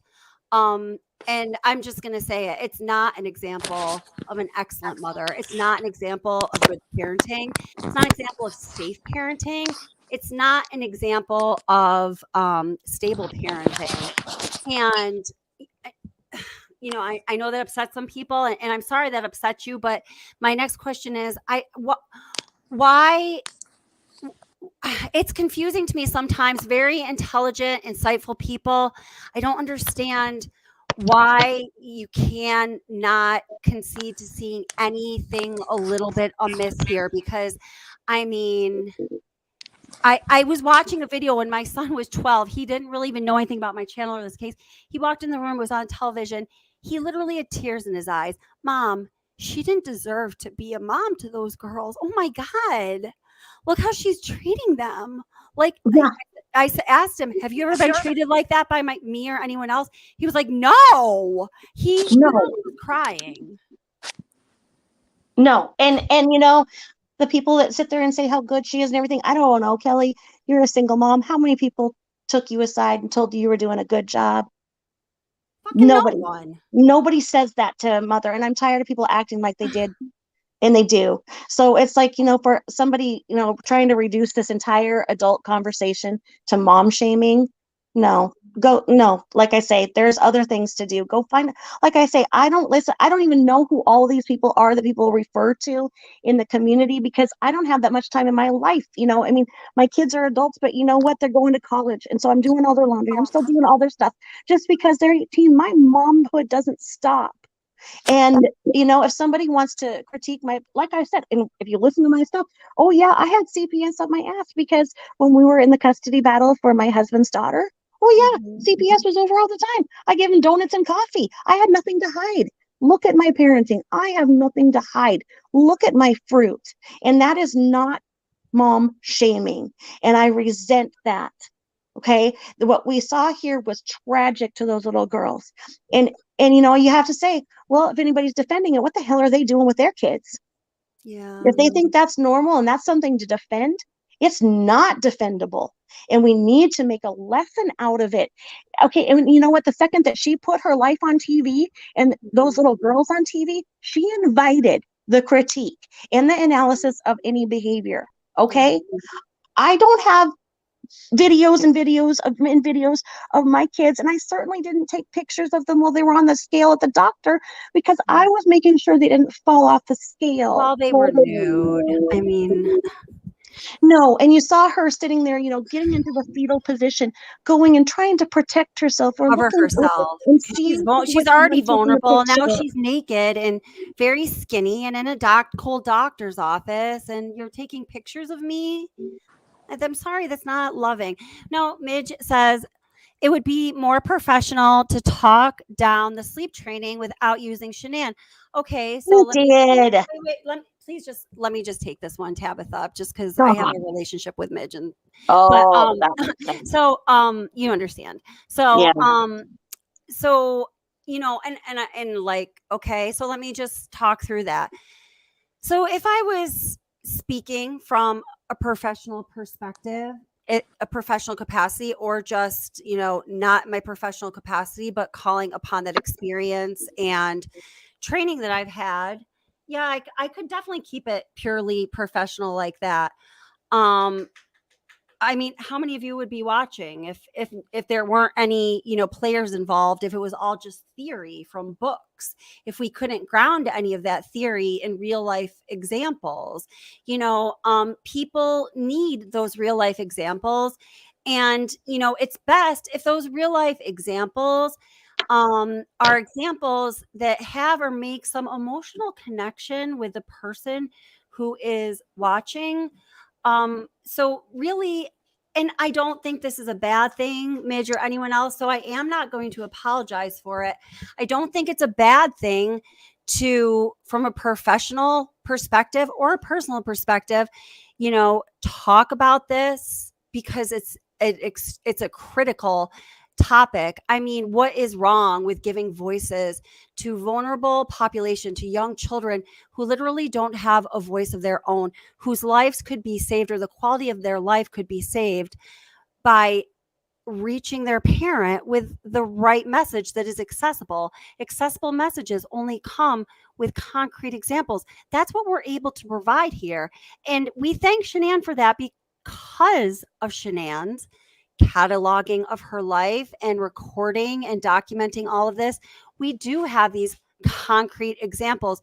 It's really like a blessing of, a treasure trove of teaching tools for people who still are of this earth, who haven't passed on to the blissful, sacred, heavenly realm, and have to work through this really fucking hard life and its challenges, and maybe don't have the privilege or the support to have the self-awareness and the know-how to change the things that aren't working at life. Please, people, see this story and the documentation and the visuals and the videos and the examples that we have provide that perfect storm in a good way that could actually touch, change, or save lives. And I am not saying that for views, clicks, or otherwise. Fuck that. This is one of the most important messages I can think of that I would feel moved or qualified to speak to. So I am not now or again in the future ever going to apologize for using this platform that I have worked hard to establish to send out that important message. And you know what? If I do it all in vain and it doesn't touch or affect anyone's lives, and you're a fucking stupid fool anyway, Kelly, you know what? So what? So I tried. And you know what? That's really all I can do, because sometimes I don't have all the answers. Sometimes I fail. Sometimes I don't take the exact right approach. Sometimes I could have done it more professionally, like this or that, or would have been better like this, or you sounded a little judgmental, Kelly, or oh, the way you just said that, ouch, oh, ew. I do all those fucking things because I'm a fucking human being. So, yep, this is what I've got. And that's that. So we're going to move on to some examples that Brian requested. I don't know if there were any specific requests, but if anyone has those on panel or in chat, please submit them and I will do my best to oblige. And I didn't mean to shush you, Tabitha, but I think you understand, right? Well, does Midge have a good presentation of how she did her presentation on her channel? The professional No, she way that I can do doesn't. my But I work? mean, she has, kind of put herself out there and stood up for me recently when another creator was absolutely trashing me and saying slanderous things about me on his Facebook page. It literally could cost me my career. So I do appreciate that. Okay. So she's done you a solid. I get Oh, it. yes. Got Yeah. back. So I don't know. I gotcha. So I am just very appreciative. And to me, that says a lot of her character, so I just. Yeah, if there's a relationship, it's just the way it's coming off on me. It's just cheapening, but Yeah. I'm a huge fan of you, Kelly. So, Yeah, no, you got it. So, and then just to close, Mitch says the discipline is not coming out constructive, but is coming out as Shanann's issue. Well, in this case, though, it was Shanann's issue. See, that's the thing, but it's a lot of people's issue, but and what we have, video footage of, and a lot of it in a pattern of it, it is a Shanann issue. And I'm sorry. And I wish I could have talked to her in, this mortal world. And I wish I could have helped her. Could I have? I don't know. I'd like to think so, but maybe possibly not. Maybe she would have told me to go shove it up my ass. I don't know. But I didn't have that opportunity, and I can't do anything about what his past is, terrible and tragic and disgusting as it is. It contributed to the stress in the family, and that sometimes gets lost in translation. He felt so bad for those girls being locked up and hungry that he was sneaking in sandwiches when she was asleep. He did not agree with the way that she was running that house and running that. Wait, hold it. Wait, so Keshchick is like, hold it. Keshchick is asking, this doesn't sound like you. I'm confused. And DTC is confused because this doesn't sound like me. I don't understand what's confusing. I mean, you know what? It's this, you know what? You might have to have a disclaimer, because I am not in a professional position. I do not have a license. I have merely been a mother of 33 years, raised 6 kids, and been through 14 foster homes. I've raised kids since I was born, and my own siblings. So I speak about child abuse, and I don't back down to anybody. And I know that DTC was waiting to attack me. I've seen her before. So this is her time, and she's going to take a bite. Take your bite. Now go. yeah, I know. I don't know. You can put the disclaimer. You can put the disclaimer that what I'm saying isn't what you're saying. No. I wouldn't have you. I don't need that disclaimer. I mean, that's just, I don't know. Well, and Midge is saying that she's been a nurse, and she recognizes poor parenting, and she just doesn't see it here. And I believe that I believe that she doesn't. And I guess, see, that's what confuses me, is how someone like Midge, who I know is extremely intelligent, her professional background and all this, it's confusing to me how Midge doesn't see anything wrong. But I don't want to like put Midge on trial or anyone else on trial. But I mean, we have an opportunity. I mean, because I worked in a hospital too. I know, but I don't. Yeah. Okay. Go ahead. I worked in a hospital too, and I would have loved to have been a labor and delivery nurse, but Midge, you'll understand that in 1996, I'm extremely allergic to latex. So the nurse there, the public health nurse, or not public health, but the nurse in the hospital was giving me my special gloves. I had my special gloves, and they said the cornstarch. I was allergic to the cornstarch, so I was working on oncology. And so it's like every time I was going to work, my hands were bleeding and everything. And they didn't quite know that latex was in the air at that time. So it looked like, I was having all these other problems, but it was really my latex allergy that was really out of control. And I was going into anaphylaxis when I was going to work. And so I had to drop out of my nursing program and everything. So I commend you for being in labor and delivery. Now, SW did say that on day 1, she started BabyWise on day 1, even in the hospital. So as a labor and delivery nurse, which I have so much respect, because like, me and Kelly have talked about being in labor. We're not the nicest people when we're in labor. You must have amazing patients, amazing patients. I commend you 100%. But if you walked in, Midge, and you saw somebody who had all their makeup on and they were all there, they were letting their baby cry in the little isolette, saying, nope, my book said that I let them cry it out on day 1. Wouldn't you have seen a problem? Because that's what she admits in her own words that she did. Yeah. So Amy Marie says, and I mean, this is like, this to me is like the logical, rational, bottom line that, I mean, I make a point of this, and nearly everything I put out on this channel, something like this. This is very well said, Amy. Thank you. Amy says, there's a reason this case is being talked about to this day. There are things to look at, realize, and learn from. Hell, we study the deceased all the time. Exactly. And this is, this is really what it goes back to on a more global scale is, these discussions, this observation, this fascination, this intrigue, this curiosity, it's about humanity. And as much as we are separate from each other, and as much as we are divided by things, and we allow things to divide us, and we create things that divide us and that keep us separate from other people, I always say we are more the same than we are different. And I believe that with all of my heart.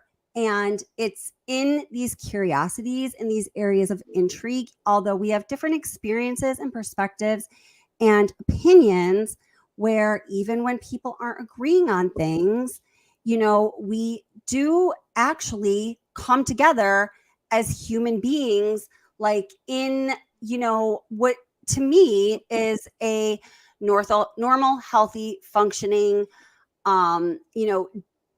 natural discourse of humanity. I don't find it to be a prerequisite for everybody to agree and get along and understand one another's opinions and not be confused by one another's perspectives that are different from their own experience. Like, some people are confused with something I was saying. I was saying it confuses me why intelligent people like Midge and other people, blah, blah, blah, blah. And again, it's definitely not just Midge. It's a lot of people. This is, whether we say it out loud or not, that these are things that we are thinking and we are experiencing and we are cycling through all the time as human beings. So, okay, so is this just an exercise in being a human being? Well, maybe it is to some people, to some channels, whatever. I guess the only thing I'm adding on top of this right now, and that I'm highlighting, because maybe something that's different, is because when I took 5 days off of YouTube, I actually read the BabyWise books. Right. Word for word, cover to cover. One of them I read twice. I took some space. I considered it. I went back and watched some videos. I talked to two of my close friends, one who is a PhD in child psychology, the other one who is a former dominatrix and now a karate teacher. And, we talk things over. And, I'm not even going to go into what they said right now. That can be another time. Or actually, one of them I'm hoping is going to come on the channel sooner than later. But, I found it to be really shocking. And we discussed, between myself and my friends, what has been, my kind of mission, my life's work, my own morals, things that I always stand by. And what I always do is I support, and I almost limitlessly will try to give to people who are in vulnerable positions without a voice every opportunity they can to improve their lives. Obviously, we cannot do that now for Shanann, for Bella, for Celeste, or unborn baby Nico, because they are gone and they are in eternal, joyful, blissful peace in heaven. So I'm not even going to go there. But the lesson that is available because of this material is more important than some people not liking that it's being talked about. And it's not directed to anybody here in chat or anything like that. But to me, the most frustrating thing is why I have to keep justifying that. Well, and that's how could you not think it's not an important lesson? You're not teaching a college course. If you were teaching a college course, then I understand, and I would agree that utmost professionalism must be taken at all times. And that's just where some of the words that your former person commented came as a little brash, is that this is not professional. Well, this is not a professional course in college. We are having a discussion of like-minded people who have seen some behaviors as mothers that we think that can be identified, and it can save lives, and that's what's important. And her focus is labor and delivery, but she must know about prenatal. Is it normal for somebody who's pregnant and spotting not to go to the doctor, not to have any prenatal care, even at 16 weeks, even to take ingesting some of the things that she was? That's not good, even as prenatal. That's not giving to the baby in her tummy. I mean, there are so many things that are wrong, and I'm sorry that she doesn't see it, but she's a mandated reporter, And these are reportable behaviors. Yeah, I know. Yeah, I know they are reportable behaviors. And what I was going to say is let's just like I don't want to up here talk about anyone specific. Just as I was just reading, so DC says you were the one attacking channel members, in my opinion. I know Kelly is very keen on being respectful here. I'm not sure what happened tonight.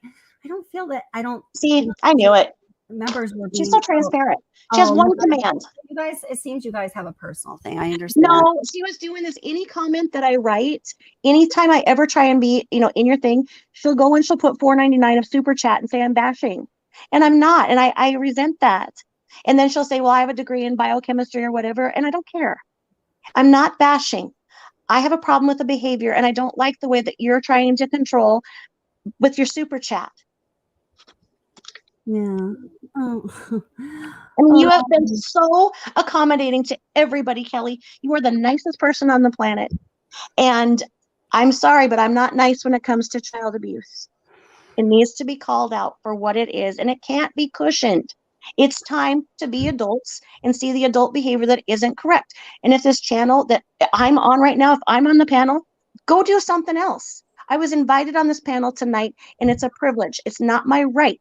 She doesn't ever have to invite me on again. But we are like-minded in many things, and we have the right to have a conversation that may help others. And the second I saw DC Primetime, I knew her command would be that. It's old. Your thing is old. Get a new command. Oh, geez. So, you know what? I'm going to fulfill this request. So, Midge very responsibly and respectfully says, can we please take a breather and have a moment of silence as it is the anniversary? So, I think that is a wonderful, awesome request, Midge. And I actually am going to share something with you guys along those lines.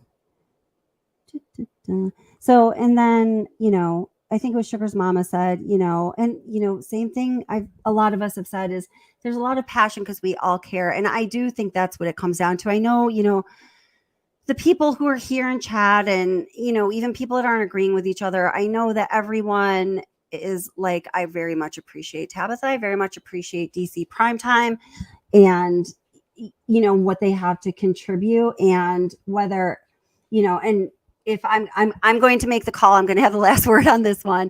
And whether it's, something was triggered this evening or it's a personal thing, all of that happens. And like, it's okay. I just, I know I am always respectful of the subscribers, the members, the guest panelists, people that just come by and view the channel, people that are nasty to me, I'm, respectful of. So I guess just please don't accuse me of not being respectful to any of those people. And if you do feel that way, you're welcome to send me a personal message and we can discuss it if you feel strongly about it. But I mean, I think that what I've been doing with my channel speaks for itself. I guess that's the only thing that really insults me. So now all the people that want to know how to poke at me, I just gave you like the map. But, I just, please don't say that I'm being disrespectful to people that are involved with this channel because it's simply not the case.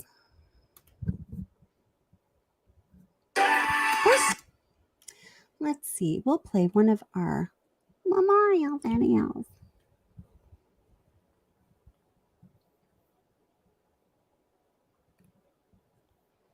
Oh, I really like this one. Just to make sure that this live stream definitely doesn't get monetized. That's okay, though. It's worth it. And again, guys, I'm not going to repeat things I've already said. Just get silly. It's okay. I stand alone. And if I'm alone on my channel, you don't have nobody to supports alone.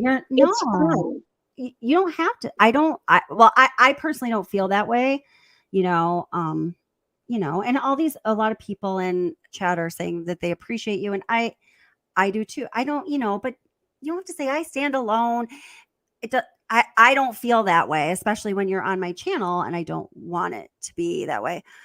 So Mitch says, identify the behaviors, not the person. And I understand that. And professionally, you are, yes, exactly correct. But I guess, I sort of go back to, I see it as a rare opportunity and blessing that, guys, when I say this, this is not just lip service. I mean this.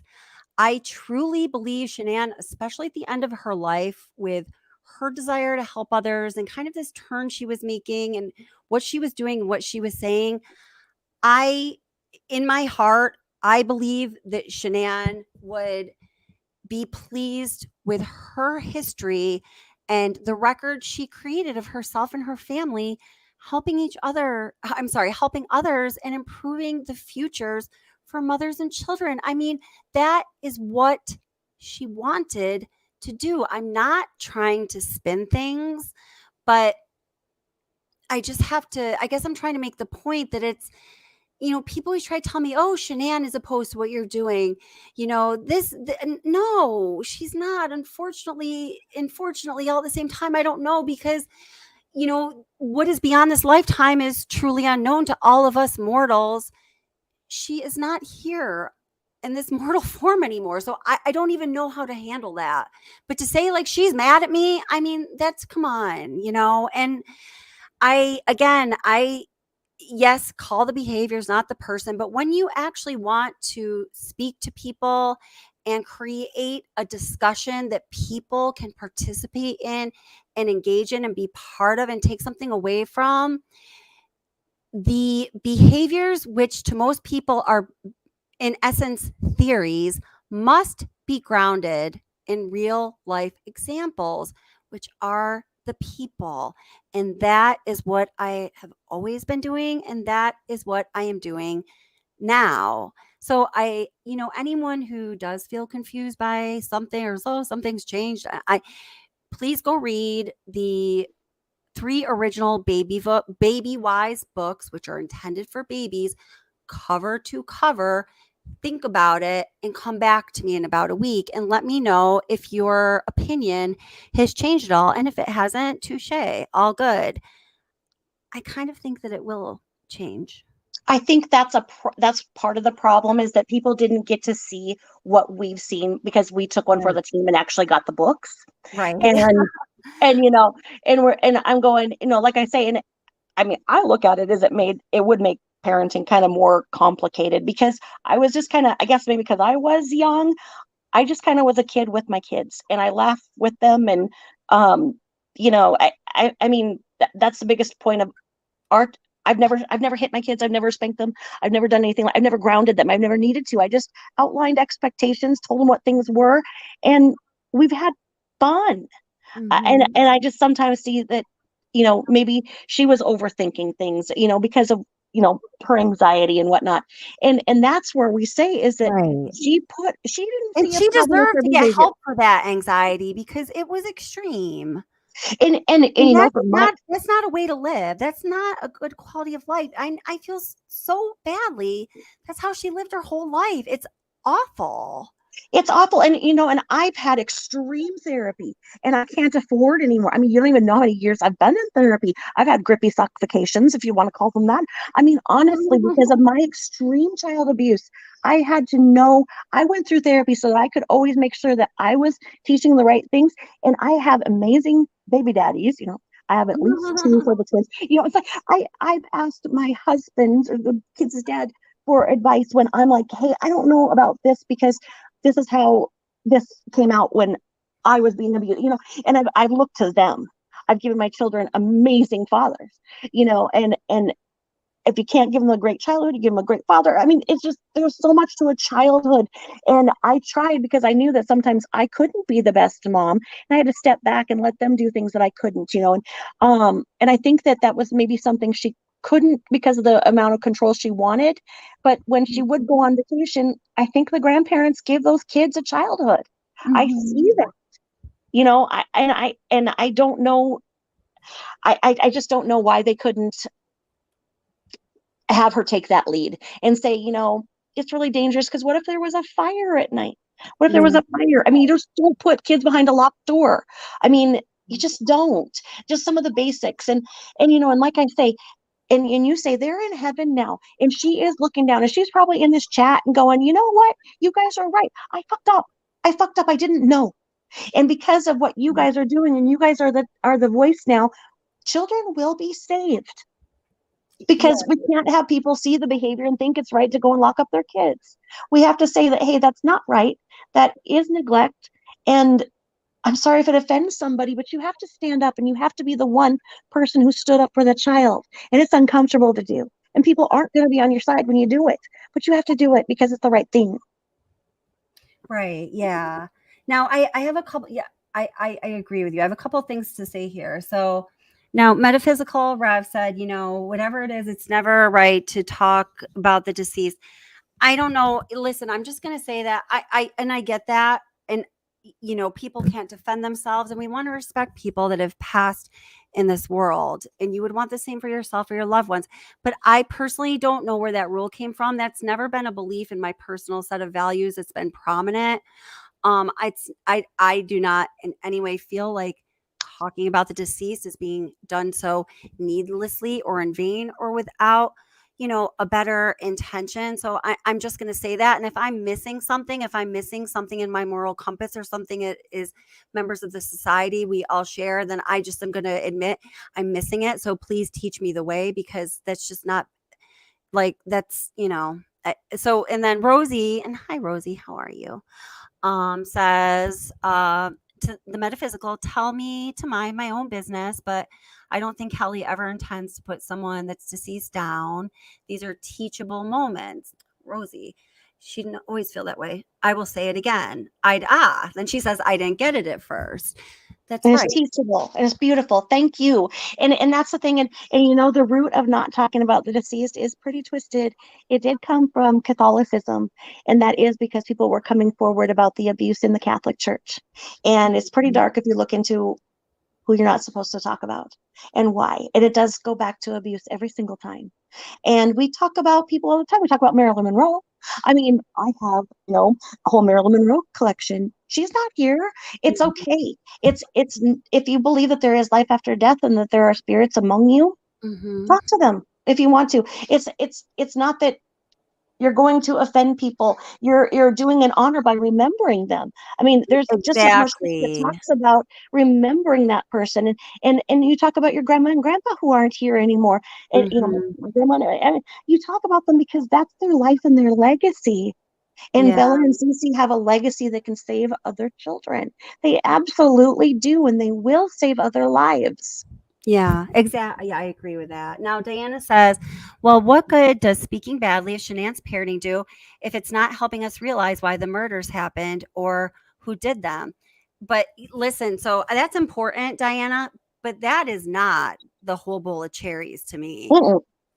There, and it's not speaking badly of Shanann's parenting. Okay, so in the schools that I've worked in, let me tell you about a story that happened to a student that I had just when the student was a preschooler. The student was murdered 2 blocks away from where I live on a second floor apartment, small apartment, by a stepfather, but who had always been the father figure in his life since the child was born. Well, there had been a history of, domestic violence between these two people. But when there wasn't domestic violence, bubbling over, they actually seemed to really care about each other. They would come to like the parent teacher conferences. They would actually put forth proactive initiative to help the child with the struggles they had, which was in speech and physical therapy, all of these things that present as crisis intervention issues. So it was actually quite impressive. But when the child would come to school and we would see signs that would, whether we liked it or not, trigger the mandated reporter bell, because you know what the penalties are for mandated reporters if you don't report? Loss of your job, a permanent professional record, felony charges and conviction, and up to 5 years in federal prison. Wow. That's not a light alternative to not picking up the phone. I mean, you please understand, this is something that we in my profession and I take very, very seriously, and it's evidence-based, it's data-driven, and there are pie charts that will tell you this. It has saved lives of children, and a lot of them. And it saved lives and quality of lives of adults, and a lot of them, because you know what? It gave the adults a break they needed. It gave the children what they needed. It prevented the adults from going to prison and having a record of murder or abuse or whatever. And the child got to live and learn and thrive in a nurturing environment. It's not a pretty topic to talk about, but when we're looking at the end, don't you think the means are supported? I mean, as you said, it's a family in crisis, and people don't just like people didn't, like Ted Bundy, they could not conceptualize that Ted, do you know that Ted sat next to Anne Rule and answered phones for the suicide hotline? yes. Isn't that I mean, crazy? Ted Bundy did that. I lived in the land of Ted Bundy, and it's like we'd always go to the places where Ted was. But it's like nobody could see that this good-looking man with charisma was this horrible fucking murderer, right? They couldn't see it, and it is no different in this to see beautiful Shanann. And some people say that, CW had movie star good looks. One of the books says that. They were a family in crisis, and those little microchasms and the micro stresses every day of the dishonesty and the weird parenting, that they weren't together on the same page of raising their children. All of that stress led to something.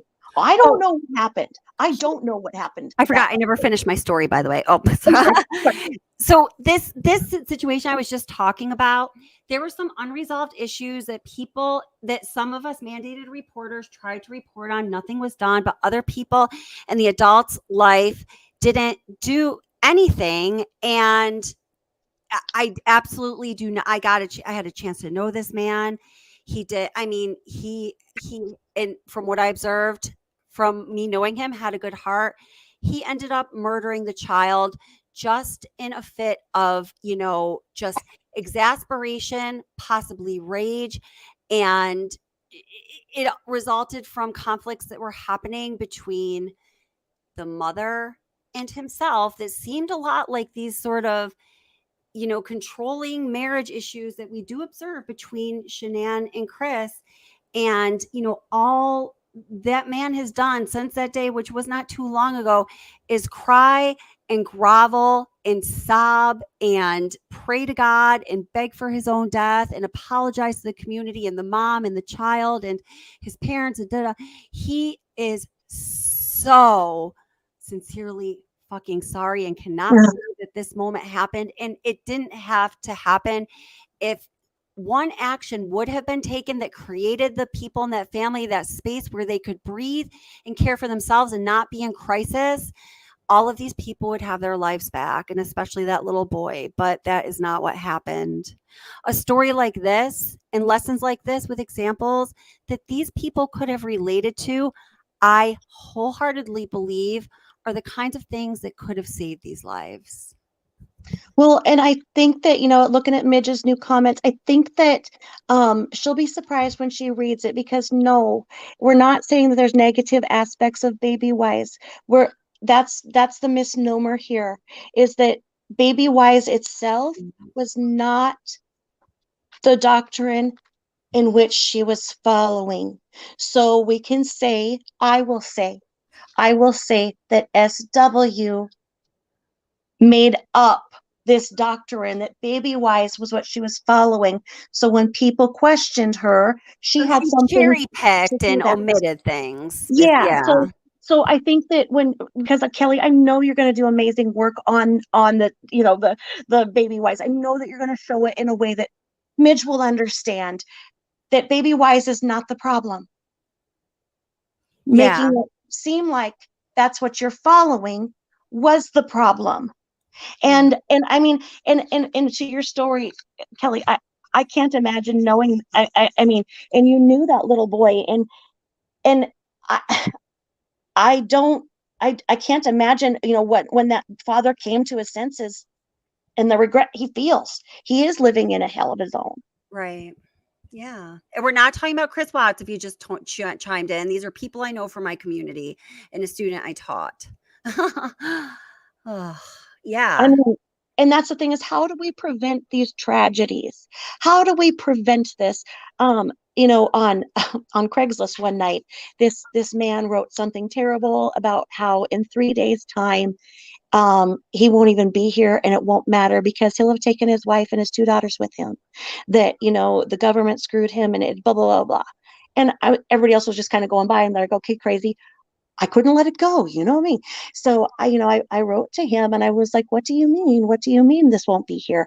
I found out that he was in the military and he felt that the VA had screwed him out of his compensation, and he was going to be foreclosed upon and his family was going to be homeless. So he was going to be a family annihilator. He had the plan in place. So I called the police. The police are like, so somebody on Craigslist is saying this and we're supposed to follow it? How? They didn't care. And they were like, I don't have this man's name. I don't know what to do. So what I did do was I reached out to the people who I knew, and I got just a little bit out of this man, a little bit out of like, because he wasn't going to let me know who he was, right? So I found out the city that he was in, and I reached out to my contacts that I knew, and I begged him to give the VA one more chance. And I had a really good contact. I said, look, everything is dependent upon you doing this right. And so he texted me from Craigslist, and he said, I'm in the parking lot. I'm not doing it. I see this line of people. I'm like, no, no, no, no. Please go talk to so-and-so at this place. They had a hot pizza for the man. They worked to get him to sit down and talk. They saw what I saw, and it wasn't the first time they saw it. And they sat down with him and they got his benefits that he had in line. There was just some stupid paperwork error that was stopping it, and all of his stuff was in storage. They had like a personal a friend of the VA or whatever who they could call upon, who, if they needed emergency funds, that person was able to put the emergency funds so their things didn't get lost in storage. His benefits were reinstated, and he wrote to me 3 days after this and he said he's at a ball game looking at his little daughters and his wife, and they're alive and they're enjoying everything, and everything's going to be okay because I made the difference. And you know what? Because I was just a person who couldn't ignore something on Craigslist, I did that. And I stopped a family annihilator. And it's just those things that we can do by becoming cognizant of what is going on. People don't understand that a man is a provider, and when they find out that they can't provide and they're going to lose everything and the house is going to go into foreclosure and they're destitute and they can't claim bankruptcy again and they've got a third child coming, it's a lot of stress, and a lot of stress in the family can make somebody do something. I don't know what happened, like I say, but we have to look at these problems in our society where if financial stressors are, what can we do? Can we make sure that the power stays on? Can we start with something small? Can we make sure that the water stays on? Because we have power and water, child services gets involved. The smaller things can sometimes stop the bigger things, and you have to take it one step at a time. And we have to see that a family in crisis does not look like a family in crisis, like Ted Bundy did not look like a killer. A family in crisis can kind of sometimes look like this beautiful family that has everything, but they don't. Right. You're right. Here, I'm going to stop you there for a second. Okay. Yeah, no, that's exactly it. And we need to learn these signs. And Midge was saying, as a pediatric nurse, when she sees something wrong, she tries to educate parents. That's what I also do in my professional life. But, for me, my professional life and my personal life and my hobby life and my side gig life and my mom life and my friend life, they all like intersect with one another. So this is another way of, spreading information and hopefully resources and support on a topic that needs to be addressed in our culture. Now, so DC Prime, and I'll just take this one. I just want to be clear about this because it's important. It says, I was listening to the BabyWise mom earlier, sounded like it made sense to me because the BabyWise method, it does make sense based on the little bit that I had read. And I'm not sure because I just don't remember every instance. I tried to do a little more looking into it, but it wasn't nearly enough. And it most likely, most of the time, was perhaps like a link that was provided, that originated from material on the Watts case, because that's the only reason I really ever think about BabyWise, right? But when I was like, all right, listen, I'm starting to talk about this BabyWise stuff, I, have, a personal obligation to myself to not spread misinformation knowingly and to spread helpful information and correct information when I can, within means. So I really need to read up on BabyWise. I need to read from the primary source myself, and then pause and think about it, and then go back out talking about this BabyWise stuff. Or this is me talking to myself, because I talk to myself a lot. Or, Kelly, you got to stop talking about BabyWise because you really don't know what you're talking about. And, you don't do that because you told yourself you're not going to do that. And it's like not a good thing to do, because then you're just talking out your ass like a lot of other creators and whatever on YouTube. No one here, of course. So that's what I did. So I just implore you, if like this all seems strange to you, please, the books aren't that long. Please read them, and just please do. And you know what, maybe that's what I need to do. And something I was going to say earlier, then the conversation took another turn, was, something that I am realizing that maybe I did wrong or could have done differently is, now, first of all, I didn't plan on this live stream. I didn't plan on the whole thing to be on this topic. This was one of 5 sub topics. I didn't realize how involved this truly is. I was going to refer people to Tabitha Jane's video because I thought it was very comprehensive. And she said basically anything I had even kind of thought about, but hadn't really put it into presentable terms yet. And then I was going to move on. And, so that's my fault. Like I said, hey, I screw up sometimes. I'm not perfect. I don't always know how to do things. I never even knew how to use YouTube or access it before I started this channel a little over a year ago. Please forgive me. I'm learning along with a lot of other people.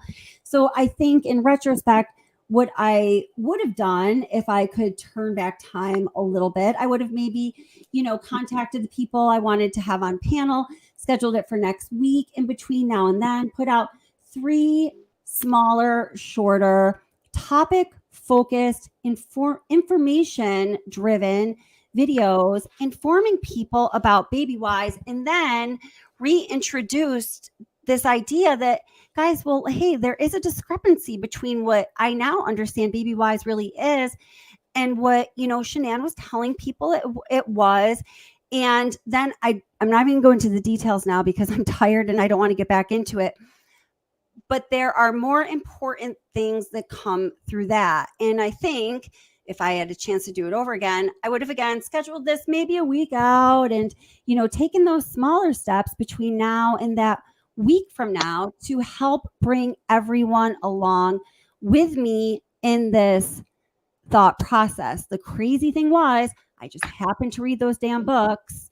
I was in my consideration quiet period, and I turn on YouTube, and my first recommendation is, of course, Tabitha Jane's video. And I was like, this is freaking insane, because I had just gotten done reading those books. It was really weird to me because I haven't seen anyone put out just videos on BabyWise that relates to this case.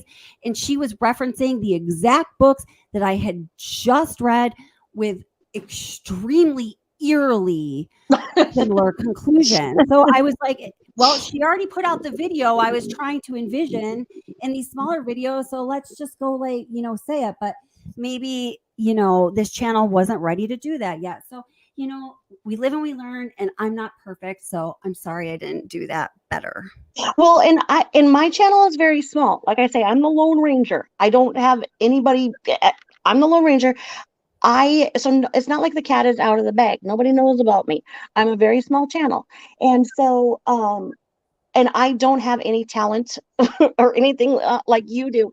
So it's not like anybody's going to be out there, but I'm the kind of person that when I hear something and it becomes like, almost like, how people keep saying this, that it's creating Stepford wives and whatnot. You see that it referred to in here. I wanted to see what I was missing out, because I can honestly say that in 33 years of parenting, 6 kids, I have never heard of BabyWise until this case. It has never been suggested. And every time I'm taking my kids to the pediatrician, like for their annuals and stuff, they give you the little thing that says how much sleep your child should be getting at this age and things like that, and they've always been, pretty much on track with that, and, their height and weight. So it's like the pediatrician gives you these guidelines, and unless you're really having difficulty with it, you don't really talk about it.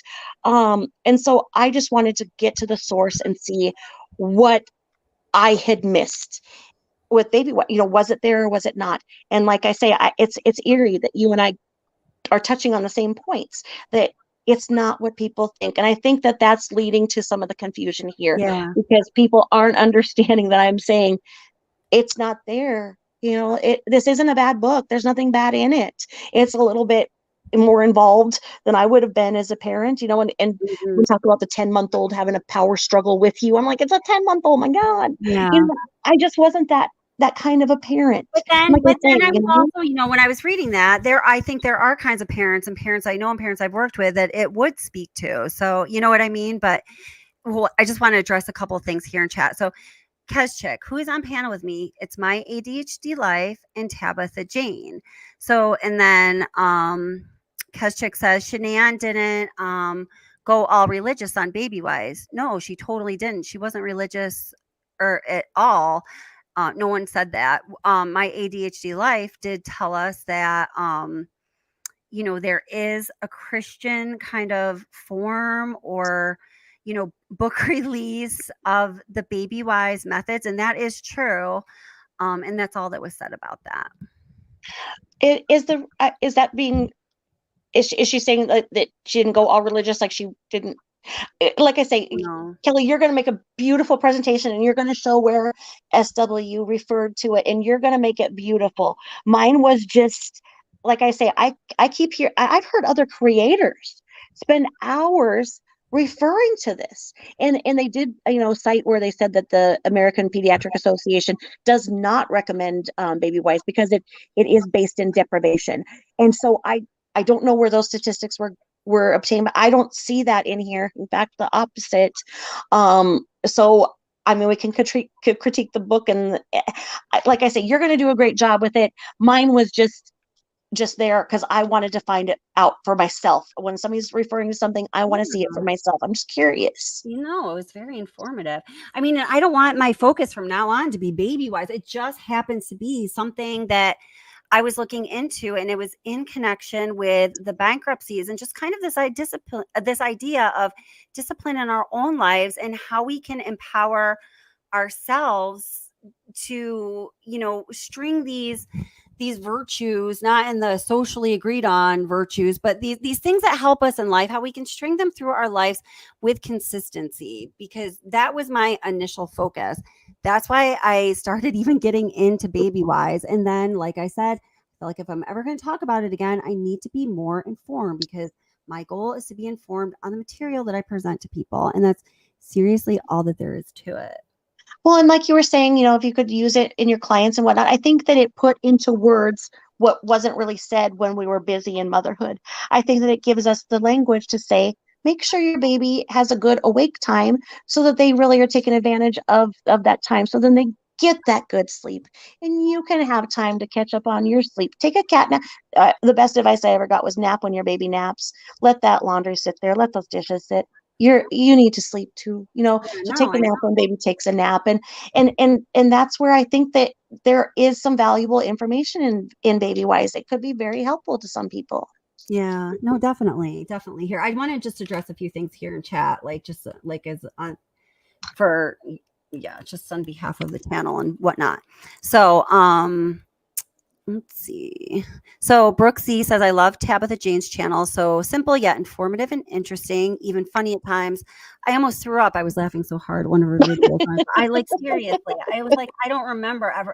I literally didn't remember last time I laughed that hard. It was awesome. And it wasn't like in bad taste. She was talking about shooting babies out of her vagina. It was great. I mean, my kids have just always been so fun. We laugh all the time. Yeah. We laugh till we pee out here. I mean, the kids think it's hilarious because I laugh. I pee when I laugh, so they think it's even funnier. But after 6 kids, you're gonna laugh when you're gonna pee when you laugh. And I mean, the kids have just been such a great blessing and joy to me, and I've had fun as a mom, and that's what I think we need to get back to, is telling people to have fun. Yeah, right, exactly. No, that's like a really good way to live. So I appreciate this very much. True Crime Paralegal says, I greatly respect you, Kelly, for putting everything out there to listen to and learn from, even though I don't necessarily agree with every single thing. I have great respect for what you are doing here. Thank you very much. I appreciate that. And you know what? Like, I would think it would be super weird if people agreed with everything I said and never disagreed with me. Like, like, yeah, that's good. And I really respect people and creators that I don't agree with everything. Same thing. I just think that's a healthy way to be. And thank you. I appreciate that. So DC Primetime says, I guess I am just not seeing that everyone that knew her said Shanann was an amazing person and mom. I didn't see anything else but that. I guess I missed it. I know, but listen, we've talked about before you I don't know. I guess maybe I'm misunderstanding, but I feel like I've heard you say things completely different than I don't know. So I don't know. I think that there's an absence of, I guess it's so much of what we have to see here is what we don't see. And we don't see a lot of people coming forward giving the whole story, and there is a whole untold story, and that is the thing. And that there were people who were in and out of their house and stayed for a while. Where are they, and why aren't they coming forward and talking about how, well, this was done because of this, and oh yeah, she did that for a couple of weeks, and we said, hey, this is bullshit, don't do that. But Right. no, you're having that neighbor say she was very strict, she had some weird things going on. And I mean, so that's the thing, is that what pieces are missing of the puzzle? Can we And put more pieces of the puzzle together? And for the example, like, the friend staying there for months and seeing these things that were wrong and not saying anything. Listen, guys, there are so many perspectives that you can look at things here. And I've tried to think of all of them I can possibly come up with, and I'm sure there are more. But how about this one? And I think this is an important one. And this is one that I am very hesitant to vocalize because it sounds like I'm blaming people who are alive now for not saving Shanann, because how could they have ever known what would happen? So that's not fair to do. But just, please take this with a grain of salt and think about this, okay? Nobody wants to have to confront their friend or family member with a hard truth that's delivered out of love and concern and care for them and their children and the people they care about most in their marriage and their quality of life and all of these things. But sometimes you have to, because you care about a person that much and you are that concerned with good reason. And even though it's going to make you the friend who's confronting the person who you think is probably going to end up hating you or throwing something at you or trashing you on Facebook or whatever ways that we all act out sometimes when we're embarrassed and we're frustrated and we feel like we haven't been good enough and we feel guilty and all of these things. I've done all of them. All of the things that Shanann's done, not necessarily to the extent I've observed in her, but I can't pick out one where I've said, I have never done that. I am holier than thou. No, and I'm not trying to say that. And that comparison doesn't even necessarily need to be made. But just imagine, I'm going to say, let's imagine her friend, her initials are CM. And I'm just using this again, guys, because if I kept talking about this in theory, people would start leaving chat. And in the replay, they wouldn't understand. So please try to see how it helps when you're using real life examples. So her friend of 16 years, her initials are CM. She stayed in the house with her daughter for several months. In my opinion, I'm not going to go into it tonight based on some of her statements.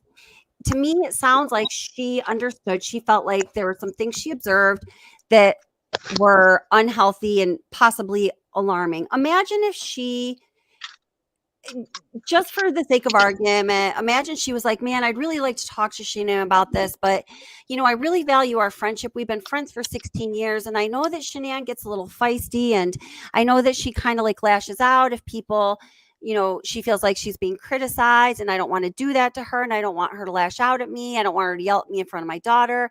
I don't want to make her uncomfortable.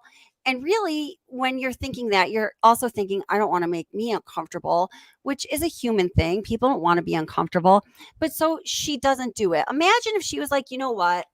I am concerned and I love Shanann and I love those little girls. I mean, this friend of Shanann's had an amazing special bond with Cece. So this is going to be super uncomfortable. I'm going to maybe consult a professional, maybe my therapist, talk to my husband about it. I don't know, whoever she felt is supportive.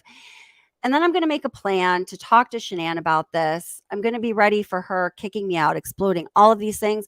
But you know what, guys? I love Shanann so much, and I love those girls so much, and I care about her so much. I'm going to pray to God. I'm going to call on my faith and pray that this is going to have a really good ending for Shanann, and our friendship in the end will justify the means. Okay, everyone, hold your nose. Here comes the hold water.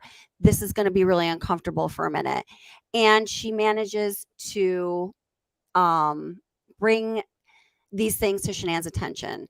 And whatever happens, but she stays the course and she makes a breakthrough with Shanann. And Shanann's like, you know what? Wow. My marriage is kind of weird, man. Like, I run the show, I do everything. Chris is kind of a doormat. Geez, we don't even communicate. I barely pay attention to him, and he's still hanging around like a little puppy dog, whatever it is she's thinking. Okay.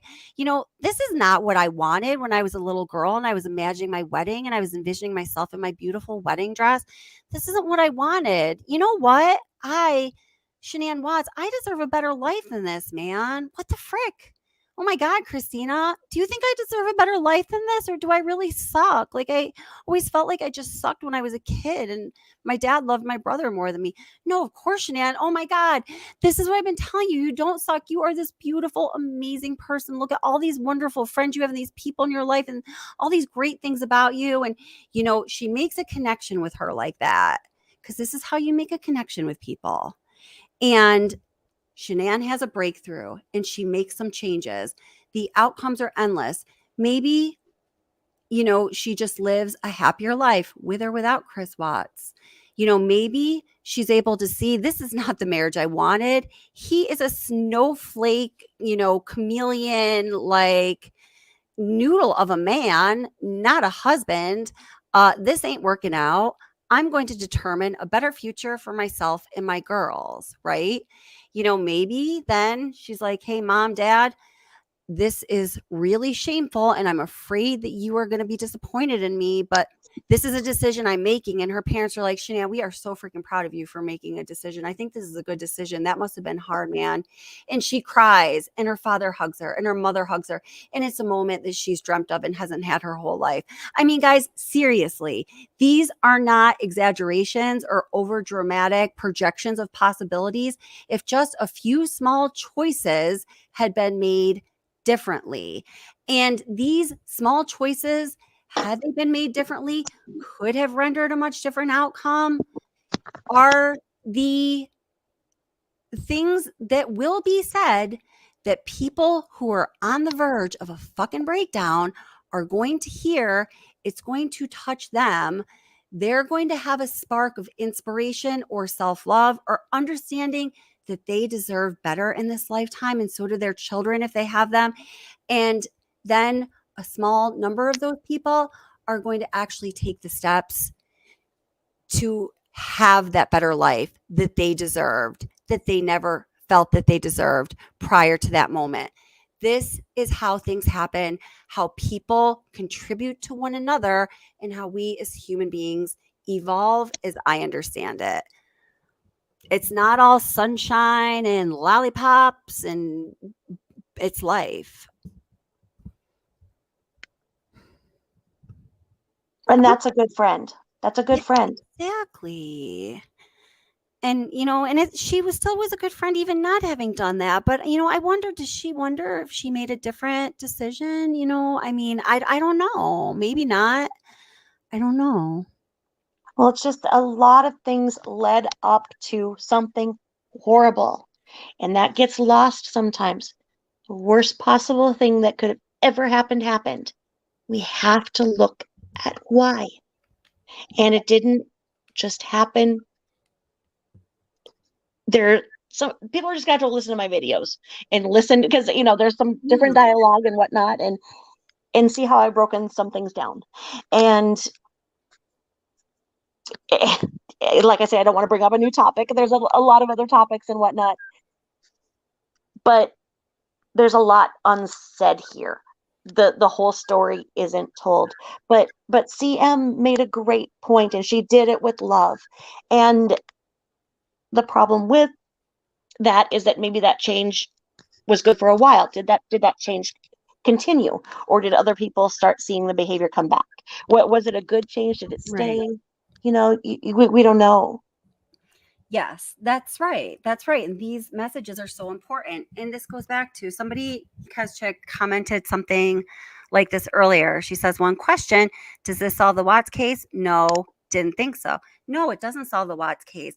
But, you know, when I started this channel, as I was just saying a little while ago, was, you know, one of the focuses is my strong feelings, along with many others, of the sense of lack of complete justice in the name of the victims.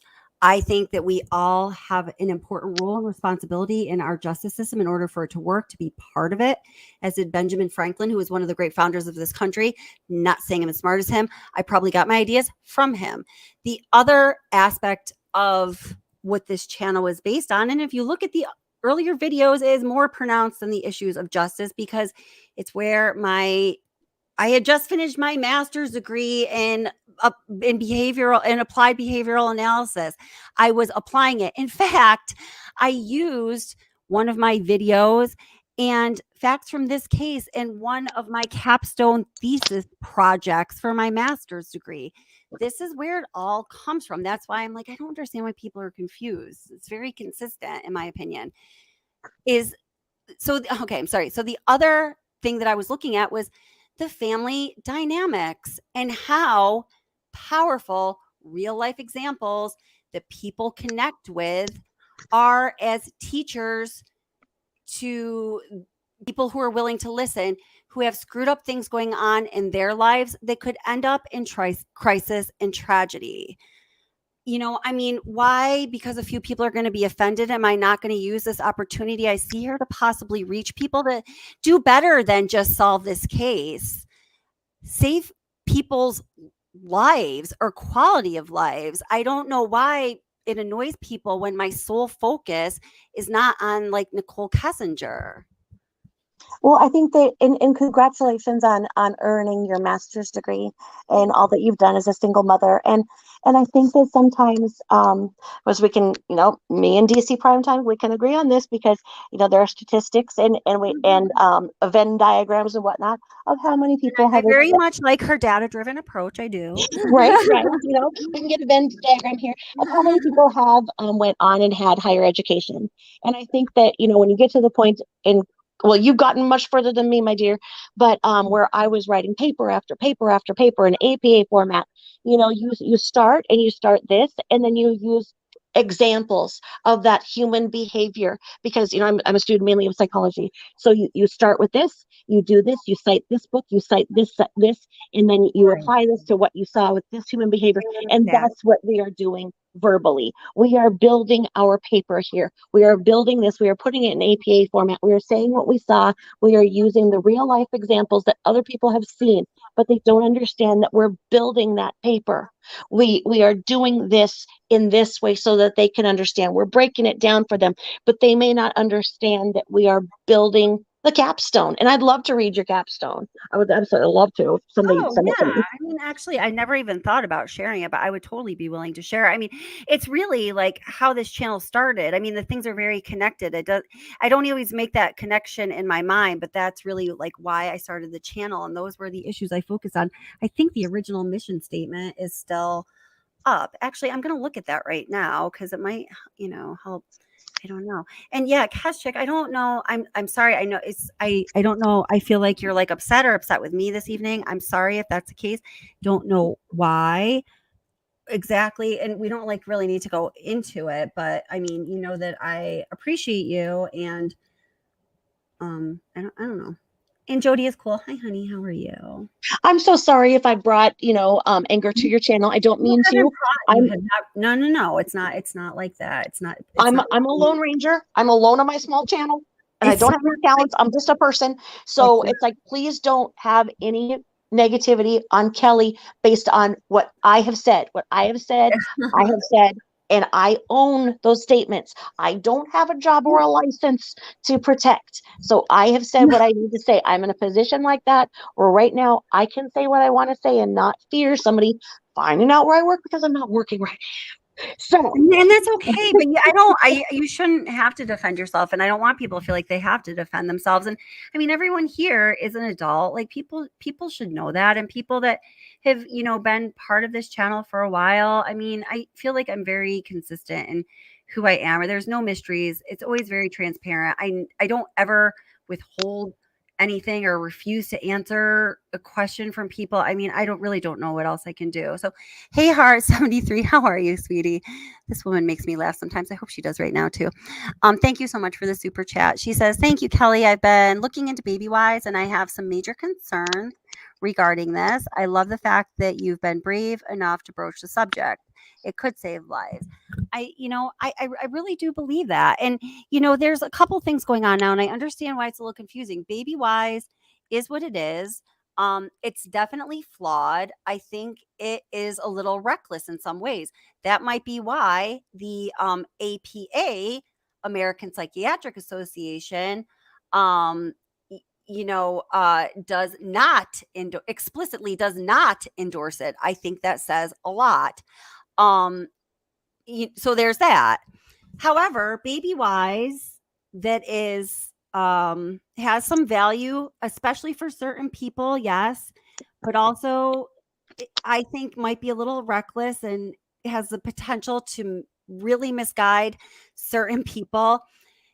That BabyWise is not what Shanann was using with Celeste and Bella.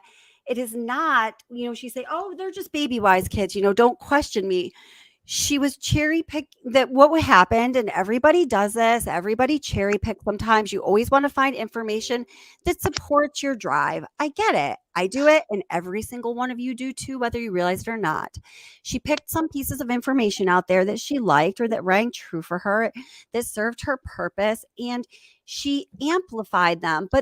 And we all do that. But the problem is when Bella and Celeste were 3 and 4, she was, because it was put into practice, and there's evidence of this. And she was telling people this, and she was telling the camera this, and it was recorded on Facebook.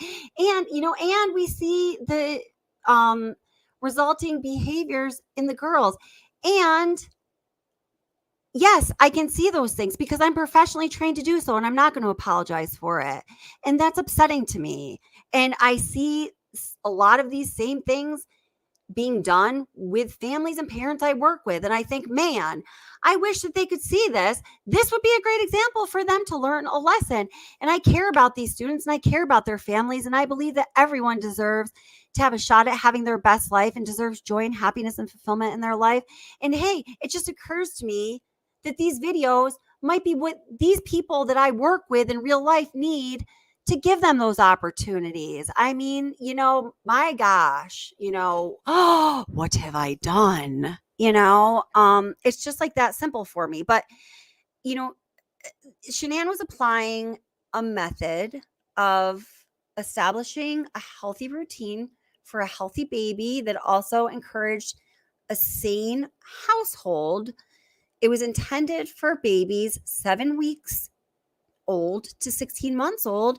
She was applying these same practices to 3 and 4-year-olds with much different sleep, nutritional, social, nourishment, nurturing, emotional, developmental needs than an infant or a very, very young baby. That is a huge problem. If I was, working with a second grade class and I was using a universal pre-K curriculum every day for a whole school year, when someone finally caught on, I would lose my job and I might lose my professional license. I mean, you don't have a mom credential. But these are the only analogies I can make. There's probably better ones out there, but they're not accessible to me. So I'm just doing my best to present this to you because I think I clearly feel very strongly about it. I clearly think it's very valuable. You know, I may never talk about it again, but I'm exhausted now, so I'm not ready to make that decision. But, you know, come on now. Quickly, hey Hart, did you read the books? Because like I say, if I was looking into BabyWise and I just saw the colloquial, I can't talk now, the terms that BabyWise is being thrown, like I say, when I even started saying that I had just done this, I was getting a lot of backlash and people were like, oh God, that is this and this and this. And I'm like, spoiler alert, spoiler alert. It doesn't say this, spoiler alert. And people are going to be surprised because like I say, I mean, there are some major other content creators that have thousands and thousands of followers who have referred to BabyWise as something very, very toxic. And they didn't do the I was doing legwork. that. I had hopped on the bandwagon without informing myself. And then I was like, shame on me. I'm being reckless with my members and subscribers and people that trust me. So I've been trying to do a good thing for you all to give you proper information. But I did it too. I just went along with what everyone else was saying. Oh, BabyWise is this. Da, da, da, da, da. Hey, man, I'm going to admit it right here and right now. I was wrong. And I was unintentionally, you know, spreading misinformation about BabyWise. And when I realize I've done that, it's upsetting to me. So, you know, I think that's why this live stream happened so quickly. I really wanted to correct it as soon as possible because I really like feel bad about it. So like, that's what really this is all about. I did the same thing. I really did, you know, and I expected something so different and like I say, did you do the first book and the second? Did you do the same books that I did? Did you get those two? Or did you get... I did because you showed I actually read, there was 3 of them. But the one I'll send you after this, the one that I did not see the cover for when I was watching your video earlier. Did you do 2 or 3 of them? I just did the 2. I did the infant one and then the one where it's the parenting your pre-toddler 5 to 15 months. Okay, and the other one I read is How to Become BabyWise. Okay. Mm-hmm. Yeah. Yeah, I mean, like I say, it's eye-opening and I think that, you know, this really speaks to the narrative because we really need to look at everything and explore everything. And in the beginning, like I say, I was saying the same things everybody was in chat that are saying that against me because I believed the narrative. I believed the people that I had trusted on HLN, like we're talking about Nancy Grace and whatnot, you know, and I believed all of them that they were giving me the truth. And as I am coming through and I am deconstructing what I've been told and finding, I mean, I can't believe what I am uncovering myself. And I'm not a PI. I don't have money to be looking into this. I mean, I am finding this just with my own research and my own time because I can't file it. My brain won't let me sleep at night, not understanding some of the things that I've been told that don't fit. And I don't understand how this happened to these sweet little girls. I know. And Elizabeth G says, Chris Watts got a new body and was reliving his youth he never had. Sorry, believe Shanann alone. So Elizabeth, I totally agree with it. Chris Watts got a new body and was reliving the youth that he never had. Yeah, and he was treating his wife absolutely fucking terribly. And he was playing mind games with her. That was also clear. That's something I observed. That's not the topic now. How could I possibly fit it into all this? But sorry, but leave Shanann alone. It's not picking on Shanann again. So, but I'm going to stop even commenting on that. So we'll just leave Jim alone. As long as we leave Jim alone. I mean, as long as we leave Jim alone, can we leave Jim alone? Like leave him alone. Okay. So we have to leave Jim alone and just, nope. It's past everybody's bedtime. And I thank you so much for letting me be on your panel, and I'm so sorry for any backlash. Blame it all on me. I'm the young channel. I'm the Lone Ranger. It's not that though. Wait.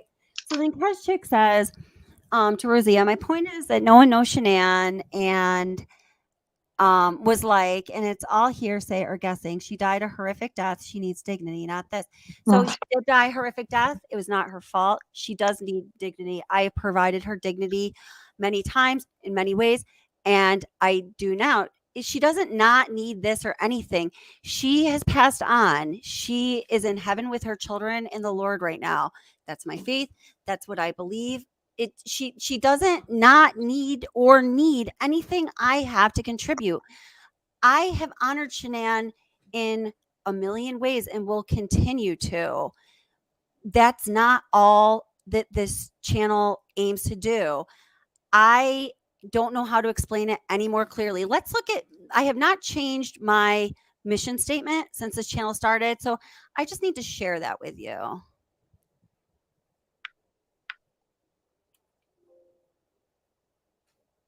Oops.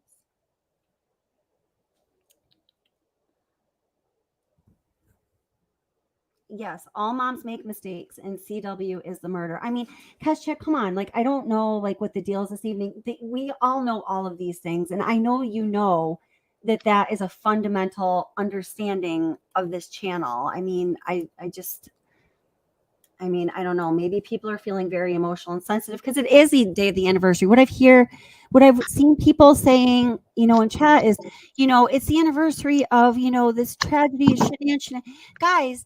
Also, of when Bella and Celeste's lives were taken because no one protected them.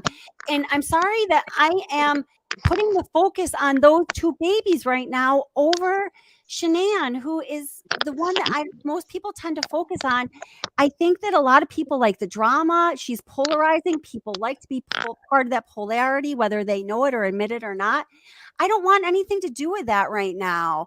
After reading this BabyWise business and thinking about this and considering it, and yes, it is the anniversary, my tears are being shed for, and my heart is going out to those little girls, and also all children, ones that I work with and ones that I do not, who are suffering in real life right now, who are not living in blissful eternal peace or existing in blissful eternal peace in heaven right now, but who are suffering on earth.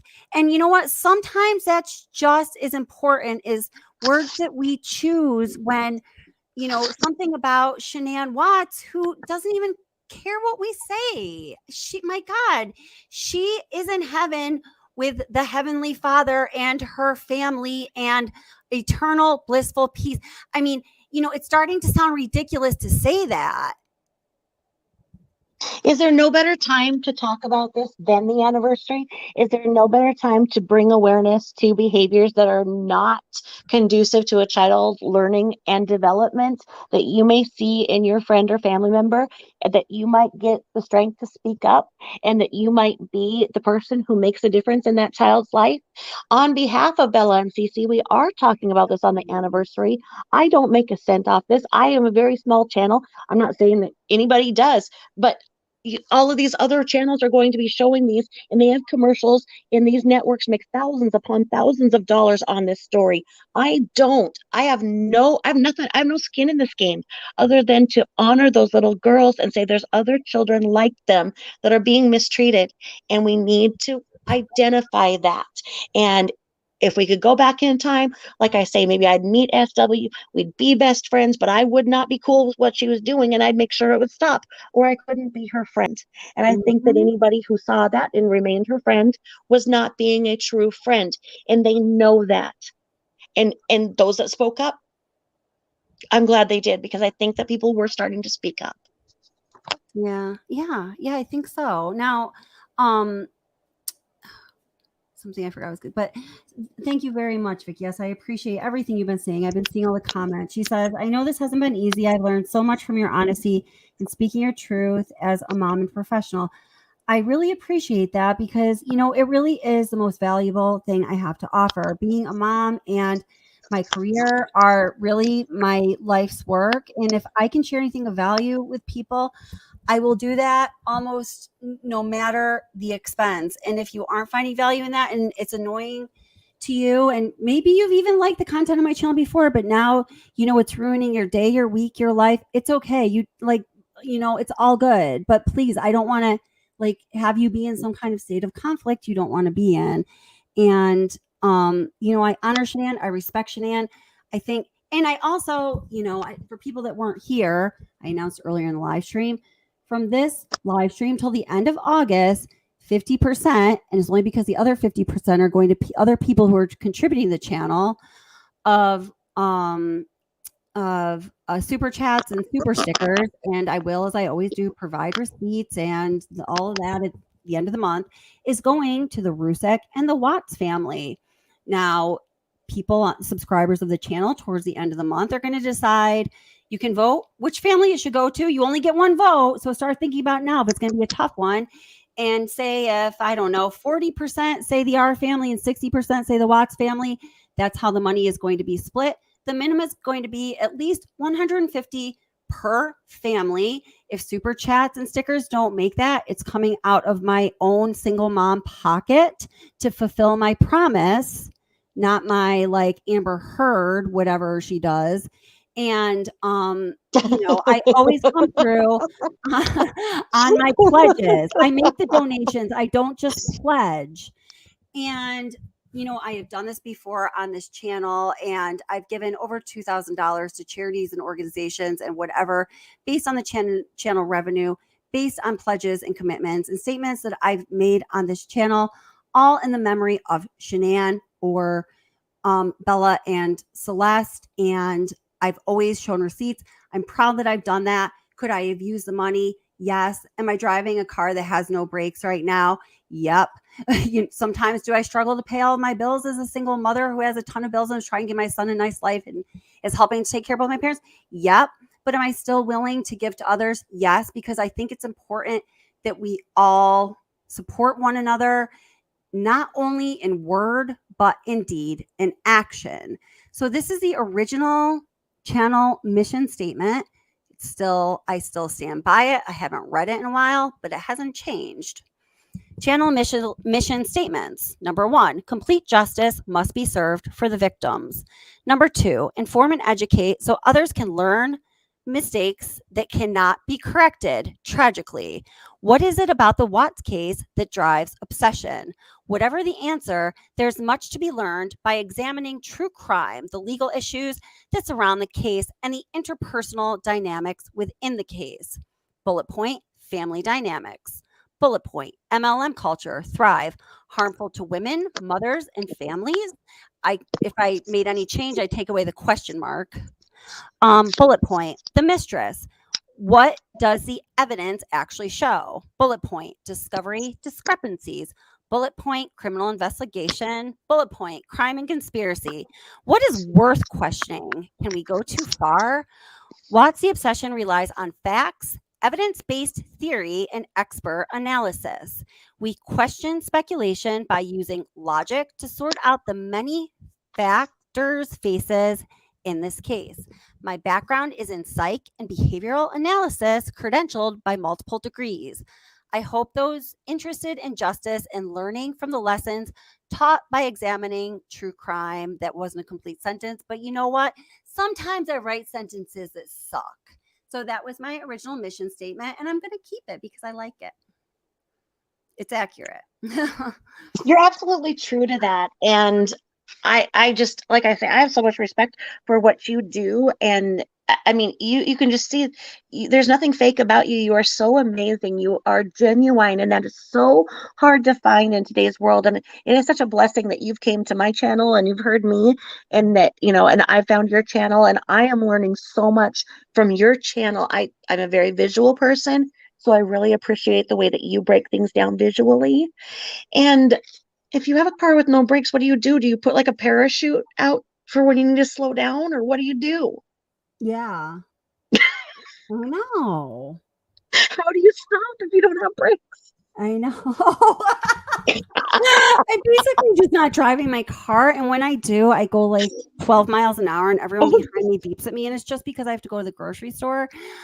I'm going to get a new car like next week, but I've had a lot going on that I've had to take care of. So I'm so sorry. It was all part of the hour-long commute to, oh my God, I don't even want to get into it, but I'm really happy that all of that is changing. So well, I hope that, yeah, because I just had to go through all of that, with tires and all that, you either have a new car, you have a car maintenance and all that, and it's so expensive because everything else is expensive because, we're in an economic depression, and, it is just so hard on everybody, and through all of that, and you being a single mom and you giving so much, I mean, thank you. And like I say, people need to understand. I mean, doesn't anybody else watch Nancy Grace and the crime channels? We're talking about what happened, what led to that happening, so that we can learn valuable lessons about minimizing risk factors in the future.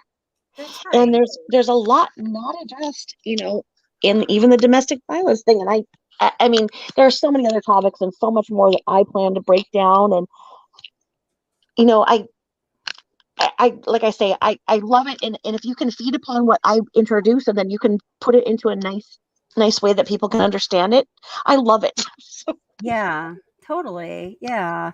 So someone says you can have all the credentials in the world, but you did not know her. I did not know her. I never claimed to know her. There is been provided plenty of samples for observation and analysis. And hey, listen, there are many of those samples, and there are many, reasonable, logical, method driven conclusions that one could come to that I would never even go there, because you know what, if I did, I, I wouldn't feel right about it, because she's not here to defend herself. I am not putting it all out on the table. Trust me.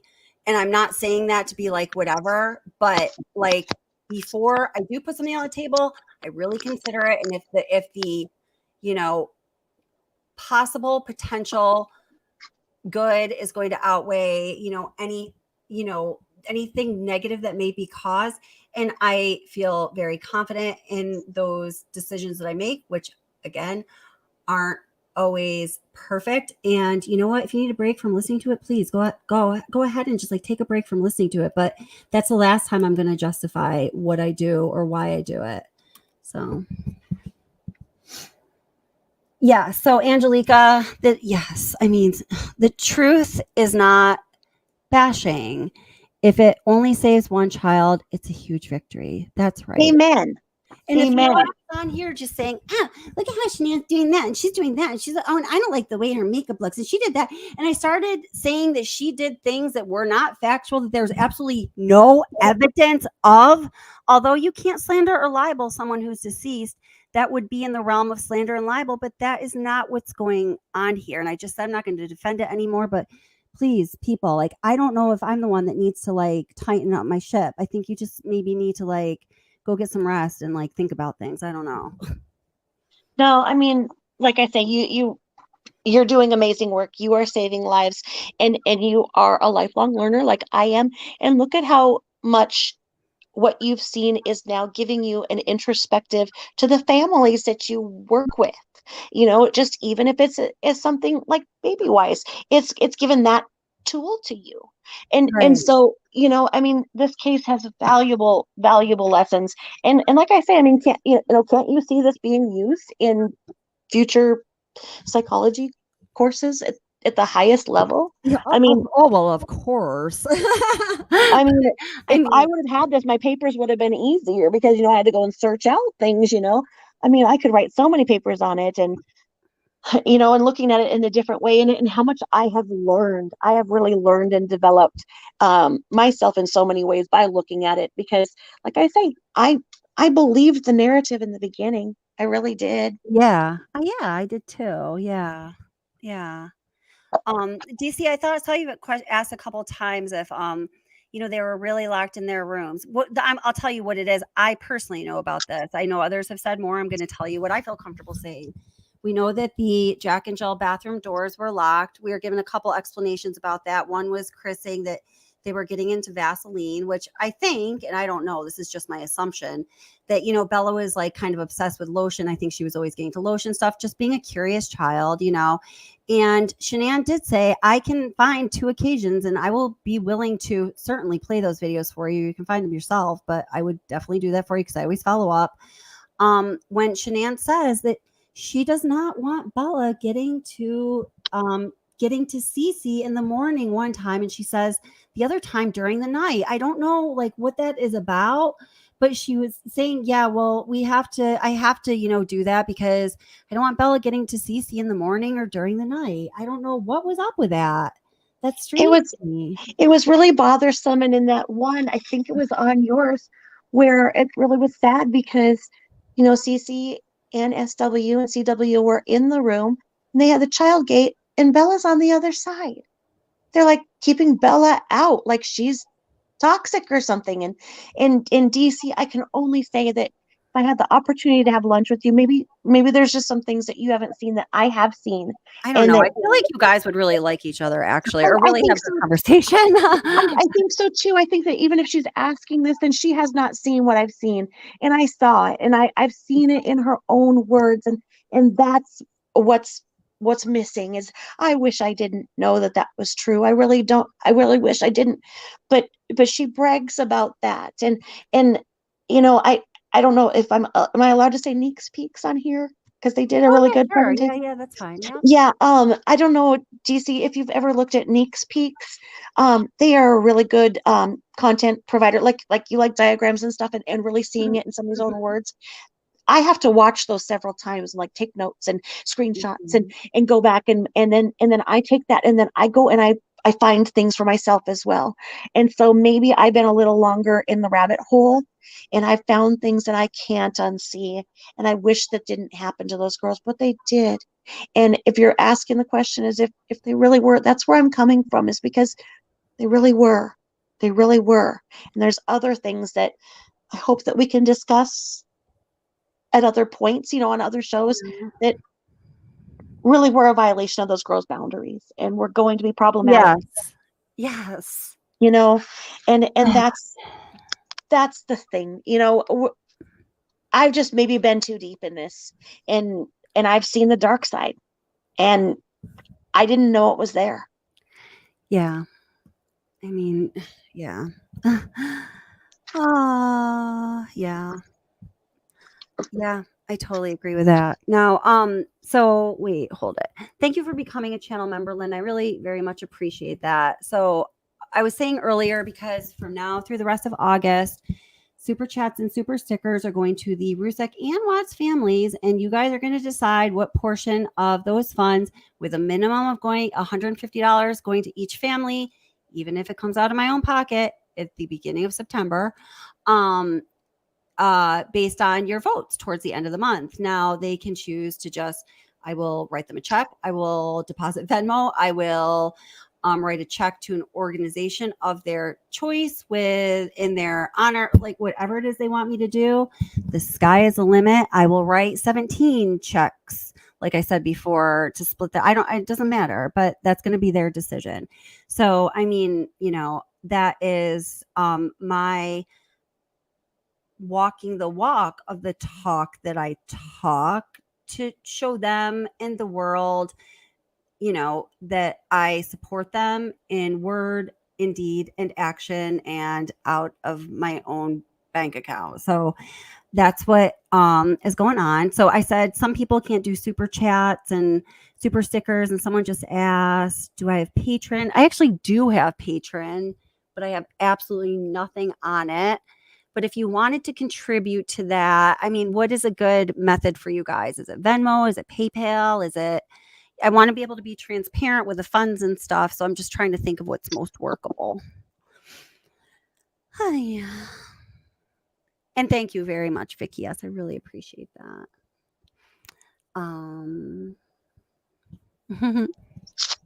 Let's see. Oh, is Ara still here? How are you, Ara? Hi, Ara. How are you, sweetheart? She's amazing, and she's so pretty. Ara? Yeah. Isn't she pretty? Oh, she's so pretty, Ara. Yeah, she's beautiful. Ara's beautiful. She's a beautiful person too. I know. I just adore you. And it was your birthday yesterday, so happy birthday again and again. Even though I know now I'm 2 days late, but I'm still keep saying it.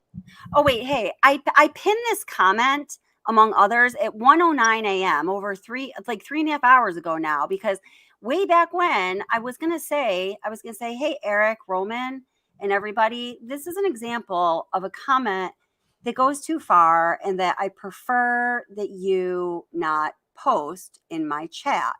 And he said, SW was shallow and void of any emotional intelligence, but she clearly played on other people's tendencies to look past her bad behavior instead of ever owning any mistake ever made.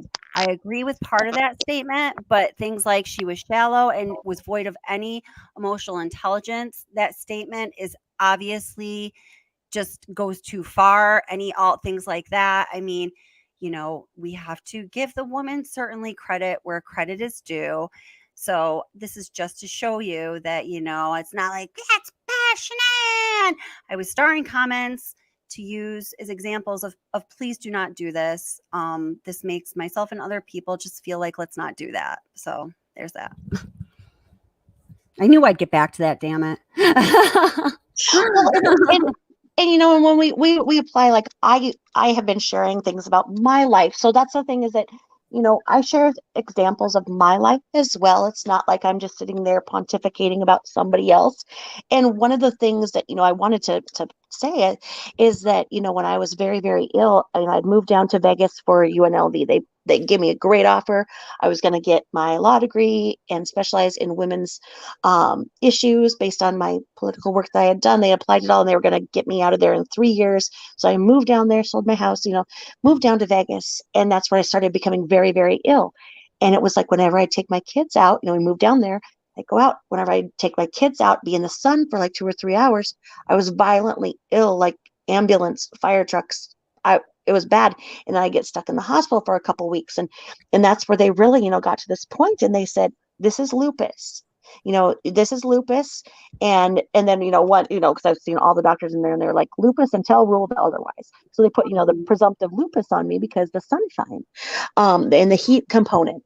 And so that's where I see that, when sometimes I think that, and that's where you see the human side in her, or whether or not she had lupus, I think that could have happened where she was sick and it happened like that. So they gave her the presumptive diagnosis, and she went so deep in looking at it and kind of took it on, told everybody she had it. But then when the blood test came back and it wasn't it, she was kind of in too deep.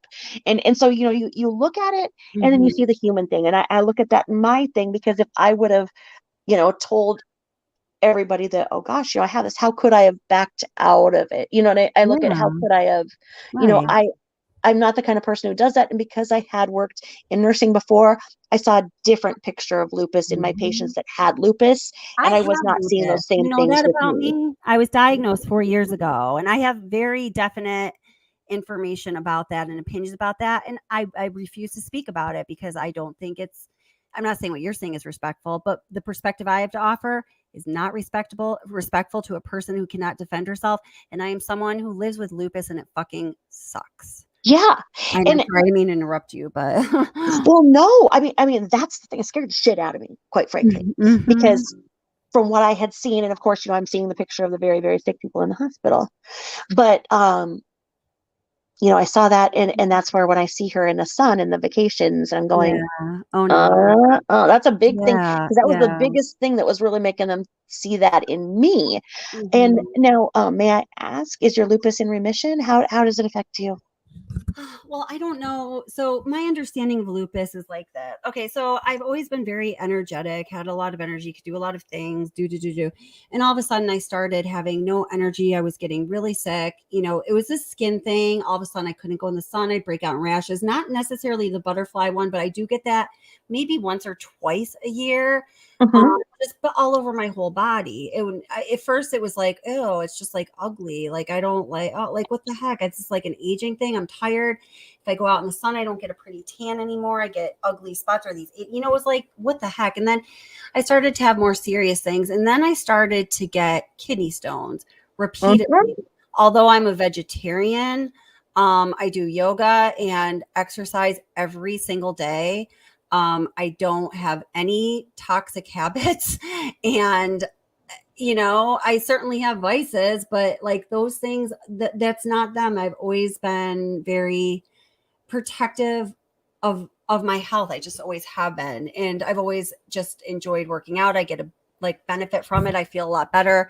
In order to do the things I want to do in life, I've had to work out because I didn't feel my best self if I wasn't exercising for just fitness, Yeah. So anyway, I started getting kidney stones. This is weird because I was in my late 30s with that kind of diet and daily habits. It wasn't the profile of someone who should be getting kidney stones at all. So then it was like, well, maybe it's a freak thing. Who knows? Da, da, da. Then I was starting to have other kidney symptoms. Like I remember I was diagnosed in the end of April, but there were some like pretty warm days, March, beginning of April. So I was wearing like capri pants, and the school nurse came up to me. She goes, Kelly, come here.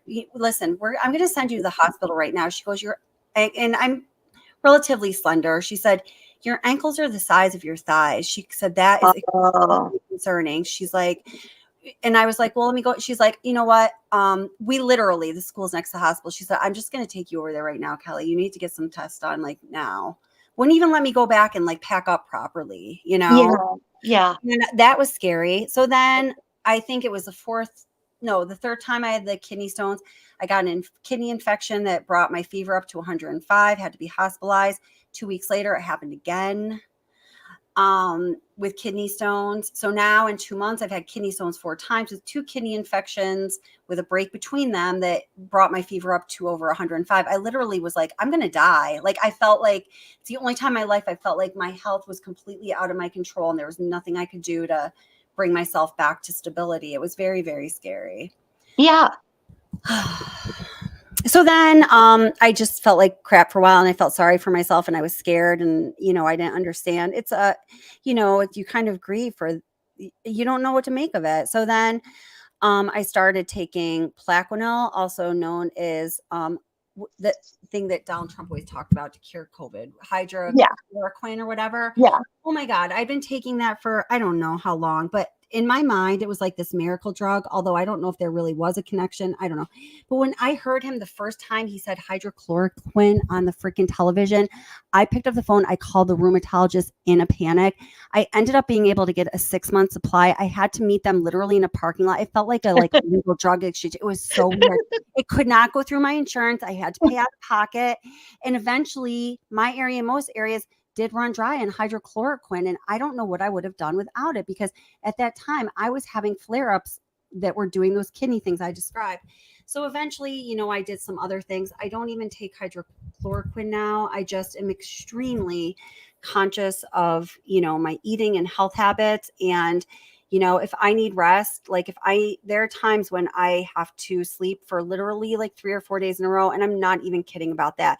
It's not because I'm lazy or blah, blah, or whatever. I can't stand missing that much of life, but I have to do it.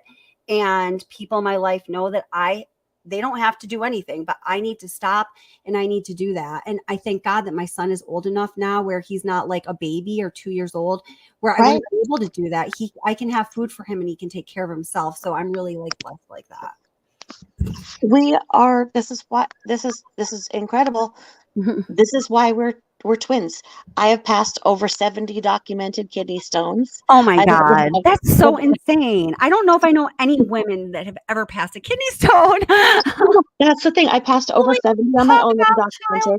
Oh my God. And I've had 12 surgeries because of the blocked ones. I've had 4 stents failures, and then I had that nephrostomy. Yeah, I've never had to have a surgery or anything like that other than the blast thing. Yeah. Oh my God. Oh no. I mean, this is what in the not even the surgery. Yeah. That's why I've had the sepsis twice, and it was the same thing. My fevers were up to 105. And then acute kidney failure twice with that, and that's where I had the fluid retention as well. And so you have that whole picture. It's crazy that we are absolutely freaking twins. That is seriously so weird. I had no idea. That's really very, very bizarre. Well, now, did you hear me when I talked about what they figured out? Because I wasn't the picture of having kidney stones either. I have the MTHFR gene mutation. Have you been tested? I don't even know what that is. I'm going to be honest.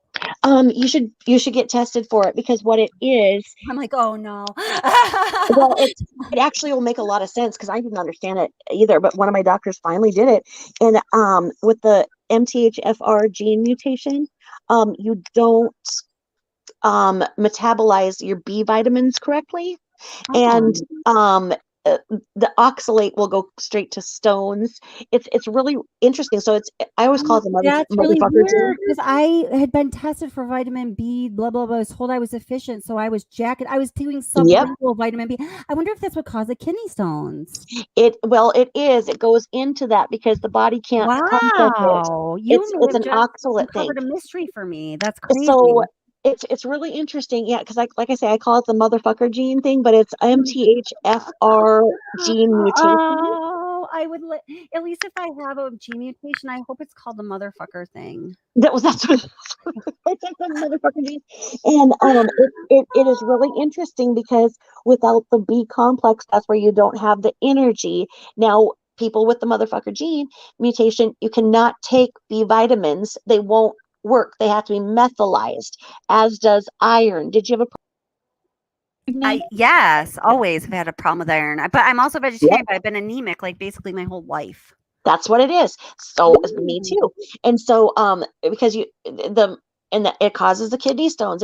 It's really interesting. And so yeah, look it up. It's like MTHFR with a hyphen gene mutation. And I think there's like 15% of the population has it and people really don't know it. But then it shows like you're very sensitive to medication in that the lower dose works much better than taking higher, but you don't realize it because you take the regular amount that anybody would, then more. But the truth of somebody like us, you just have to have our vitamins methylized or in liquid form or vitamin B injections. So check it out. It might fit. It might be the link because we're twins. Angelica goes, "Hey, kidney twins, I had them too." Now we're kidney triplets. Kidney That's a total of 6 kidney guys. We're in good shape. I mean, okay, what's worse, kidney stones or childbirth? I don't know. At least childbirth, you were expecting it. The first time I've had kidney stones, I was teaching a yoga class. I was doing deep twists. I thought this was my downfall, but then I realized there were bigger problems. The woman that owns the art studio I was teaching classes at, I was like, guys, we got to end this now. She looked at me. She's like, "You're in pain. Are you okay?" I was like, "I've got to leave now." She gave me a ride home. She's like, "Kel, let me take you to the hospital." I was like, no, just please, just drop me off. It was like 10 o'clock at night. I wanted to make my son dinner and stuff. I really wish I would have had her take me to the hospital because I started really passing them at that point. It took several hours. My son wouldn't go to sleep. He was going, "Mom, are you going to die? Mom, I'm going to call 911. It wasn't, but he was serious. He was terrified. I wouldn't let him call 911, but I was in so much pain I couldn't speak. So I was doing like really fucking crazy things like slapping the phone out of his hand, but it was the only thing I could do. It was growling. Yeah. It was awful. I'm sitting on the toilet and I was like, "Oh my God, I haven't had sex. I don't even know how long, but I swear to God, I'm going to have an immaculate conception baby. There's no other answer. I'm going to do an immaculate conception baby out of my vagina because what is going on?" Yeah, it was a kidney stone. It felt a lot bigger. Yeah. Oh, that's the thing is that I say straight up, it's so much worse than childbirth. And, they get stuck.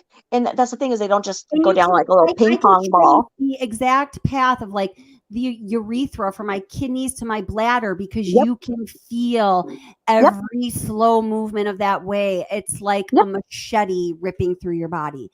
It is exactly it. And that's what happened in my 4th pregnancy is that I had this obstructing kidney stone. And so my kidney was the size of a basketball and I was septic and everything. And that's when they wanted me to abort. And I was like 22 weeks in and I would not medically abort my child. So that's when they, they did a nephrostomy and that's in with gravity. So it's a bag that drains it. And it was just so horrible because, you move a little bit and then, I went in labor like that, but when his lungs were developed, I had a nephrostomy. Oh, it was so horrible. But, I lived, but, I still have a lot of scarring in that kidney, but, that check it out. I really wonder if you have that, because the thing is that I don't have lupus, but my sleeping, behavior has been observed in the hospital too. I will literally sleep for 15 to 18 hours at a time. Yeah. And there's no rhyme or reason to it. And I hate missing that much time in my life, but my body just craves that sleep. And so it must be more, because I don't have lupus. So I wonder if it's more, it'll be interesting to see if you have the motherfucker gene too. I know. Yeah. Well, I always felt weird. I mean, the diagnosis I finally got for lupus, and I had no idea. I didn't even know what lupus was. Apparently, my grandmother had it, and she also had kidney cancer twice, which really scared me. But she just passed away last year. God bless her soul. She was my best friend. I love her so much. She lived with one kidney for over 55 years of her life, and she had breast cancer twice too. She had no boobs and one kidney. She was Doesn't sound too bad. most badass woman I knew. I love her so much. And she's the only other person I knew that had lupus. So I was like, oh God, the future is not good. But I was like, wait a minute. But she's the most badass person I know, and she lived to be 97. They're one kidney and no boobies. Oh, I love her. I miss her. Well, see, and that's the thing, and I so is yours in remission? Like, is it when you okay? That's how I started. See, like in remission is like something I don't really understand in lupus. I've never been told that's even a possibility. But listen, my close friends are like my one friend who has she has some other autoimmune situation. She's a teacher too. Oh my God. I'm going to be working with her again. Yay. My new job. I'm so excited. Anyway, Melanie. Hi, Melanie. I love you. She's like, she was one of the only people I told I had lupus at my last job because I'm always afraid to talk about it. I don't know. Oh, yeah. It's been hard. And, when I did finally talk to her about it, she really related, and she'd be like, I'd be like, well, I don't know. This is going on and this is going on. I can't do this. I can't do this. I feel like this. I don't know. I should do this. She's like, she'd close the door and she'd be like, Kelly, you need to stop. She's like, look at me. She's like, you're in denial. She's like, you keep sweeping your lupus under the fucking rug. She's like, you need to admit I have lupus. It's like something I got to deal with. And I was like, no, I'm not going to do that. And she tried to be funny. Then she's like, seriously, dude, though, really? Like, but I'm serious. She's like, I'm kind of joking, but I sort of think you're in a like dysfunctional, psychologically warped denial. And I think she was right.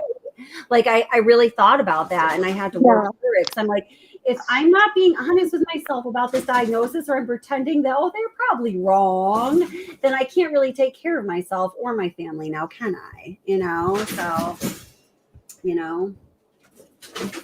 Well, look into the motherfucker gene. I mean, because then that would make sense. Because then all you have to do is you go to like any drugstore and you just get your B vitamins. They have to be like methylated, and they're like the cyclopamine form of B vitamins. So you can get these in these little drops. They're raspberry flavored, and it will really, help. There's my little grandma I was talking about, by the way. I love her. I always have this picture of her and my son right by where I'm sitting right now. Little grandma. She's the best. Well, I mean, summer with boobs is not great. So, I mean, talking about having no boobs and one kidney, that might not be so bad in the summer. Get rid of those pesky boobs, that superfluous kidney. Right. She's a lady. Wow. And she must have been so freaking tough to have had all of that go on in that time period. And we're not talking about like right now, today's medicine. What a lady. Right. I know. And she was a school teacher. She was a business teacher. She was 97 years old. So she graduated from Syracuse University with an education degree and an MBA. How many women who are 97 now had the opportunity, in their lives, like early adulthood lives, who earned a master's degree in business? I'm telling you, my grandma was seriously badass. Is she your mentor? Is she why you pursued that in education? No, she really wasn't in that regard, but it was cool when I did change careers and, really pursued education as, okay, this is gonna be the rest of my career path later in life. It was something I was able to connect with her on. Whereas the other things I did, I'm a yoga teacher. I own a yoga studio in Philadelphia and all these things. Yeah. I have, the roots and Leanne Rhymes are my clients. She's like, what? I'm like, these are the things I'm excited about, but you have no idea what I'm talking about. And you probably think that I'm crazy and being an animal. So it was cool. And like, we could actually like relate on. Yeah, definitely. like, oh, I'm so glad you're teaching academics and not that Antichrist stuff. Well, thank you so much for having me on the panel, my dear. It was a nice slumber party we had. I cannot believe how long this lasted. Oh my God. Thank you very much. I very much appreciate you and what you have to offer. And thank you everyone in chat and moderators. Thank you. And thank you everyone, even, if we didn't agree on things, like that's how it is. And it's just how it is. I just noticed, guys, come on now. Some people are saying, why are you donating any of the money to the R family? They already got so much money. Or instead of donating to the Watts and the R family, why don't you donate to this? Come on, guys. So I'm giving them each the choice. They can, what I'm hoping, I guess, like I'm going to just be honest about what I'm hoping is that they'll both say, please donate to this organization of my choice, of their choice in our name. That's cool. I'm not expecting they're going to like pocket it, but maybe they will. And you know what? I'm leaving it up to them. And I'm not going to say anything bad if they do that. I'm saying it's their choice. But my God, I'm I'm pledging, revenue that I'm saying may very well come out of my own pocket. And then like, you guys are kind of like nitpicking it about that. Like, please guys, cut me a little bit of a break. Okay. Come on. Times are tough on everything. And I don't think that either set is in a position to be out in the public earning money. And so anything that they get, that's what they get. And hopefully they will take that and donate it forward. Yeah, I mean, hopefully they will. And whatever they do with it, I guess, I'm telling you guys, because you're part of the channel. And, I'm hoping, I mean, if I have to pay it out of my own pocket, I will. I made sure that my minimum telethon pledge was something I'd be able to handle if that were the case. But, I'd love to be able to give them like larger amounts. And I would love for it to go to charitable organizations that have to do with, things we were talking about with like Bella and Celeste. And in my dream world only, I could get them to donate to the same organization so they could make a joint donation and show the world that unity. That would be like a huge step in a beautiful direction, in my opinion. I'm not counting my chickens that plan is going to hatch. But, if then putting it on my vision board. Well, and it's what you feel is right. And I see that in you. I see that you do what is right every time. And I am so honored that you shared this time with me tonight. Yeah, thank you very much. Thank you for being here. This was a huge commitment, and I very much appreciate that. Well, thank you. Yeah, thank you, darling. I wish I had a better salutation for you, but I'm sure just like you, I'm so tired I can hardly think anymore. Yeah, let's go sleep for 15 hours and then we'll come again. Yes. And then we'll compare our kidneys. We'll see if all 4 of them are still there. Oh, and Angelica, we'll count all 6 of them, make sure they're all still there.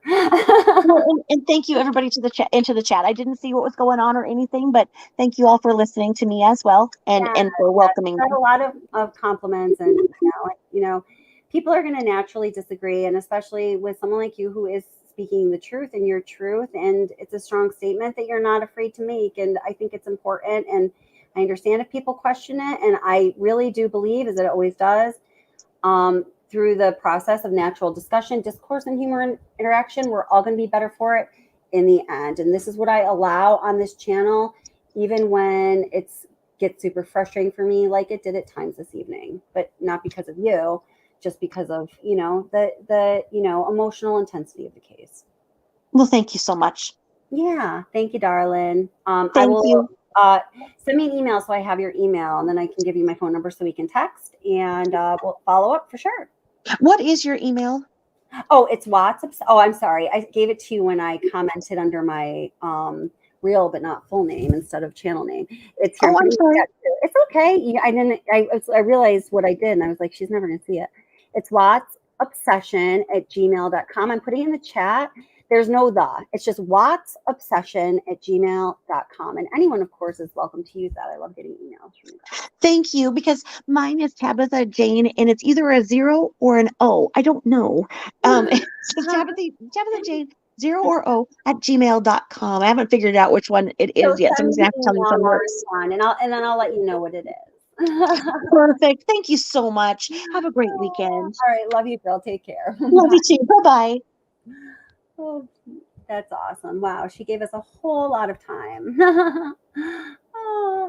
Oh, wow. I'm just reading some of these comments. Yeah. So thank you for everyone in chat. Thank you very, very much. Let's see. Yeah, so with the donation thing, so I'm donating half of the super chats and super stickers from now to the rest of August between the Rusek and Watts families. You guys at the end of the month will decide which family you want to go to. You're only going to pick one, and we're not going to make like a debate about it. It's not supposed to be in bad taste. I just don't know how to split it otherwise. And I'm just kind of interested to see what you think. And I want to give you guys that say in it. It's going to be a minimum of $150 to each family that'll just go to them or to an organization of their choice in their name. I will provide receipts. I'm always very transparent about this stuff. And I actually always make the donations connected to my pledges, unlike Amber Heard with receipts. Amber Heard, man. I hope that girl gets support too. She needs it. She needs some, I don't know. Anyway.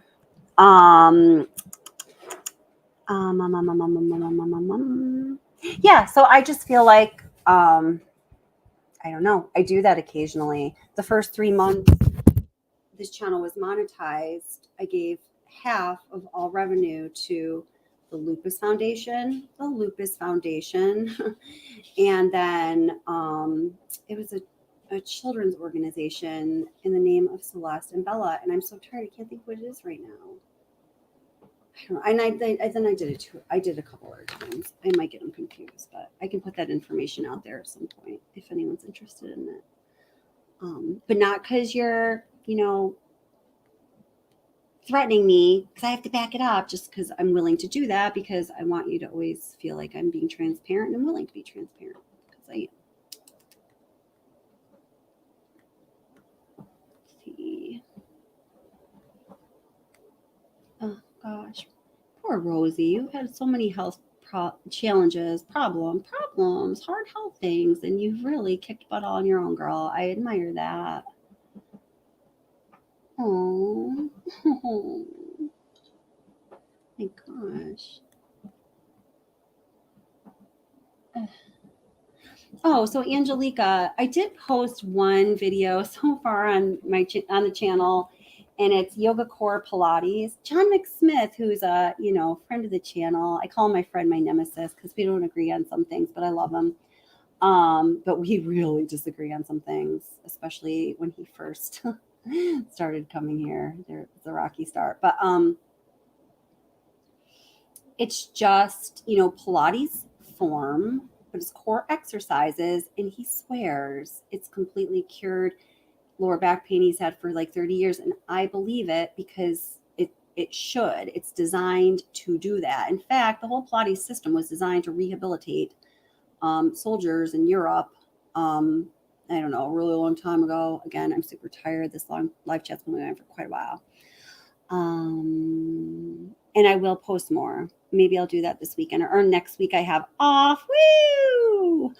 Not YouTube, of my day job before I start my new one. So I will definitely do some more yoga videos. Hi, Welsh Pam. How are you?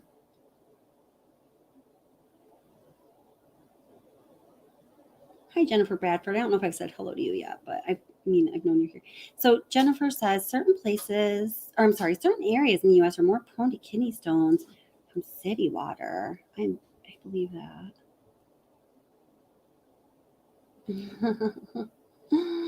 Oh, thank you, Hey Heart. You're a sweetheart. I appreciate you very much. Oh, that's interesting. Thank you. I never heard that. That's important. I will definitely try that next time I get kidney stones. Hope it never happens again, but I most likely will.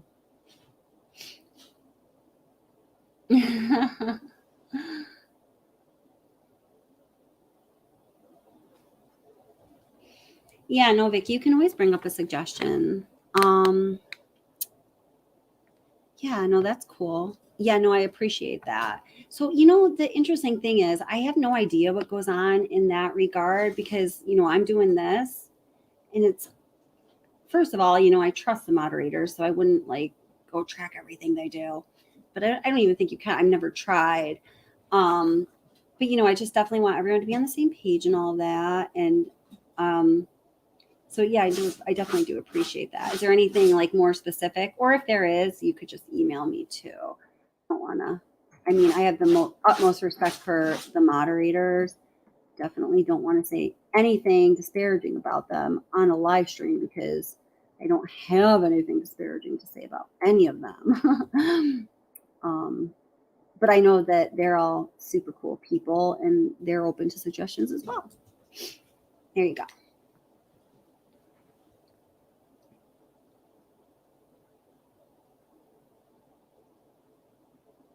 So Rosie, oh sweetie, I love you so much. But you say, I disagree greatly with the donation. I'm going to say it for the third time. It should go to a charity that helps people that need to escape or whatever. I understand. And like that I said, I'm hoping that's what's going to happen. I feel that rather than me dictating that, if the best case scenario played out and both families chose for the money to go to an organization like you are saying, and I could say to the world, look, I offered them this. This is what they chose to do. I do believe both of those families are good people. I respect both of those families. I support both of those families. They are still here, you know, caring what's said on YouTube, walking this earth. They are not in eternal peace with their other loved ones who have passed in the Heavenly Father. You know, so that I'm very careful about. Because I know that they do care what is said, and that I am very aware of and respectful of and very, very careful about. I thought it would be a nice thing for them to be able to make that choice, to get the credit for making that choice, because I believe both of them will make a good choice. And so I'm kind of putting it out there the way that I did, secretly and silently having faith that things are going to turn out in this way where all of you are going to see this like symbol of like goodness in them and in people, because I believe that's what's going to happen. But now I've let the cat out of the bag because everyone's questioning my decision to do something charitable on behalf of my channel. Not everybody, but a couple of you are. Rosie, you are, and a couple other people. It's all good. But if you want to match the donation, then we can talk.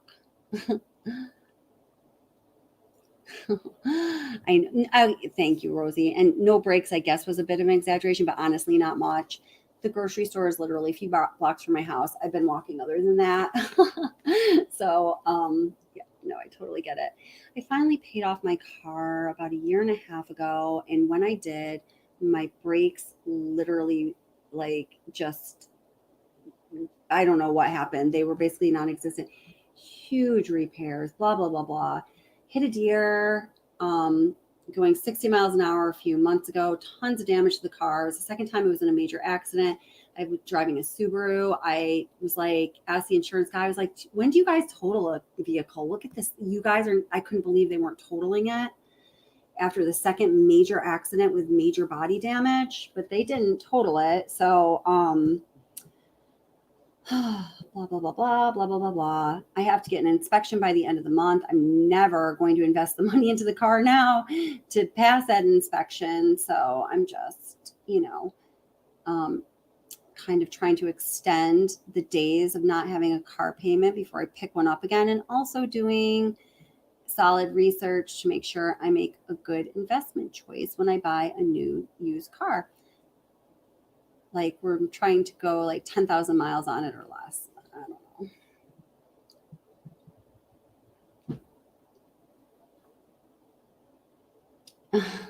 know. You keep refusing to get them again. I know, man. Woo!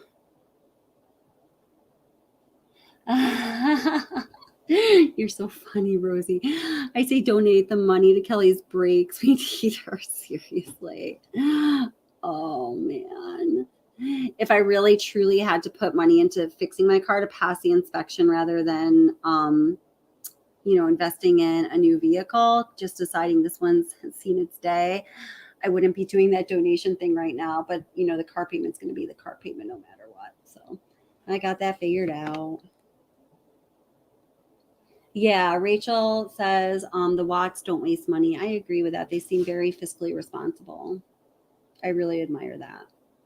More so than myself. I know that. I mean, I wish I could be as fiscally responsible as them as consistently as it seems they have been. I mean, I am now, but I've definitely made mistakes and been reckless in my finances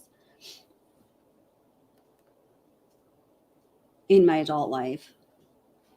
Not recently because I couldn't afford to.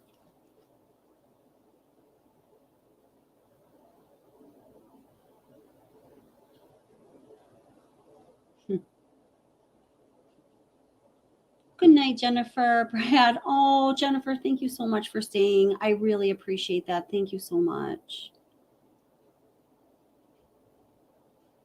Thank you so much, Jennifer. I really appreciate it. And thank you for letting me know you're the last mod out.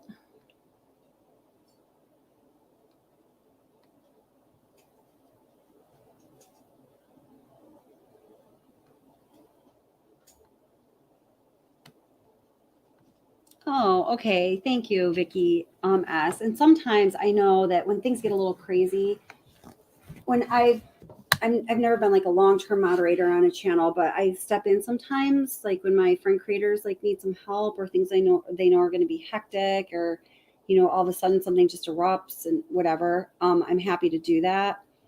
And it's so easy to delete the wrong thing, to block the wrong person. Every few days I go into the blocked list for this channel.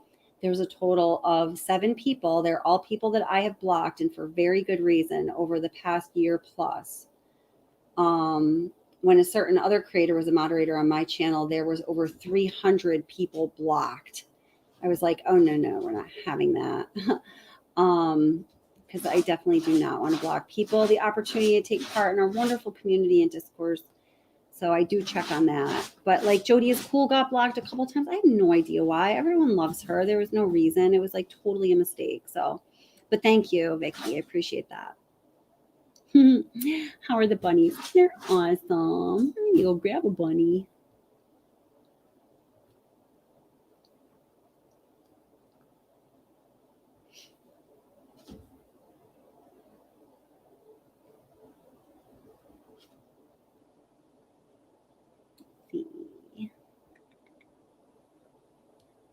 Okay, cool. Good night, Tracy. Nice to see you, sweetheart. Thank you for being here. Good night, Elizabeth. Yes, totally. Oh my goodness. Oh, Nancy S. Girl. Nancy S. Girl. How long have you been here? Nancy S. Oh, nice to see you, sweetheart.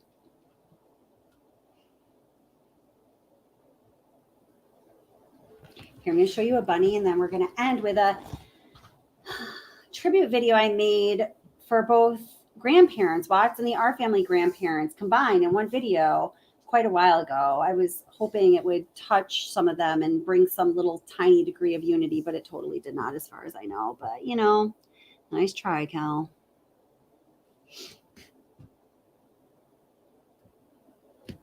All right, one here too. Ooh. Oh my gosh.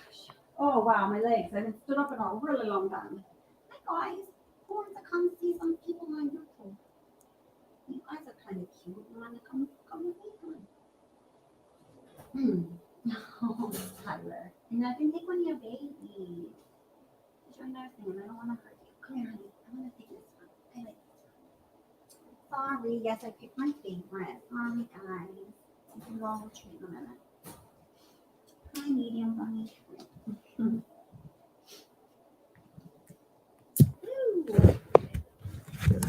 So we saw my grandma. Now we got some bunnies over here. Ooh. Yeah, I told my moderators and some other people in email earlier, we're going to limit it to 2 hours. My butt. I had no idea the topic was going to, like, things were going to go like that.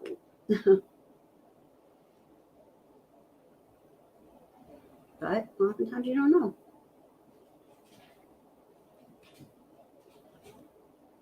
Okay, hi, sweetheart. Hi. MB Gal, I fell asleep. Good morning, Kelly. Oh, MB Gal. You missed a lot. Don't leave me again. Good morning.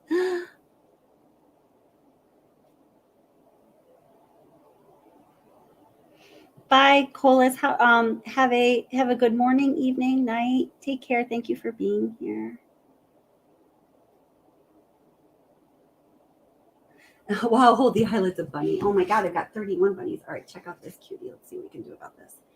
Here.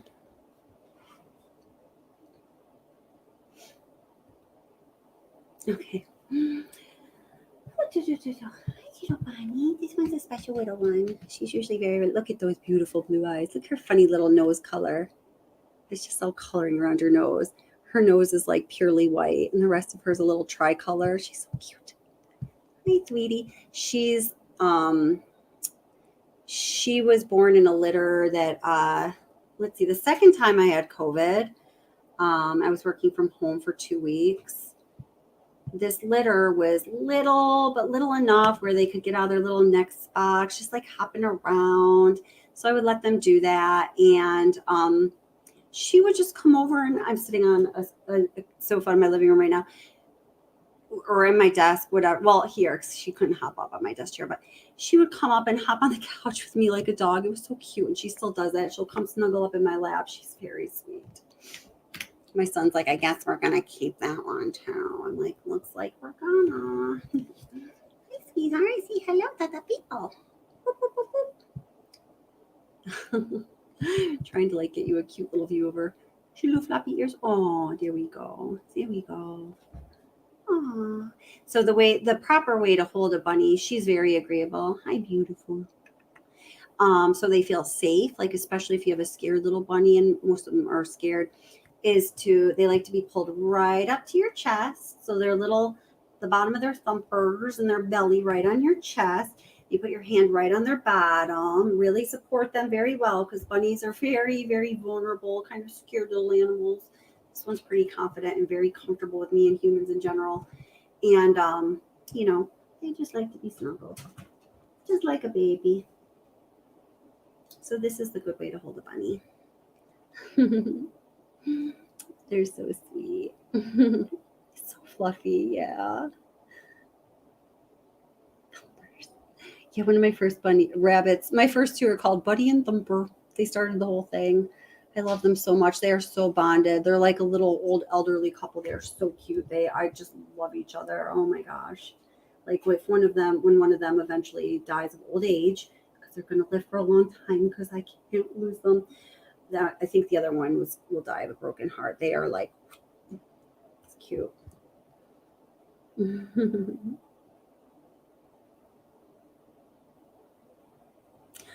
Oh my goodness. Remember I told you, like, I don't know, hours ago, if you were here, I only had one contact in. I'd never put the other one in. That's why I'm having a hard time seeing chat.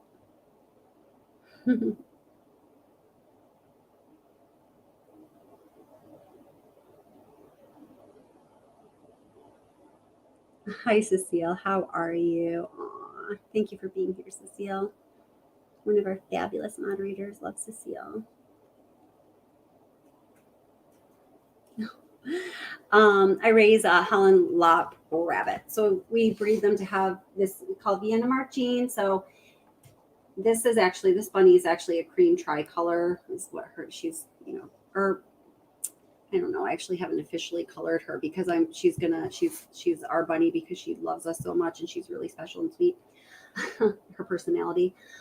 But so they'll have, in nature, only white rabbits will have blue eyes. So we breed them to have this Vienna Mark gene, so they'll be any cool color and have these pretty blue eyes. But then also I do a foster bunny program, because if you'll notice, your local ASPCA doesn't really do anything to save or care for bunnies, to save their lives. Dogs and cats, yes, and I get it. They can only do so much, right? You can't do everything for everyone. Lord knows that. And then I had grandma too. And my son when he was a cute little baby. That was his first Christmas, a little chunk. So I, kind of partnered with a couple local ASPCAs to help out with the bunnies, and then I will foster them out, or sometimes they're just sickly, and I just try to make them comfortable while, they're, once they get to a certain point of sick and haven't been cared for, their life is going to be very short, but you can, certainly make them more comfortable and whatever. So we do that, and that's kind of hard, of course. And then I also team up with schools, nursing homes, and especially special education programs to provide classrooms and nursing home spaces, community spaces, therapy bunnies to brighten people's day, because bunnies need love and people need love, right?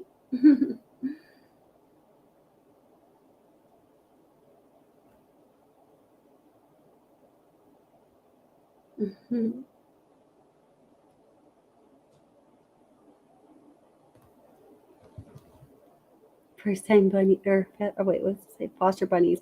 Yeah, foster. I don't even know if that's a thing. I kind of made it up, but I just noticed there was a need. So, and bunnies, they're just such sensitive, scared little animals. Like everything wants to eat a bunny. They're like low on the food chain, so they're just scared of everything. So you have to, it's a safe place for bunnies here. It's a lot of work, but we love our bunnies. When I say we, it's just me and my son who do all this. Yeah, that's true. Right across the street from me, there's this beautiful retirement home. It's this big, gorgeous brick building. It makes it look like I live in this like really fancy neighborhood. So I started because I would bring bunnies over there, or just to the people that would be outside with their walkers or like in wheelchairs or whatever. And oh my God, it just brightened their day. Then I started to notice, this is literally my across the street neighbors, a small, one lane, small town street. I would start to notice that more of them would be out there, and they'd seem to be lined up right in front of my house, like in their wheelchairs. And then I wouldn't bring the bunnies out for a couple of days for whatever reason. And one day, this was the cutest thing. A couple ladies and then a few other people joined in, whoever was out there, they started chanting, "We want the bunnies. We want the bunny." All of these little adorable. It's an old age home, so I was like, oh my God, that is the freaking cutest thing I had ever seen. I wish I'd gotten it on video or something, just because I think it was a heartwarming moment. It actually made me cry. So I got some bunnies and had my son bring out some bunnies. And then while the weather was still nice, it became an every afternoon, if I could possibly do it, thing. And then they would be disappointed if I didn't bring out the bunnies. So then I talked to the administrators at the nursing home, and had to get through a lot of red tape. And finally we were able to put therapy bunnies in there. And so then I was able to copy that same model and do it in other nursing homes. Makes me really happy. Oh, thank you, Nancy. Yes. Thank you. You're so sweet.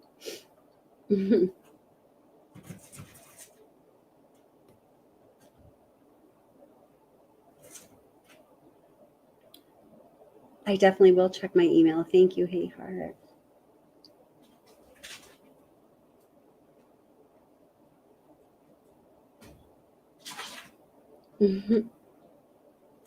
Oh, who censored you? Twitter?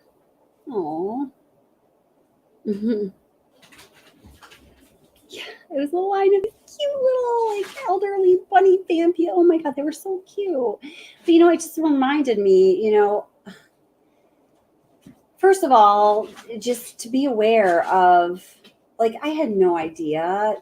I mean, these bunnies brought so much joy to these people, and several of them, expressed to me that it was the highlight of their day, their week. It was what they were looking forward to. Some of them, it was the thing they were looking forward to. Didn't have family that visited.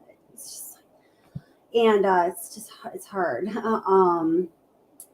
just to be aware of the impact you're having on others. And when you can make, a small effort to cause someone or people so much joy, or to give them the one thing they look forward to, like, freaking stop and do it. Like, is it a little inconvenient for me and sometimes annoying for me and sometimes makes me late for things, or on the rare occasion miss out on something I kind of really want to do or whatever? Yes, that's happened.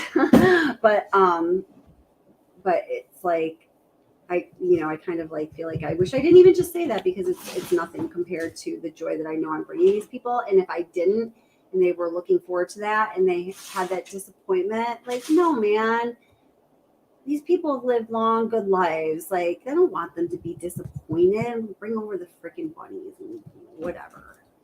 All good.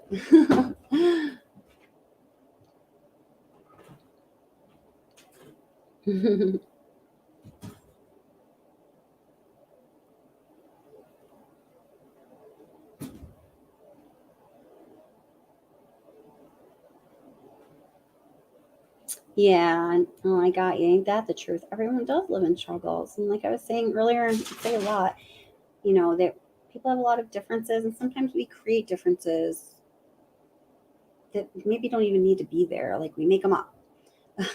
But no matter what, and in the end, we are always all more the same and different. And I think it's important to just remember that and keep that sense of connection with, fellow human beings. Oh, yeah, Vicky, yes, that's awesome. Oh, yeah, with dementia, my understanding is, and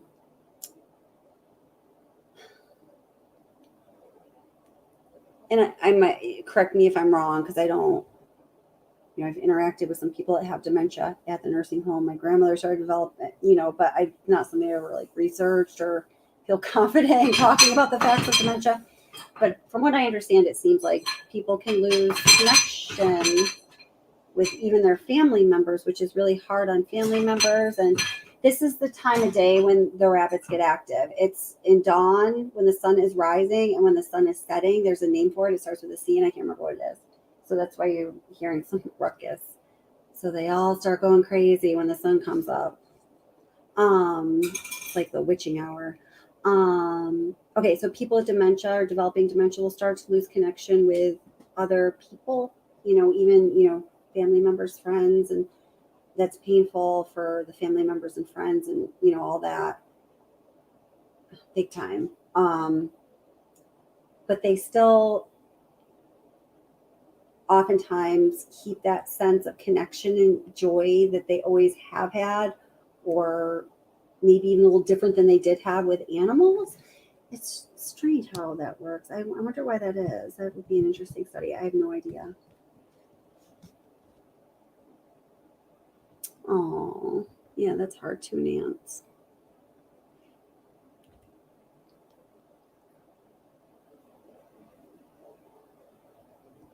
Yeah, that's really hard. I imagine that to be much like what lupus is when you're having a flare up and literally can sleep for days. Is that what it's like? That's hard. That sounds like really hard, because life is hard. It requires energy, doesn't it?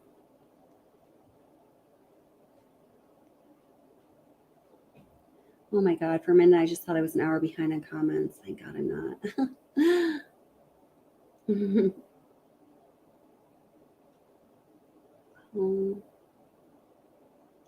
Okay, yeah, I'll check that out for sure. Hey Heart, I think I'll do that on my phone actually right now.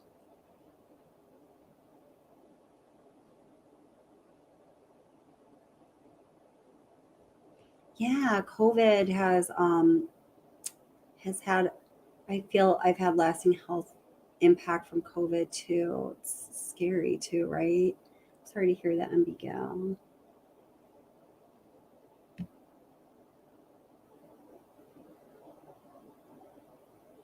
Yeah.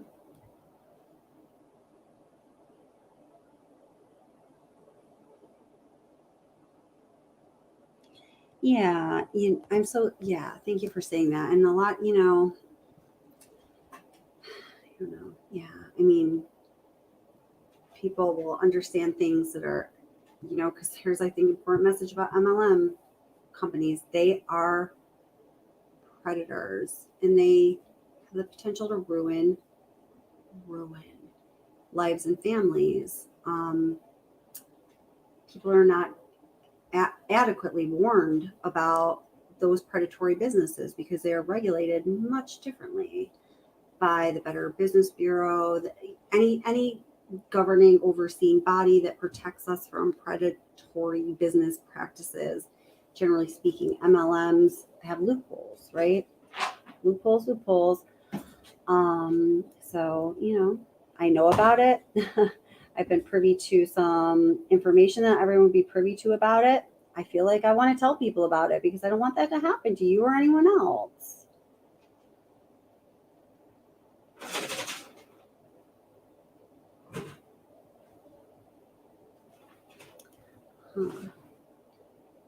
Oh, I didn't know that.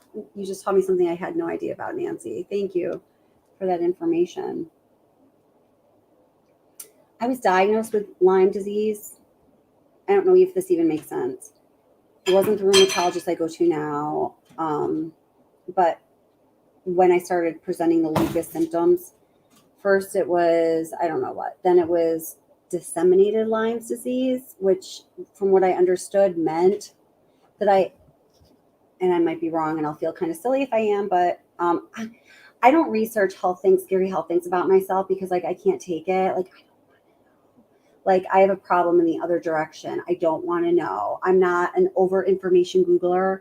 I'm not a Kessinger. I'm I don't want to know. That's not a good thing either. But my understanding about disseminated Lyme disease means you had it for a while, you contracted it a long time ago, and you ain't done nothing about it. So now it's turned into a real problem in your body. It's like, all like, hey, I took some stuff over and changed your body and not in a good way. And then a couple months later, it was the lupus diagnosis. So I never was clear if the Lyme disease was actually lupus, but misdiagnosed, or I just do not know. I do know that all of the symptoms started after I had a really bad flu when the flu strain was crazy. So it was 4 years ago in April that I was diagnosed. So whatever that year would have been, I had to be out of work for about 3 weeks. I mean, sicker than I was with COVID or anything else I can remember for, consecutive days. My son was the same, a little better than me because he's younger. He missed a lot of school. I never, ever felt the same after that flu. I felt like I never fully recovered. And then all of the things that turned into the Lyme disease diagnosis, then lupus, which I've had the test for several times, and I have lupus. I don't know how they're connected.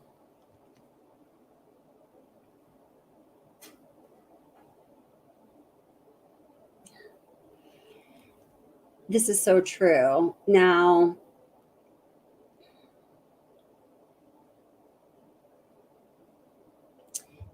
yeah, so I actually, when I was, looking for some stuff to share about myself, when I was involved in MLMs, I found some videos. I haven't put any of them on this channel because I'm a little conflicted about them.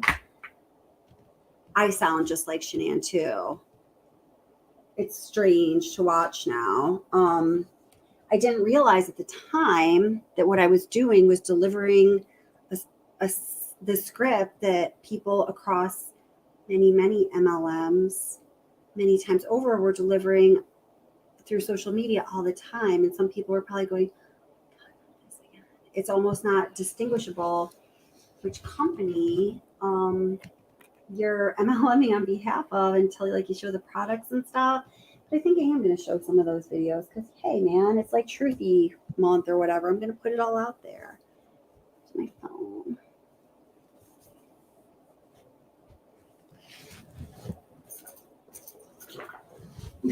So, yes, last night when I wasn't doing YouTube stuff, my son and I were doing this. because it's true crime all the time around here. Yeah, we got pretty far. I think I solved it, but I didn't secretly look at any of the other bonus cards. See, I didn't open them. We just opened one together and we got through objective 1 and then 2, but I didn't open B because we had to go to bed. But I don't want to tell him because I want him to figure it out. But maybe I'm wrong. Sometimes I'm wrong. I have been before and I will be again. I'll let you know how that turns out. Do you guys like these things? No, get your head out of my Doritos. Also, which I eat. I didn't have time for dinner. Had to go do a bunch of stuff for my family, pick up my son, run home, start the live stream. So we had to just stop at a convenience store. I was like, you know what? Mountain Dew, which I haven't even finished yet. Got this at like 10:50 last night. And Doritos, which I also haven't finished. And I never consume either of these things. Good food for lupus.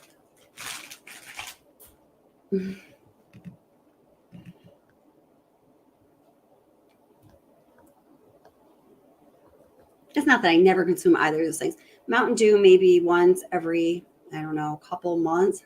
Doritos once, twice a year maybe.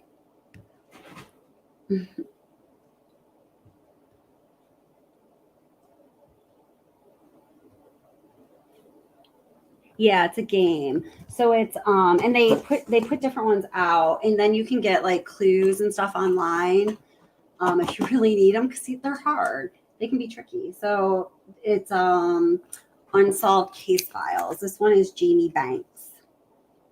And once you solve them, they're basically not usable anymore. So I had this idea to pack up all the materials, because you'll get like an autopsy report and newspaper articles and the witness reports and photographs and I think I'm going to try to, this one I'm going to, I kept it all in good condition, package it back up and pass it along, because, you know, they're like $30, and once you solved it, you solved it.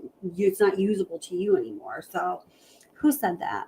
Oh yeah. So yeah, you know what? Maybe next live we'll do a raffle for my used unsolved case files, which are no longer valuable to me, but will be awesome to you, just like brand new. We kept them in good shape for that purpose. Yeah, it is fun. All right, you know what? I'll send that one to you, Vicky, yes, when we're done with it. Email me, send me your address, and I'll send it to you.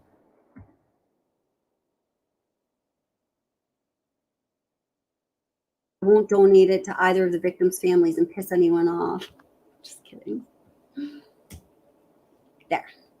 No, I'll send this one to you. I can do a ref. I have a couple other ones, and we like to do them. But this one I'll just send to you. And then we'll do a raffle another time.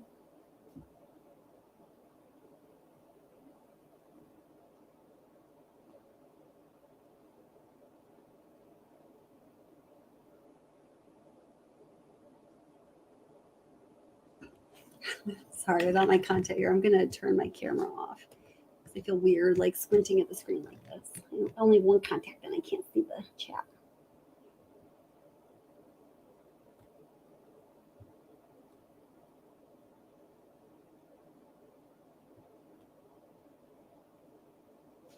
Yeah, I totally agree, Angelique. I totally agree. Yep.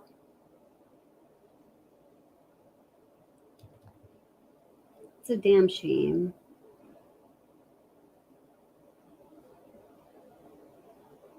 Oh, Rosie, my God, we're so grateful you're here. You're such a sweet soul. I'm sorry that you've been through so much. I'm glad that you're able to share and talk about it.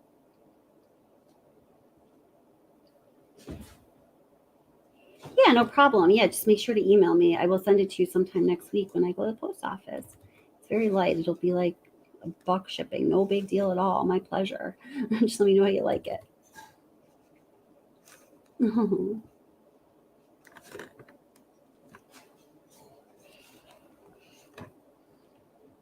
Oh, you know what? Yes, I'm going to play that video that was like the tribute video to both grandparents that I'm sure they didn't give a crap about, which made me sad. I don't know. I can't say that, but I definitely didn't hear anything about it. I was hoping they'd be like, oh, that's nice. And maybe they'd both comment on it and they would see it and they'd be like, you know what? We share this. I mean, I knew that was very, very, very wishful thinking. I actually think I remember there was some communication to me about being insulted that I combined a tribute to both sets of grandparents in the same video. I totally forgot about that. Yeah, it ended up being exactly the opposite of what I was hoping and praying for. Sometimes that happens. I try my best. That's all I can do.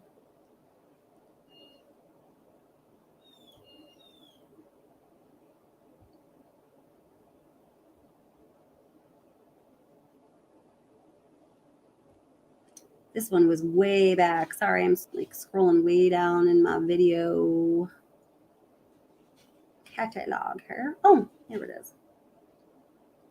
Oh no, this one is, yeah, I'm not going to play that one because it's going to definitely make this whole thing not monetized. And this was a long one and you don't even get that much revenue for it, if any at all, because my lives often don't because of things that are said, which is fine. But I'm just not going to do that right now because I feel tired and a little bit cranky and I don't feel like doing that right now. I'm like, you know what? I put a lot of hours into this. I'm not doing it. So let me find the other video.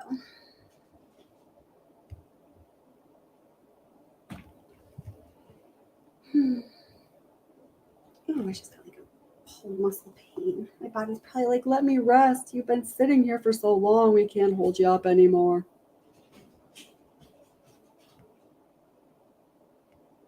Dude, how long ago did I make this freaking video? It's been a while ago. It was a while ago, but wow.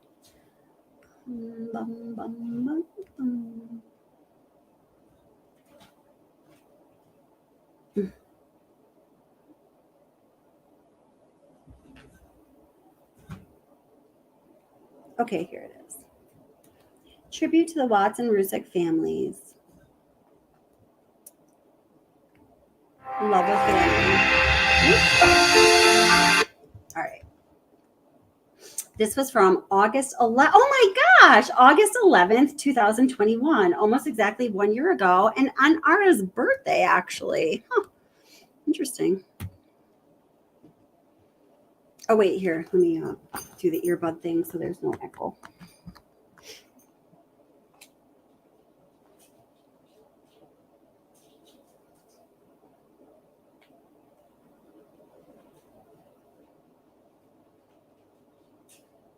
Let's see. Okay.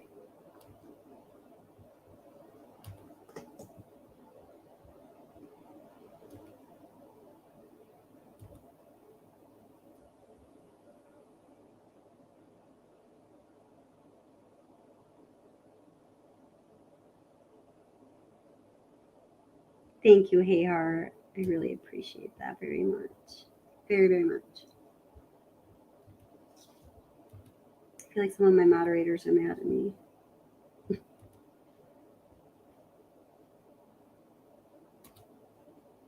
I sent out an email stating what I was going to be discussing tonight, and that's all good.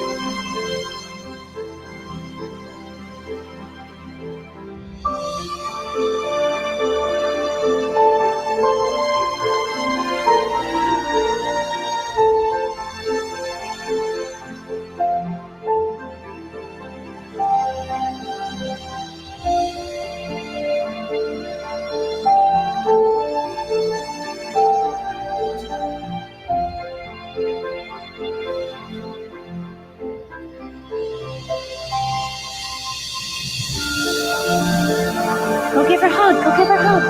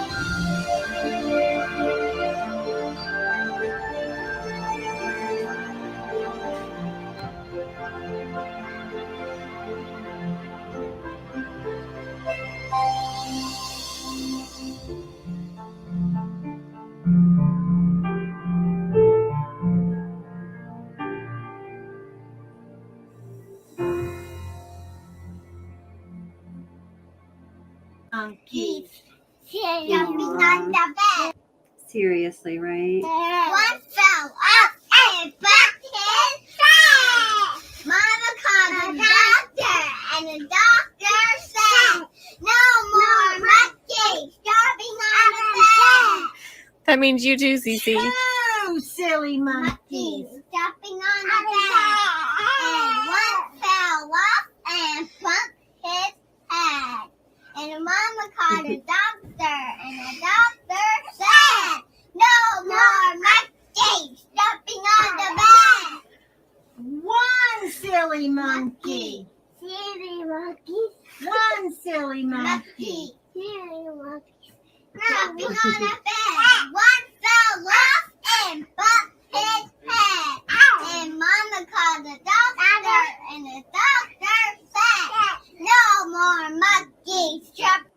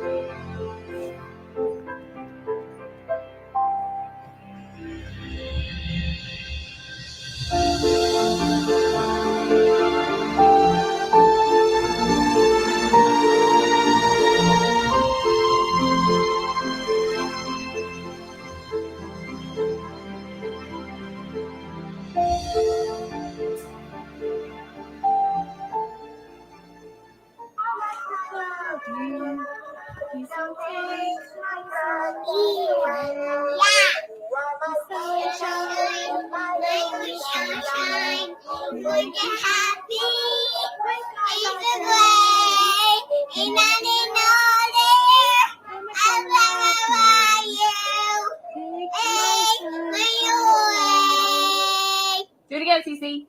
Again. Go get it. So we can do it again. Okay. Go get it, though. Can we do it again?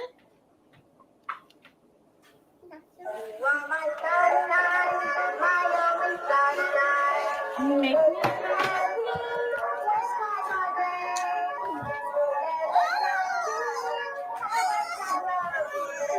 Please don't take my sunshine away. My sunshine, my sunshine, to make it happy and send the way. And I will here after you. Take my away. Yay! Do it again? Let me help you. Sunshine, my sunshine, to make it happy and send the way. And I will here after you.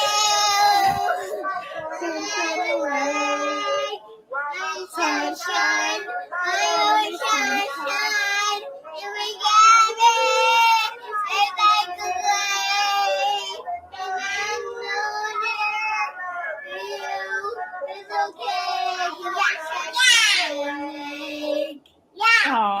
love it. Good job. High five. High five, baby. Do it again. Again. Sunshine, sunshine, you make it happy. We fly away. Sit down, watch it. Watch it.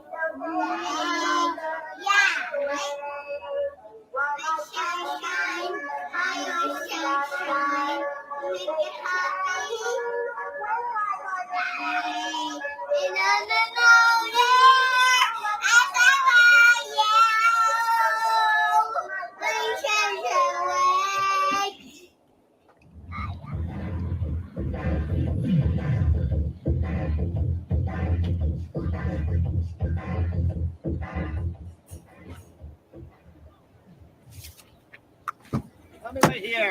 Are you having too much fun? Close the door. Oh, wait. Turn it up.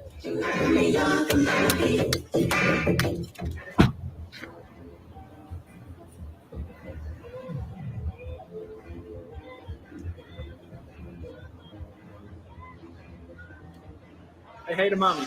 Go, hey, hey, mommy. Go, hey, hey to mommy.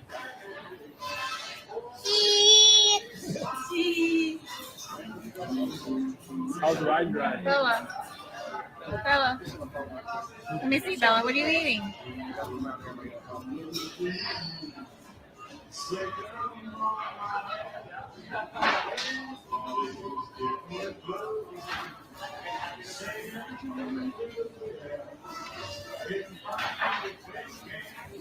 Okay, start there. All right. I just want to make sure she doesn't get Parmesan cheese all over. She's gonna have a stomach ache tonight.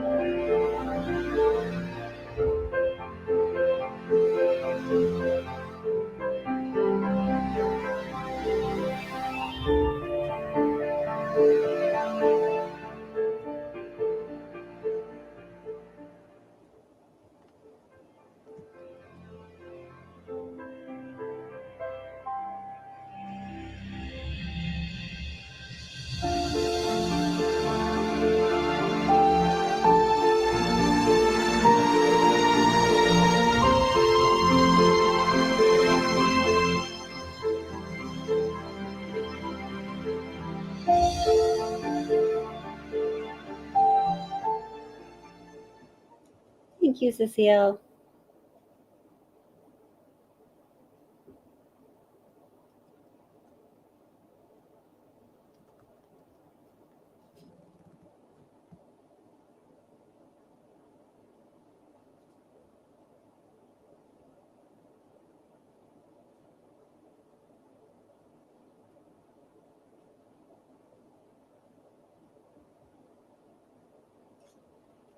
Oh, look, there's High Ham Radio. So yeah, so that was sad. Again, I made that a long time, well, like a year ago. So yeah, man. So thank you guys for being here. Wow, I really need to start doing some shorter live streams. Oh my goodness, I can't do this all the time, but that's okay right now. I think some important things were discussed, and you know, the impact is the impact. And oh gosh, I heard I've been looking for my phone to try to get the picture you're talking about. Give me a second.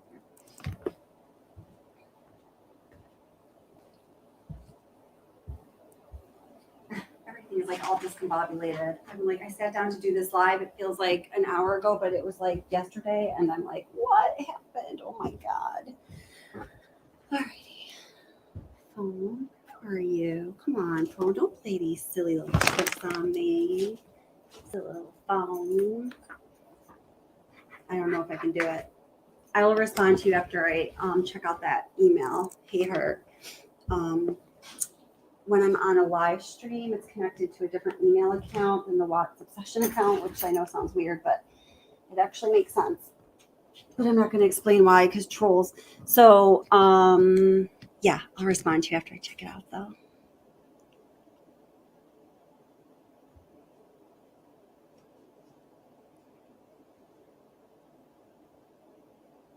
Oh, yeah.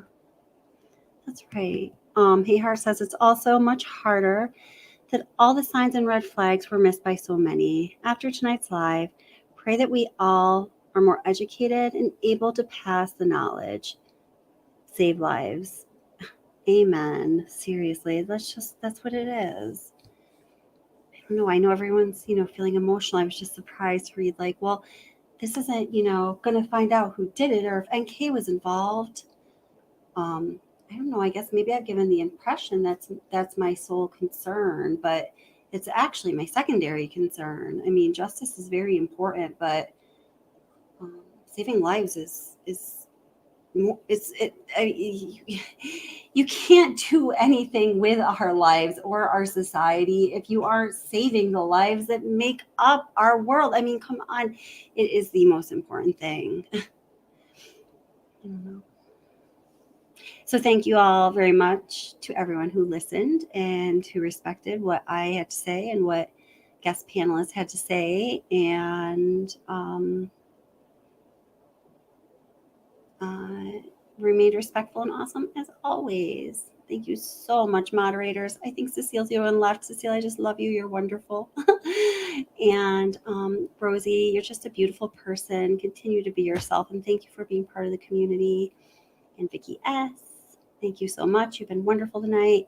And BGAL, good night. Nancy S., always love seeing you here. Always, always, always. What are you doing without Armchair Detective this week, sweetie? He'll be back soon, right?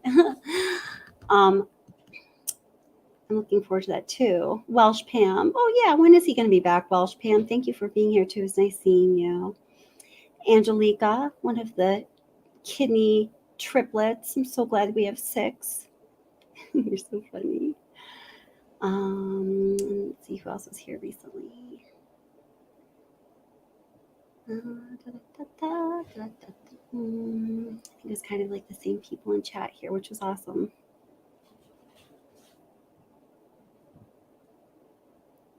And Tracy Wheeler, good night, my love.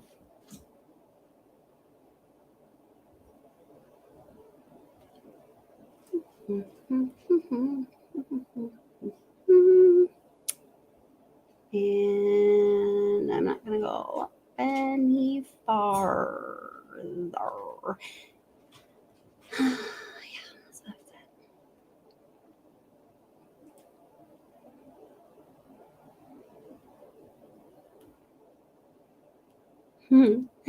And the bunnies. And please, if you'd like a bunny, please just let me know. Please, somebody, take bunnies. Please take some bunnies. Please take my bunnies. I can't handle them anymore. Oh, I'm just kidding, kind of.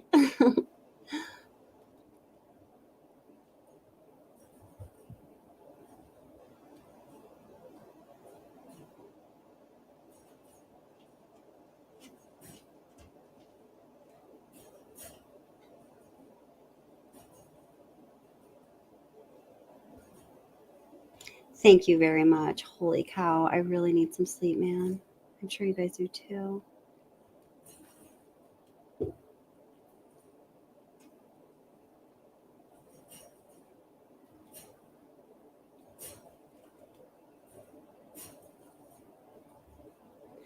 All right. Thank you guys so much. You're wonderful. Be safe. Thank you for all you do to contribute to the channel and to make this world a better place. Be sure to take care of yourself. Let me know if you need anything. Y'all should have my email, and I will see you soon. Thank you so much for being here.